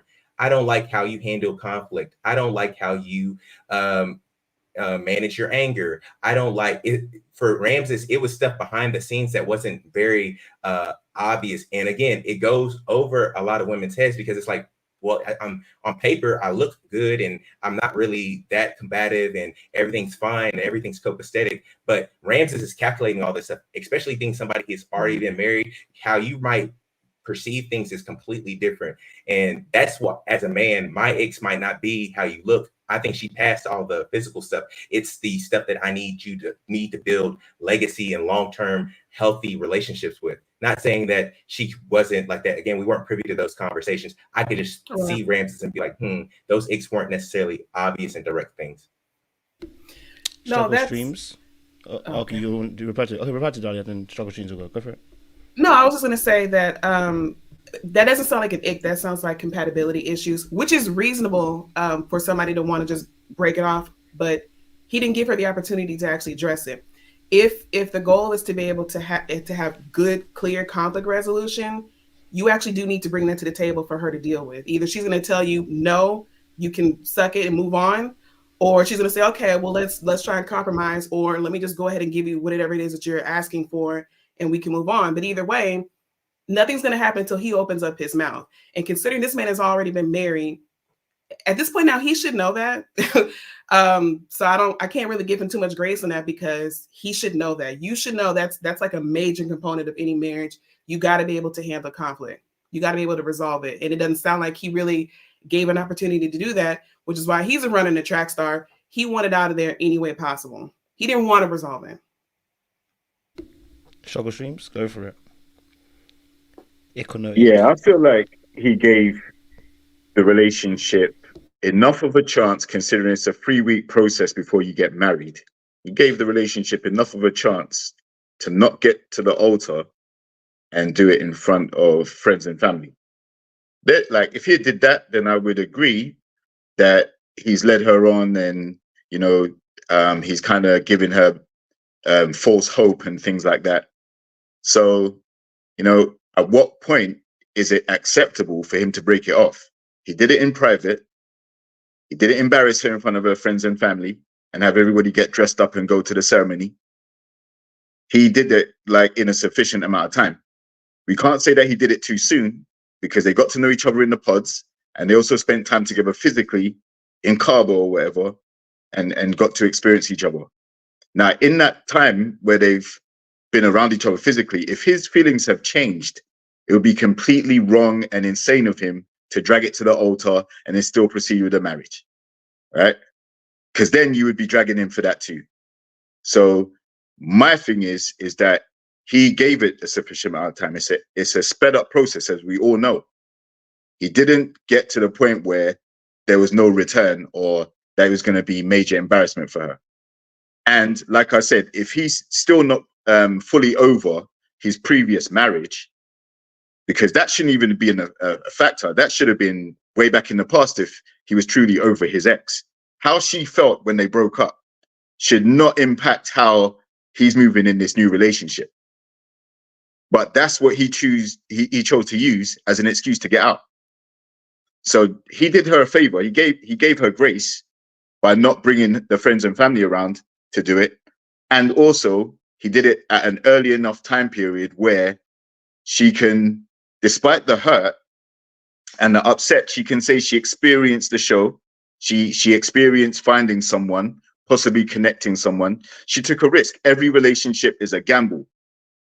Sometimes it works, sometimes it doesn't. Sometimes you don't want it to end, and sometimes it has to end. But I think, like I say, I agree. You have to put the onus on him because he's the one that fell out of attraction. She was there, ready to ride or perish, as Elsid says, right? She really accepted him for who he was, and he's going to be hard pressed to find a lady that accepts all of him in the way that Marissa did. She didn't have anything bad to say about him, despite him ending it in the way he did. She was still trying to make things work. So that's a testament to her, in a way, trying to fight for what she believes in and what she wanted.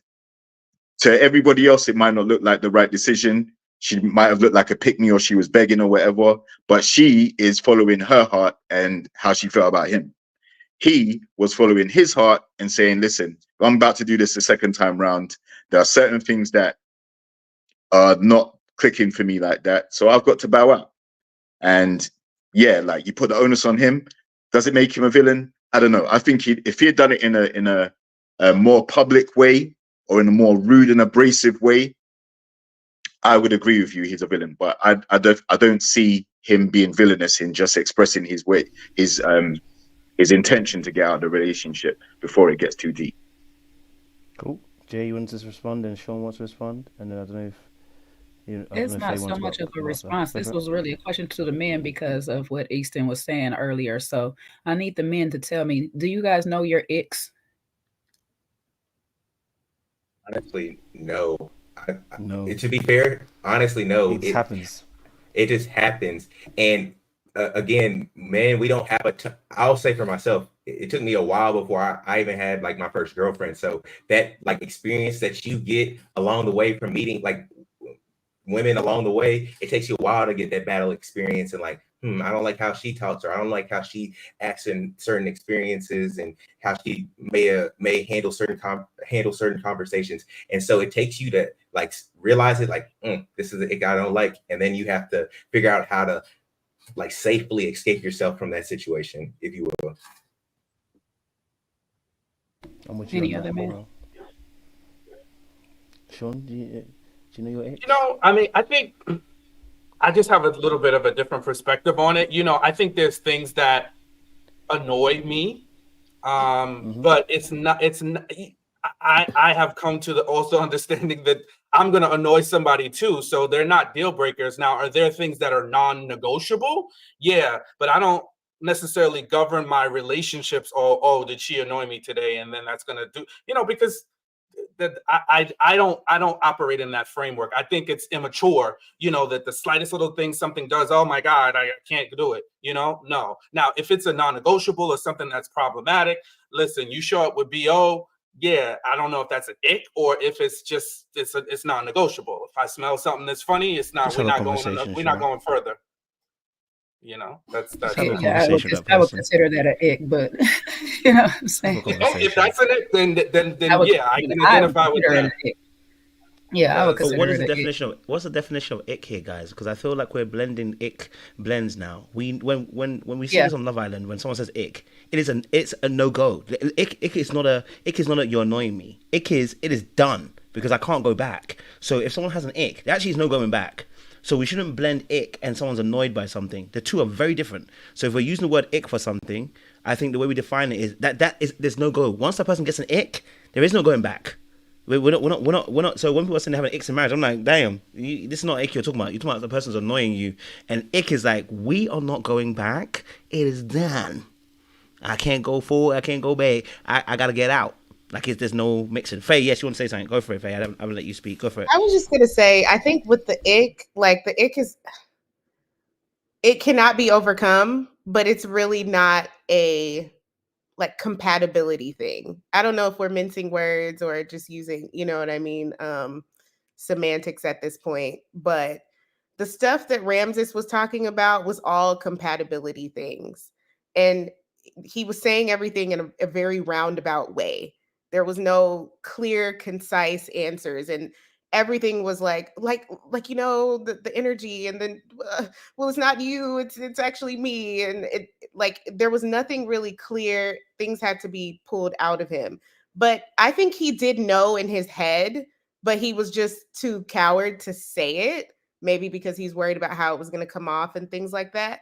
But I think if he says it earlier, does he still get the same villain edit from us? Like, are we going to be looking at him like that? I don't think so. I think we would just respect that he said, you know what, we're not compatible. Should they have done more work in the pods to figure this out beforehand? Probably, because they were answering questions that would have probably revealed the incompatibilities from the start. But I think we would have respected it and just said, you know what, he realized he didn't want this, he's out of it. But it's the dragging of it all the way up until the planning of the wedding. Like, and you can't tell me from even just watching it, they had so many conversations. He was checked out at that point. And to go back to the ick, I don't think he had an ick. You know, he didn't have anything particularly petty that he just couldn't overcome. It was just pure incompatibility and him not being ready. You know, there was even a conversation where I think she said something like she would be willing to stay in the marriage like for 5 years to 7 years or something like that if she was unhappy, which is actually crazy. But he was looking at her like, oh, like if it's 6 months of me being unhappy, I'm out. You know, that was the look that he gave her. Like, he was not trying to have any periods of time of unhappiness or not being satisfied whatsoever. It was like, oh, you know, you can't satisfy me for a couple of days, I'm out. You know, so I don't think that's an ick. That's just you're not ready and you're incompatible. That's it. Yeah, they wanted to add. Sorry. I do agree with you. Yes, I think. Oh, sorry. No, go for it. No, someone go after. Okay. I do agree with you. I think that with Ramses, it was very clear by looking at him that he wasn't there, if that makes sense. And then there's certain things that she would say, his facial expressions, his body language was just not congruent with what he was saying. So it was evident as a viewer that you don't want to be with her anymore. So the only grace I can give him is that production were like, you gotta keep it going. You know, maybe he didn't, you know, other than that, he just kept it going for the sake of keeping it going. So for people who are like, well, you know, at least he gave it a good go. No, he didn't give it a good go because he wasn't doing it with the intention of like, let me see if we can work something out. He had already made up his mind, which is why when certain things would happen, like you can't fake your facial expressions. You can't fake that reaction. He was just like done. I do also have to say, I agree with the statement. I think it was you, Easton? You said that about men have to kind of cotton wool the things that they say to women. And I was having a conversation with a guy yesterday, and I do have to agree. And I was saying how much that really annoys me. The fact that men can't be direct with how they're feeling and with what they're thinking. You can be direct and still be kind. You know, like this whole like women are like, we are delicate, and I agree we are delicate, but I think when you kind of put things in like a cotton wool or you wrap it up in a certain way, you leave room for assumption. You leave room for the woman having to figure out exactly what you're trying to say, exactly what you mean, which is why she was like, I don't understand what is the actual issue, because he wasn't coming up and actually saying the reason why he was not interested. Like, he seemed more focused on not coming across as a villain instead of just being honest with the girl, you know, and saying that I just don't want this. Like, you don't have to be cruel and mean to be honest. That's part of effective communication. You can be assertive without being aggressive. So that's one of my things with Ramses.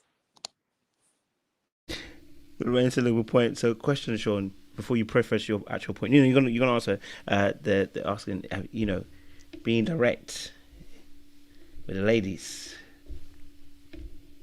Is it working? Yes. Yeah. I'm divorced. Yeah, that took a direct action and a statement, and it happened. Yeah, I mean, what do you mean? Did it work? Was my message being able to be clearly articulated? Yeah. Did I have to choose my words? Yes, but I think that's base level communication. You should be able to choose words that the person you're communicating with can understand. And might it be a little difficult? Sure. It's not, relationships are difficult. They're not designed to be a cakewalk. So might it have challenged how I initially want to say it? Could I have said it the way I really wanted to? No, but I shouldn't have. I should have said it in consideration of the woman that I'm talking to, and she was able to get the message. Yeah. And even in other arguments during the course of my marriage and other relationships, when I was more direct, when I was very clear versus trying to predict what she's going to say or trying to go back and forth in that way, when I came to it with an honest, an honest way, I got the answer that I needed. Yeah, so I push back against that notion like, oh, we just, men are just so scared of women. We're just so scared and we can't say what we really want. I push back against that. But my actual point is that I've been wanting to make is the fact that the issue around the way Ramses discarded Marissa was how he did it. It was blindsiding because all up until that very moment, he was giving her the impression that they were moving forward. They signed their marriage certificate. She spoke to him. We saw some of the behind the scenes footage where she spoke to him and they were talking about any doubts and having that conversation. And he was giving her all the reassurance up until the very end. And then he snatched the rug from up underneath her, which is why it was so devastating to watch. So that's why I'm coming after him. It's not about him leaving or saying no. Of course, he has every right to, and he should have. It's the way he went about it. And it seemed very manipulative. Like, oh, once I'm not getting what I no longer need, then you know what? It's time for me to just snatch the wool from under you. Whereas Tim and Alex, we saw them. They were having a train wreck of a ride the whole entire thing. And once Tim finally said it, although he was a little mean in the end, we understood. But that was after he told Alex's dad the whole soliloquy, and we got on him about that. You're damned if you do, you're damned if you don't. I'm glad that, Sean, you've had an experience, and I'm sure it's probably a little bit more a mixed bag responses where you've had good experiences when you have respectfully declined a significant other or somebody that you were interested in or somebody who was just interested in you. But I know there's numerous occasions with me where if I may have respectfully declined somebody, if I talk to somebody else, my character is in play or something comes up and I've done nothing but be nice and wholesome to this woman. Or there's been the times where I've gotten completely flipped out on and there has been, yelling or even to the point where I've had to ask people to remove people from my home. I've stayed over with friends and neighbors and stuff like that. It's a wide spectrum and range of how to talk to women and stuff like that. And again, it could be just a person, me having a bad picker, but as well as within that, I just felt like Ramses had got numerous icks within that, or numerous times he just knew that Marissa wasn't it for him. And I'm sure the cherry on top was his mom. He was laughing at Kiki Kian, and of course you want to make everything cool, but at some point the chickens had to come home to roost and you had to break up with this woman, and you're trying not to do it in a way where you're a villain. And you see, no matter what he did, he could do it off screen, on screen, before the wedding, after the wedding, before committing, telling her mom that he was in it for the long haul. He was going to be the villain. And continually with this conversation we have on reality shows with the men in this particular situation, is you have a hard time of trying to balance not being a villain, because being a villain affects you in your real life. You get berated, harassed, and stuff like that, and you just don't want to be that. So you try to come across over nice and try not to hurt anybody. But either way, like I said, you're damned if you do, damned if you don't. But that's life. You're going to be a villain in somebody's story regardless, because that's how they're going to play their story out in their head to their people and everything else. The problem is you're trying not to be a villain when you should be just trying to be yourself and being real.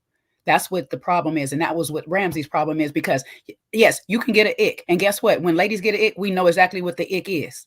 We know how to sit there and tell you the ick is, I don't like you chewing your food like this all the time. And I've asked you several times, don't eat with your mouth open. You do this all constantly, this, that, and other. You get this whole list of things or whatever when you get it from us, because those are our icks. You sitting here keep saying ick, ick, ick, ick, ick, but he knew exactly what the ick is. And when she asked him, he didn't express it. It's, I love you, but our energies are different. I love you, but it's me. I love you, but I don't know. I love you. That doesn't help me. That doesn't help me fix if you love me, help me grow for the next person. Help me be a better person for myself. Love me that way. Don't love me by just telling me, I don't know. You got this ick all of a sudden out of the blue, when every day you've been telling me you're 100% sure. You're 100% sure. And as a human, you're allowed to change your mind at any time. But when you change your mind, you should be able to tell me why it is you changed your mind. It is very disrespectful. But it's very disrespectful to have a whole situation with a person and not be able to tell them, hey, this about you bothers me. Or I'm going through this, or I'm re-triggered from a marriage that I just got out of because you remind me of that. It is very disrespectful to sit here and say, I love you, but not be able to offer me the reasons why you won't be with me. That is crazy to me, to sit there and just be like, oh, because he got an ick, so he should be able to leave or whatever. No, you should be able to express the reason why you have this ick. And it's something I can't change. I just can't change it. Great. But I know why it is that you decide that you're going to leave me instead of just having me fall out on the floor crying and you step over me and walk out the door. Okay, I don't know. Maybe I'm just blind and naive to this fact of how many times you might have feelings, or you might be in a relationship with somebody from a guy's perspective where you never get that. You never get the, I'm breaking this down so you can take this to your therapist and unpack this in the confidentiality of that arrangement. No, it never happens. This is just this is how relationships are. Sometimes people get icks. Sometimes people have. No, it doesn't happen when people are not honest. It happens. It happened in my relationship. Let me finish it. I'll let him finish, but it does happen. Okay, I'll say it does happen, but if we're gonna paint a broad brush, generally it doesn't happen. If I go on a date, I'm not getting a list of 18 bullet points of where I need to improve on for the next person. I don't get I don't get that. I could have spent whatever on a date. We could have had the best date ever, done things that you and your last person you were in a relationship was in didn't do, and I don't get a soliloquy of what maybe he needs to work on this and this, and please go to a therapist to work on this. No, it doesn't happen. I'm very passionate about this because we're in a day and age where we tend to, people, I guess the guys are getting a little bit more boisterous with what they're being a little bit more, I guess, selfish or self-centered, and that's good and bad. And what's rearing its ugly head is people like Ramses, where they might come across as villains, but it gives us an opportunity to say, Marissa was also, I guess, a issue in this whole, I guess, equation. Ramses was, but just to cast him as a villain, I just feel like it's tough, and it's just the real world where guys are starting to be a lot more. They're not being as stoic and just taking it. They're talking about what their issues are and letting it be known. But how are you saying he's talking about his issues, but he didn't talk about his issues? You're saying that we're in a day and age of guys who are selfish. That's been guys being selfish all this time. We're still in that day and age. This is what men's been doing or whatever. This is the problem that we're having. And my point is, I understand this goes on in the real world, but how do we change the real world? How do we sit here and fix it if we don't sit here and really actually address the situation and talk about, hey, this is what he is doing? What his problem is he did not communicate to this woman on why it is that he decided he had a last minute change. That is why he's getting the villain role, in my opinion. I don't think he is wrong for breaking it off or having a change of heart or anything like that, but he owed her that much honesty from going from 100 every single day to now it's 0% of why I don't want you. That's wild to leave somebody like that. We're moving the goalposts because originally he was a villain because he waited so long. Oh, okay. Well, I'm saying to me, I think he could have being a little bit more direct in terms of how his exit strategy. I just could relate because I see how, as a guy, you're constantly trying to figure out, how do I pull out of this relationship and do it in a way that's tactful enough to where I don't damage my reputation, but also, you know, do it in a way that I'm still managing some type of care over Marissa in this case, because we tend to like completely miss out on that kind of stuff. But hey, that's just my point. I hear you both. I have a question. Let me read out these super chats. I You have can a answer it in a question. second. Oh, sorry. You can answer in a second. No, you're good. I'm going to let you answer. It's just that Gerald has been sending these super chats in, and I need to honor my super chatters first. And here, he's been sending a lot of super chats, and God bless him. Gerald, may the Lord bless you. Okay, you just paid for my dinner. Thank you very much. Okay. So he said, Ramsay's position versus what happened based on what was shown. Don't sway off the edits either. But those who have been divorced are gun shy off rip. Ramsay saw the long term and cut his ties. He went on to say, the greatest illusion in society was Steve Harvey's books, but what he didn't tell you, the journey of a man is alone until you're able to take accountability and choose denial. Okay. He went on to say that you can into a Brinks truck. You can into a Binks truck. Clarify that for me, Gerald. But it was her mother's behavior that was the definitive reason. You saw like mother, like daughter behavior-wise. Compassion is one thing, but tolerance is another. Gerald again said Ramsay saw the outcome of the family dynamic and his possible future. Her mum sabotaged Marissa marriage. No man is going to sign up to the ratchet behavior no matter what you possess to look like. It's a choosing words and taking accountability are two different things. One learns, one repeats the cycle as well. Shout out to one of our new members as well, Authentic Plantress. Good to have you on board. And he finally says, but it is your family, especially if it's your mother. She acts like a dude who threatened me before the first holiday. Miss me with that. How do you know it was not edited out? Okay, so I think Gerald is really strong on the fact that the mother aspect is a big thing as to why the breakup could have happened. I mean, listen, hey, I won't lie to you. I already said I got an ick about that stuff anyway, but I'm not saying that's definitely his issue. I'm not saying that's definitely his issue because he never mentioned that. What he mentioned was her energy. I think he was trying to explain something. I don't think he fully fleshed it out. But that does happen sometimes when you're not very eloquent in your words, and you need to learn how to also define how you feel emotionally. And sometimes some people struggle with that. Let's just be honest. I think both men and women in this area struggle with that. I've coached many people this last 6 months, and many people struggle with their emotions. In fact, people stay in relationships longer than they need to. They've already checked out and they haven't left. Are they being disrespectful? No, they're not actually being real with themselves. And so I don't think it's disrespectful on either part. I think that this is a lot of example of our generation, where we're trying to be better and we are actually more exposed because we have more knowledge. So we're able to call out more things, which I think is good. We should call out more things. I think he struggled to really be able to articulate what were the actual issues. I would love to for him to come out and actually articulate that. I don't think he will. And I don't know if he has articulated that all the way with her either, because I don't know if she fully explained why she felt like he actually wanted to leave, which kind of leaves it a little bit in a grey area a little bit, and we all kind of speculate as to what the reason is on different sides and stuff. So I'm not going to say no one's wrong or no one's right. I like the conversation you guys are actually having. Now, Lorraine, you had a question you want to ask. Please ask the question that you wanted to ask. I retract the question. I'm just going to make a statement. I think that you're not responsible for how somebody's going to react. Like, you can be honest, and like someone might be like upset. You know, I've had difficult conversations where I haven't been able to accept what somebody's saying, or I've been really, really upset. But after the fact, once you've calmed down, once you've reflected, you can now look at the conversation on an objective point of view.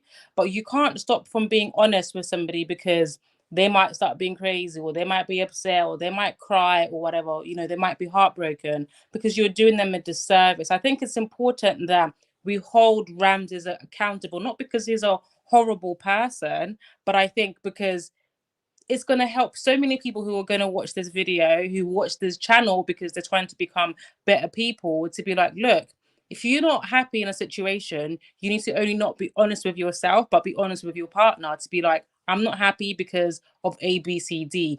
Are they going to be upset? Most likely. You know, you can't be responsible for somebody's actions. So I've changed my question to be more of a statement. Fair statement. Yes, Faye. I think the other thing too, what Lorraine was saying, I think it's like being honest as soon as possible. Like it's not just the breakup, because that's like the last straw. It's like as things are coming up, like being honest about that. You know, I think with Ramses, it was like always like pulling teeth to try to get him to say what it is, you know, and maybe he was worried about the edit. Maybe he was, you know, but in the conversations you hear a lot of like, and you know, and it was just not flowing. Like it couldn't get to a direct answer a lot of times. And maybe he did try to communicate, but he's worried because Marissa's so emotional, you know, and I do know that sometimes, you know, like Easton was saying, maybe that's kind of the hesitation too, because you don't want to deal with the emotional outburst of it all. I do understand that, but that's still doesn't excuse a person. If you're going to be with an emotional person, you know that comes with the territory. You do have to still address these things as they come up. This way, when you do break it off, it's not like it's coming out of left field. These are things that have been brought to your attention over time, and you're like, you know what, okay, I get it. You know, no one likes to be broken up with or things to be cut off with. Like no one likes that. You know, I've been broken up with before, you know, I've broken up with people before. And it's never a nice conversation. No one really wants to have to do something like that. But it's still something that needs to be done. And that closure in that moment when you're breaking up with someone is important to say why. Now, you don't have to be all vindictive and mean about it like Tim, you know, which is why he got the villain, you know, stuff, because the way he kind of just added everything up over time, you know, instead of being honest and direct. Ugh. Anyway, but I think it's just the honest conversation is what we would have liked from Ramses earlier. And then it's the lack of, it's the coward quality of it all, that he could not do this sooner when we all have seen that he had checked out. But it's not to say, like, to reiterate other people that he's a bad person, because these things do happen all the time. But I think since we do critique people, like at least we can get a lesson out of it or something, to just be able to say this, like to be honest with someone and not hold so much into how they're going to react to the situation, and just allow them to process that truth and have that closure for themselves. So I think it's quite interesting. I think that's why I made a point earlier on about sometimes, and this is me obviously coaching, but this is actually me just in general talking to women, right? A lot of women we don't call them cowards for not leaving a relationship immediately when they lose their feelings. We don't call them cowards. So it's quite interesting that I think that's what Easton's kind of pointing out, that there is a little bit of discrepancy in the way that we label in certain things, because we don't call women cowards. We wouldn't call someone a coward for taking a little bit longer in their time to figure it out. That actually their feelings might have ended maybe in the week 1, but they try to pull it out to week 3. We don't call them cowards. We might say, listen, they shouldn't have dragged it that long. What they should have done better was actually they should have had a conversation. We wouldn't have labeled them coward. And it actually has consequences, because especially for men, when you start labeling those things, and even when you call women certain names as well, there are certain names for women too that are very consequential too. So let me not try to be biased. I think that's where I see where both sides are coming from, because I get what you're saying. I think he needed to communicate better. I think his communication needed to be more sharper. It needed to be more clear and concise. We're still not sure what energy means all the way through. You know, I think it could have been a much more thorough case. So I agree with you as well, Faye, on that aspect, and the ladies and the gentlemen who are saying that as well. I think obviously, but I also understand that, you know, it's not a linear thing when it comes to emotion. Sometimes and your feelings that you're feeling, sometimes you feel it, and then it's like you have to try and explain it. And because I deal with a lot of clients as well, a lot of time, and a lot of them are women. I deal with clients, right, who have the same issue. I do not call them cowards, because it's not a cowardly thing to do. It's the fact you just don't know how to communicate sometimes how you actually feel. You know you're feeling something, but you're not all the way there yet. Do you know what I'm saying to you? So I'm not saying that you're wrong about it. I'm saying I can see where maybe there's a pushback from Easton in terms of like maybe the labeling sometimes. But again, I'm not saying you guys are wrong. I'm actually agreeing with both sides here. You know what I mean? Yes, Faye, you want to push back? Go for it. Yeah, I just want to say I think it is a coward quality, and I think it can be applied on the men or the women's side when you are trying to communicate something and you don't. Like, I'm not saying, and it might be because you have difficulty communicating, it might be because you're afraid or whatever. It's a lack of directness.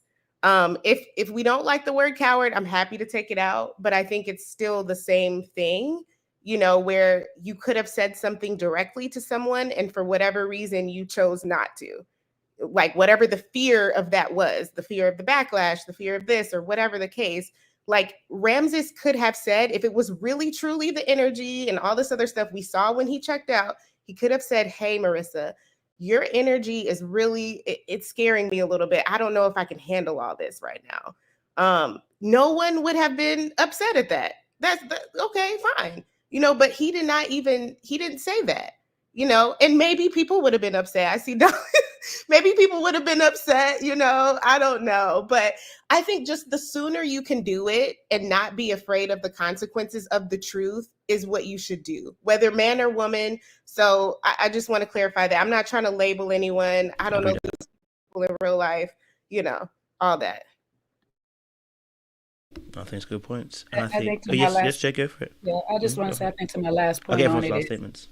Yeah. I think that my last point on that right there is the fact that, like you said, Kojo, to this day, they had a 9-hour conversation when she went back in 6 months.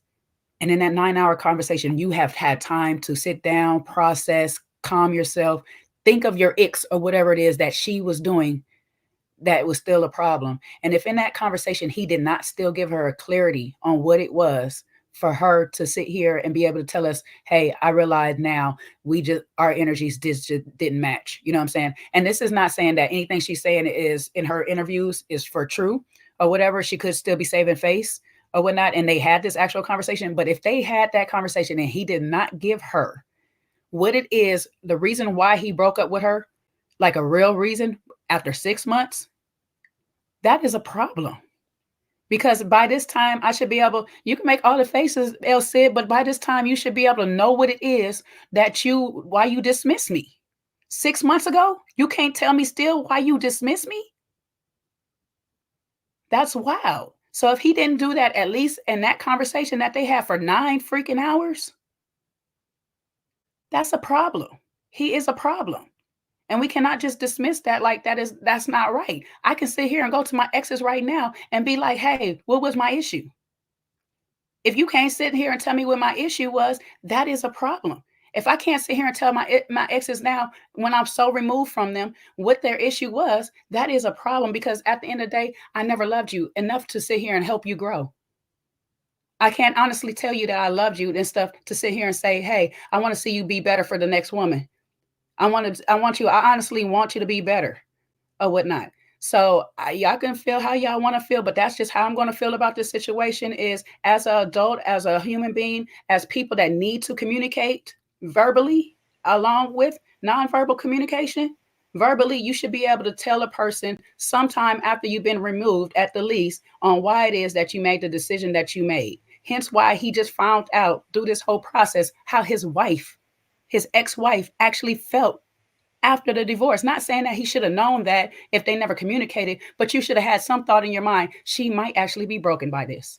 She might actually be hurt that we're no longer together because we spent 7 years in a relationship as kids and 2 years married. That's a lot of time to not think that somebody was affected by that.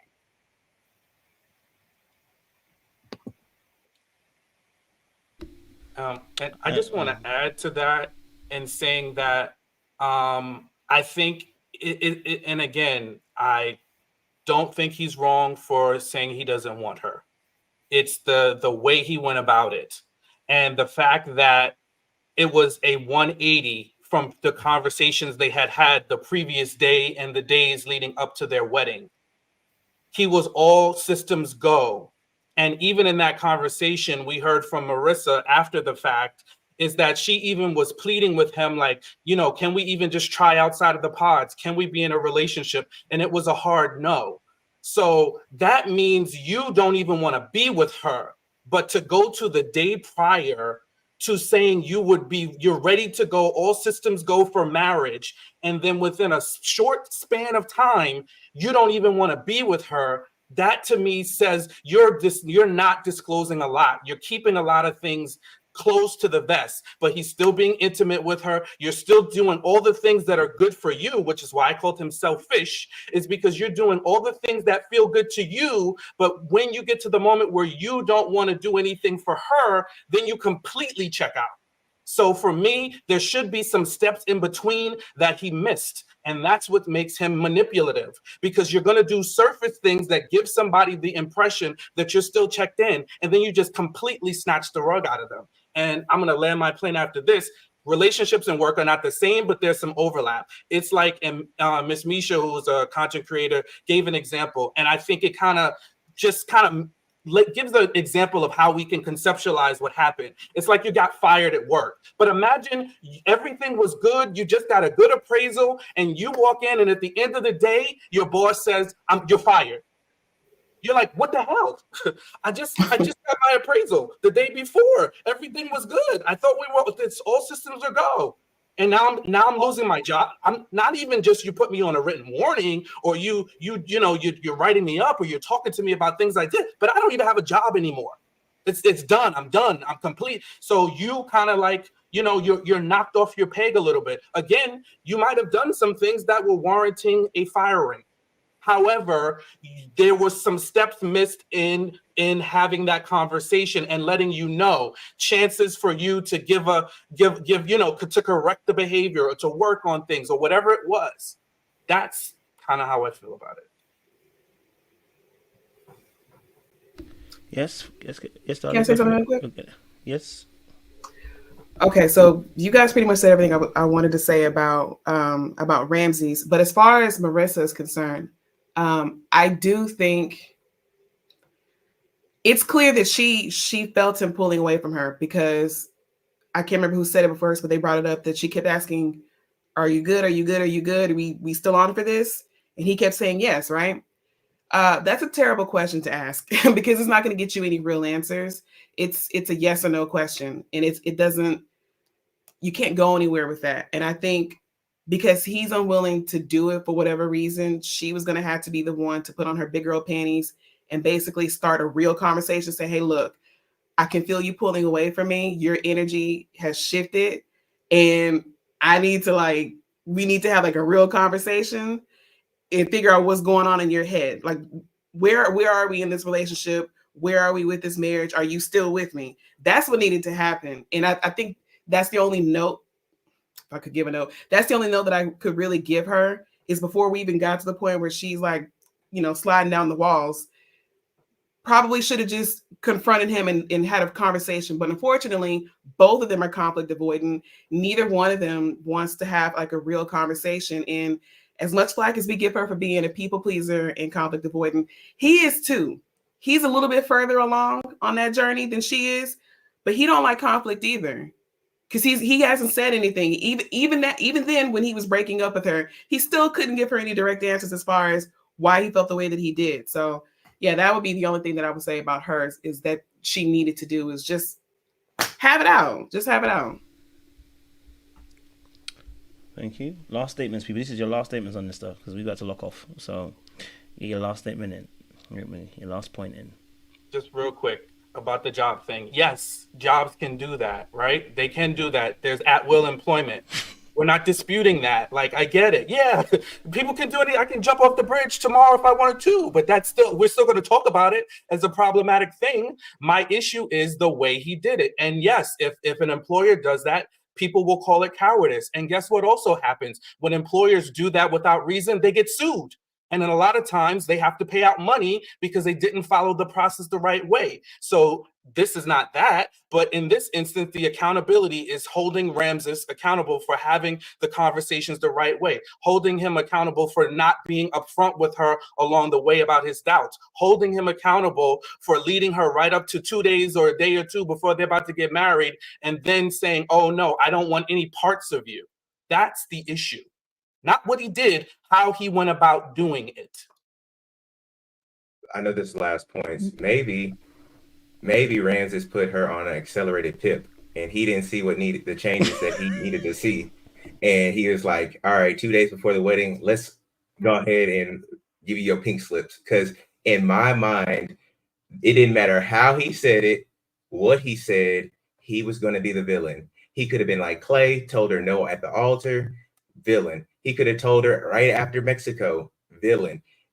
It wasn't, there was no good way to do it. Again, granted, he could have, again, I think it's just, we're missing the point that how we communicate as men typically kind of goes, it doesn't really land very well. So I either have to be uber direct and then you get emotional, or I have to be super soft and then maybe it lingers into a further relationship. She came back to him after 6 months. She came back to the man after 6 months. So that means that there's something there that she liked enough to maybe, let me try this round, even after therapy. So what everybody's saying, I get it. Ramses could have said things better, could have said it quicker. But my biggest point is that no matter what he said, when he said it, how he said it, he was going to be a villain. And I feel like that's a mischaracterization of Ramses as a whole. And it makes it to where we have these men in reality TV, and we get Tyler's and we get Stevens in the bottom of the barrel. Because if I was just a normal solid dude, I wouldn't want to go in there, because Jay was talking real quick about how he could have just said something, but this affects men and women in real life. We've seen plenty of contestants where if they're on the other side of the court of public opinion, they end up, whether they're getting doxxed, jobs called, comment sections berated, etc., etc. So like I said, again, you signed up for the show, but it still affects people in real life. Who hasn't done the last statements? Bottom row, please. I haven't. Yes, Siwe, last statements, please. Go for it. My final statements are: I think you guys are giving, some of you guys are giving Ramses entirely too much credit, and for the life of me, I don't understand why. This is not a man that struggled with communication. This is a man that was being dishonest, and dishonest probably even in the pods. When she told him all of these things, and he agreed that he would love her, wanting to go with her through all of these things. And then when he got out of the pods, he switched up. Easton, if that's how you say your name, was she going to be emotional if there was a breakup? Probably, right? But I disagree wholeheartedly that he would have been a villain if he would have told her closer to out of the pods or after the honeymoon directly what some of his issues are and that he can't see himself going forward. I don't think he would have been villainized for that. But the funny thing for me is that men say the same thing about women who know that they don't want men, and yet they keep receiving gifts from them. Men hate that. When a woman keeps receiving gifts and dinners from a man and that she knows that she doesn't want, men say they don't like that. Why? Because they feel used, as they should. If you don't want a person anymore, you shouldn't take anything from them. The fact that he was still taking her time, taking her energy, taking her body, after he probably knew wholeheartedly that he didn't want to be with her anymore, is what makes him a villain. It's not him changing his mind. Everyone has a right to change their mind. So I really push back, and I think the lesson should be here: if you don't want a person, rip off the Band-Aid and let them know. It'll hurt at first, but it'll be better in the long run. Don't drag things out. Don't take their money. Don't take their time. Don't do none of that. And you guys cannot convince me that he didn't know well before he had this cowardly, I would call it cowardly conversation. Because he still ain't said what it was. You know why? Because he can't say what it was, because it's been that way. He can't say, oh, it's this or it's that, because then he's going to have to back it up, and he can't, because he's been feeling this way. So those are my final thoughts. I give him no credit, and I don't think you guys should either. He should be ashamed for the way he carried himself. And I hope he doesn't do that to anybody else. And I hope Marissa learns too. Damn. I think he's horrible. I think that's a little heavy. I can't lie to you for someone like what Ramses did. But I hear what you said. I'm not mad. Yes, struggle streams. Last points. Yeah, I'll just wrap up my take by saying, listen, it was going to hurt either way. You could see how much she liked the guy and how much she was into him. I don't think there was any way that he could have let her down any more gently and still not hurt her. She had her heart set on going through with this experiment all the way to the end, getting married, possibly seeing how the relationship would work. And there's nothing wrong with that. She was optimistic. I think when he ended it for the reasons he gave, a little bit of her, it was a little bit of me, you know. Yeah, some people just don't want to accept it, but that's the conclusion he came to. That was enough for him to say, you know what, I'm not gonna use your body until we get married. I'm not gonna fake the funk and put the ring on and go for the theatrics and the pomp and circumstance. Listen, now is enough. All right. And from what we know, they broke up. They didn't continue to sleep together or see each other after that. It was done. So I think he's going to get the villain trope because he's the one that ended it. If he had just kept his mouth quiet and she ended it, I don't think we would be saying Marissa's the villain. So I think that's the difference. But yeah, he did the right thing. He spared her the embarrassment of, seeing what he'd turn up with on the wedding day. And she should be thankful for that. And also the fact that she can now move on and rebuild. Having gone through this process, she knows to avoid a Ramses and maybe change her criteria for what she's looking for in a relationship going forward. Because Ramses wasn't it. And it took for him to end it for her to realize that. Yeah, so I think as far as Ramses is concerned, I didn't necessarily think he was a villain. I said when I first stated my opinion that the magnitude of her response did not make him like worse to me. I think that she is just a person who feels and expresses in such a way. I also don't blame him for not wanting to be with her. It's the fraudulence for me.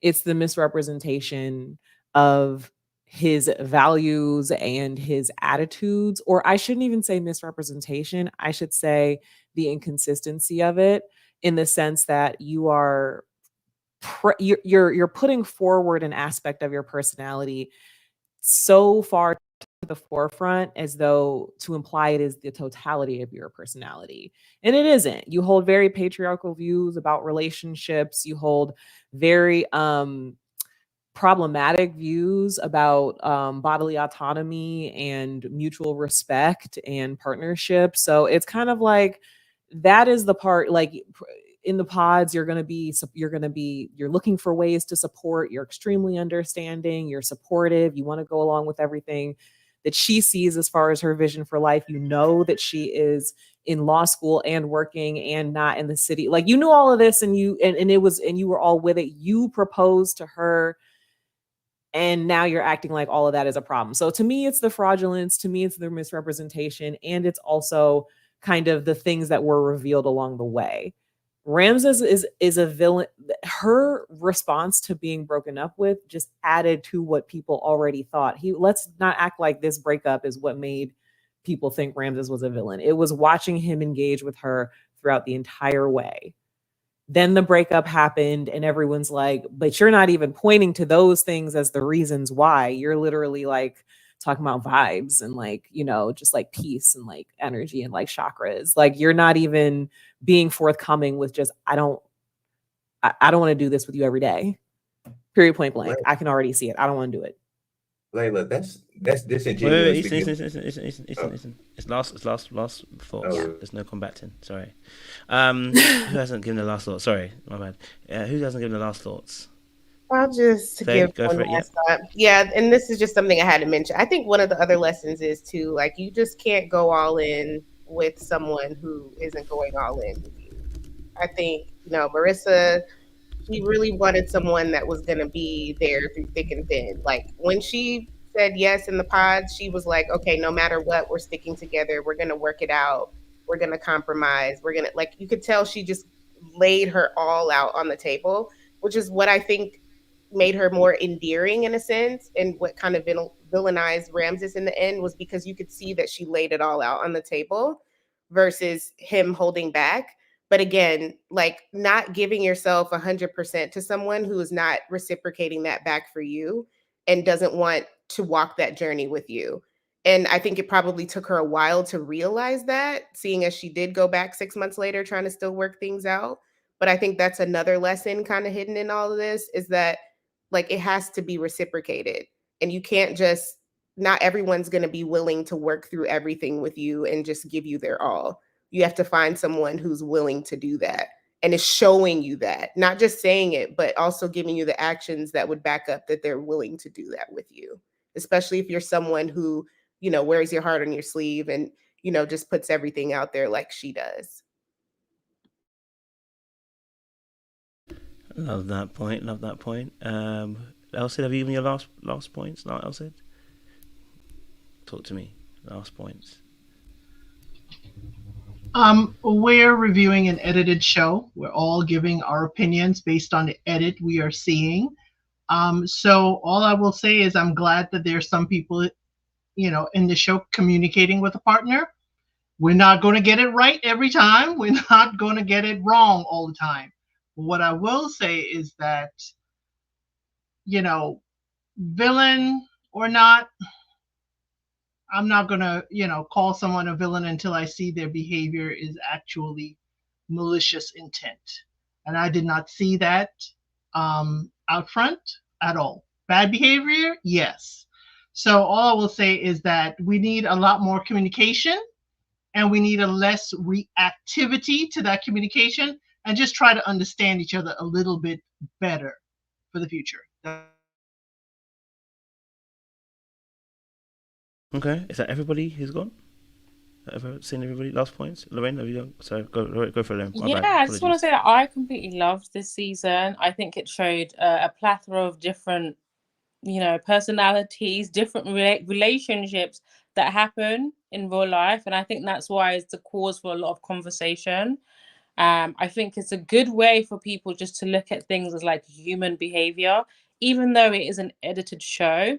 But I think there's a lot of representation on, you know, everyone knows a Tyler, everyone knows a Ramses, everyone knows a Hannah, everyone knows an Alex, everyone knows somebody or people. Maybe you show up in those way yourself. So I think the reason I love reality TV show is that you know, you observe human behavior, and then you also see parts of yourself on the show and you think, how do I become better? How do I grow? Oh gosh, is that how I present? And how can I best maneuver, instead of just like looking at it outwards to be like, oh, I wouldn't do this or I wouldn't do that, you know? So I think it's important, as we're talking about these people, to reflect ourselves on how we show up. If we have ever showed up as any of these characters, then how we can become the best version of ourselves, really. But yeah. Love that. Yes. Has everyone gone? No. Go for it. Okay, so my takeaway from this as a recovering people pleaser is to make sure I never do what Marissa and Ramses did, which is not effectively communicate issues that I have in real time and wait until the very last minute to say something and actually extend the hurt for everybody involved. That's my big takeaway here. And I don't think that Ramses is a villain. I don't even necessarily think that he's a coward, but I do think that if he's thinking like Easton is thinking, then I do think he's way too concerned about what the general public thinks. And he really should be focusing on his partner who's right there that he's actively hurting. Also, I don't think that the villain edit, I don't think that it really applies as far as gender is concerned on this particular show.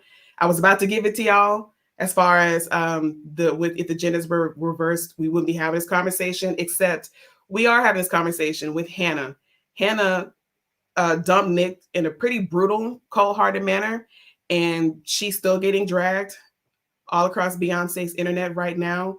They dragged Micah and Irina. I'll never forget Jessie Wu going on like an entire 30-minute rant about Irina's looks.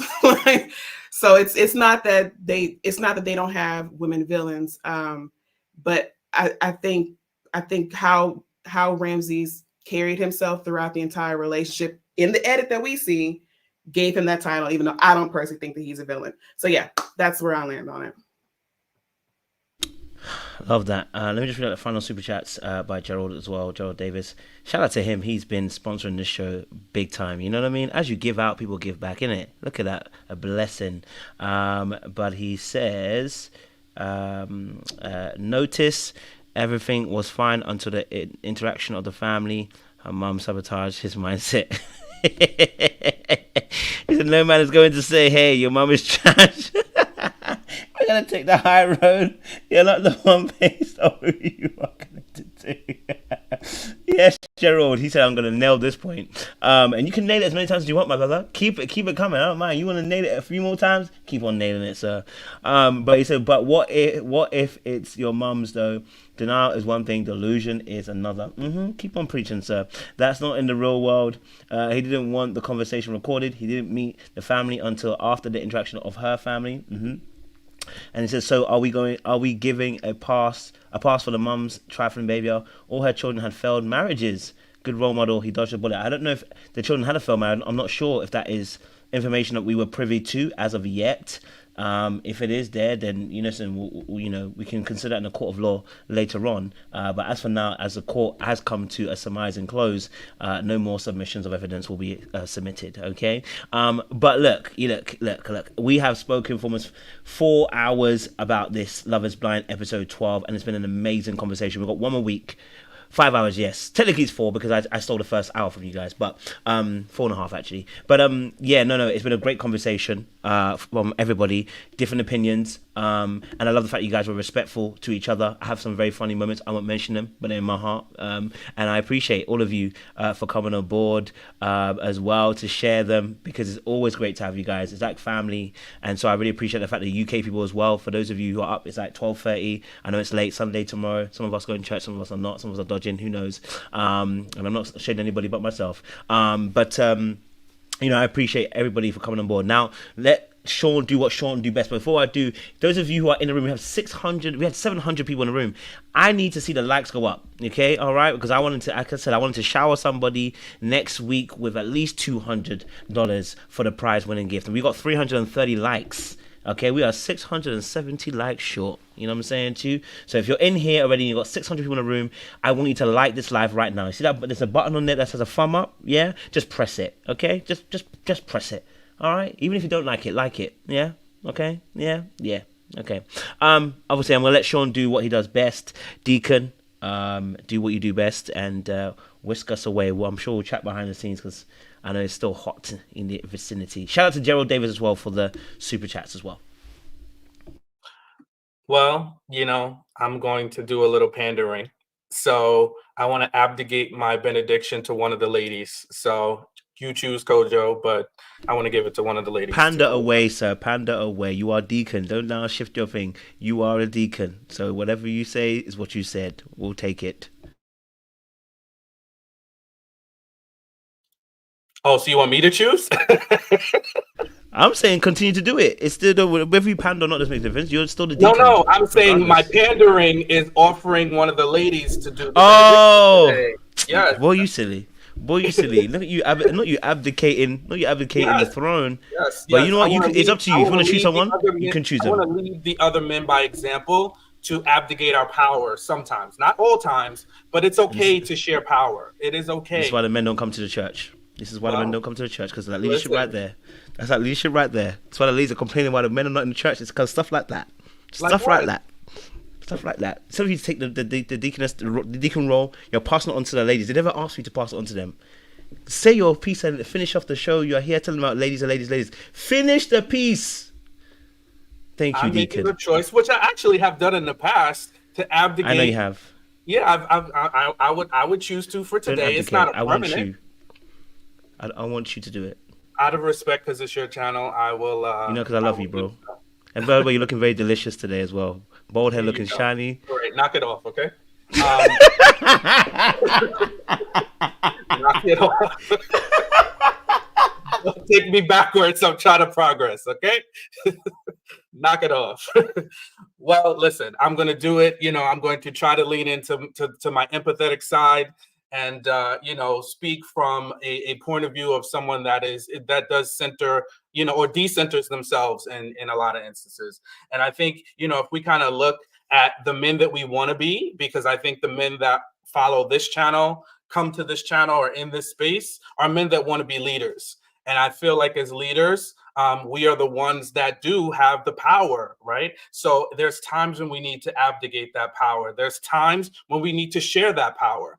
Admitting wrongs, admitting your faults, admitting your flaws does not make you weak. It doesn't make you vulnerable to be taken advantage of. It makes you open to see the error of your ways. It makes you someone that is considerate of someone else. And if you want to be in a relationship and a marriage, it's going to take quite a bit of that. And we can't just see it from our sides and our perspectives. We have to lean in and really, truly look at someone else's feelings and how someone else may be feeling. And in a relationship, and in the ones that we talk about from a male perspective, we need to lean in and look at how our women are feeling, and also vice versa from women to men. So a very important thing. And lastly, I'll end. I say this all the time, but the best and most important relationship is the relationship with yourself. If your relationship with yourself is healed, it's going to prevent you from getting into relationships with others that are unhealed. So work on your relationship with yourself. Look at that mirror. Look at the things that you need to continuously work on, and work on those things and focus on those things first. And your better opportunities and options will come after that. Back to you, Coach. Thank you very much, Deacon. I appreciate you as always, and I really appreciate your journey as well, you know, undoing a lot of the toxic masculinity and dealing with patriarchy and misogyny as well. I do actually appreciate the work that you're doing, bro. So keep it up, and you know, we're proud of you. And you know, I think a lot of people on the channel are appreciating the work that you're actually displaying from the male side, you know, so it's good to have you on board as well. Shout out to other Mandem as well. Easton, thank you for coming through. I can't wait to see you guys more as well on this channel, so hopefully we'll get to see you more around here as well. Struggle Streams, it's good to see you, bro, JR. And I know Love Lens review was here earlier on as well, so shout out to him. And for the ladies on the panel, Layla, Faye, Seaway, Lorraine, Dalia, El Cid, Jay as well.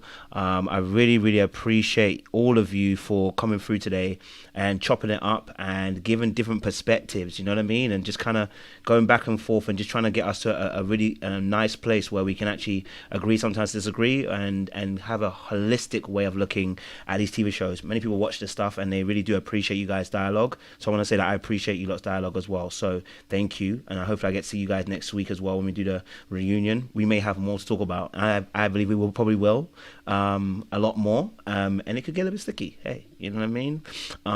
But we appreciate it. One more super chat from Gerald. He said he got another super chat he wants to say that he needs to say before he left the show. Thank God, you know what I mean. Gerald, keep it going. Listen, we still got a few seconds. Look, he said, listen, if this was a perfect world, they would tell you what they desire to eat. Until accountability is in arm's reach. You know what? I do love monologue, and I love when we have, you know, when we have to work through some of these phrases that we use as well. I'm not 100% with you, Daryl, but I listen. I appreciate your opinion, and we are grown enough to be able to say we can agree to disagree on that part. I don't necessarily agree with all of that what you just said, but I appreciate your opinion nonetheless. All right, we gotta go. Listen, we gotta bounce, but we're gonna be behind the scenes, and I'm sure we'll chop it up as well. But thank you again, ladies and gentlemen, for joining us today. We'll be back next week for another great conversation as well. Whew. Baby, let me see y'all out.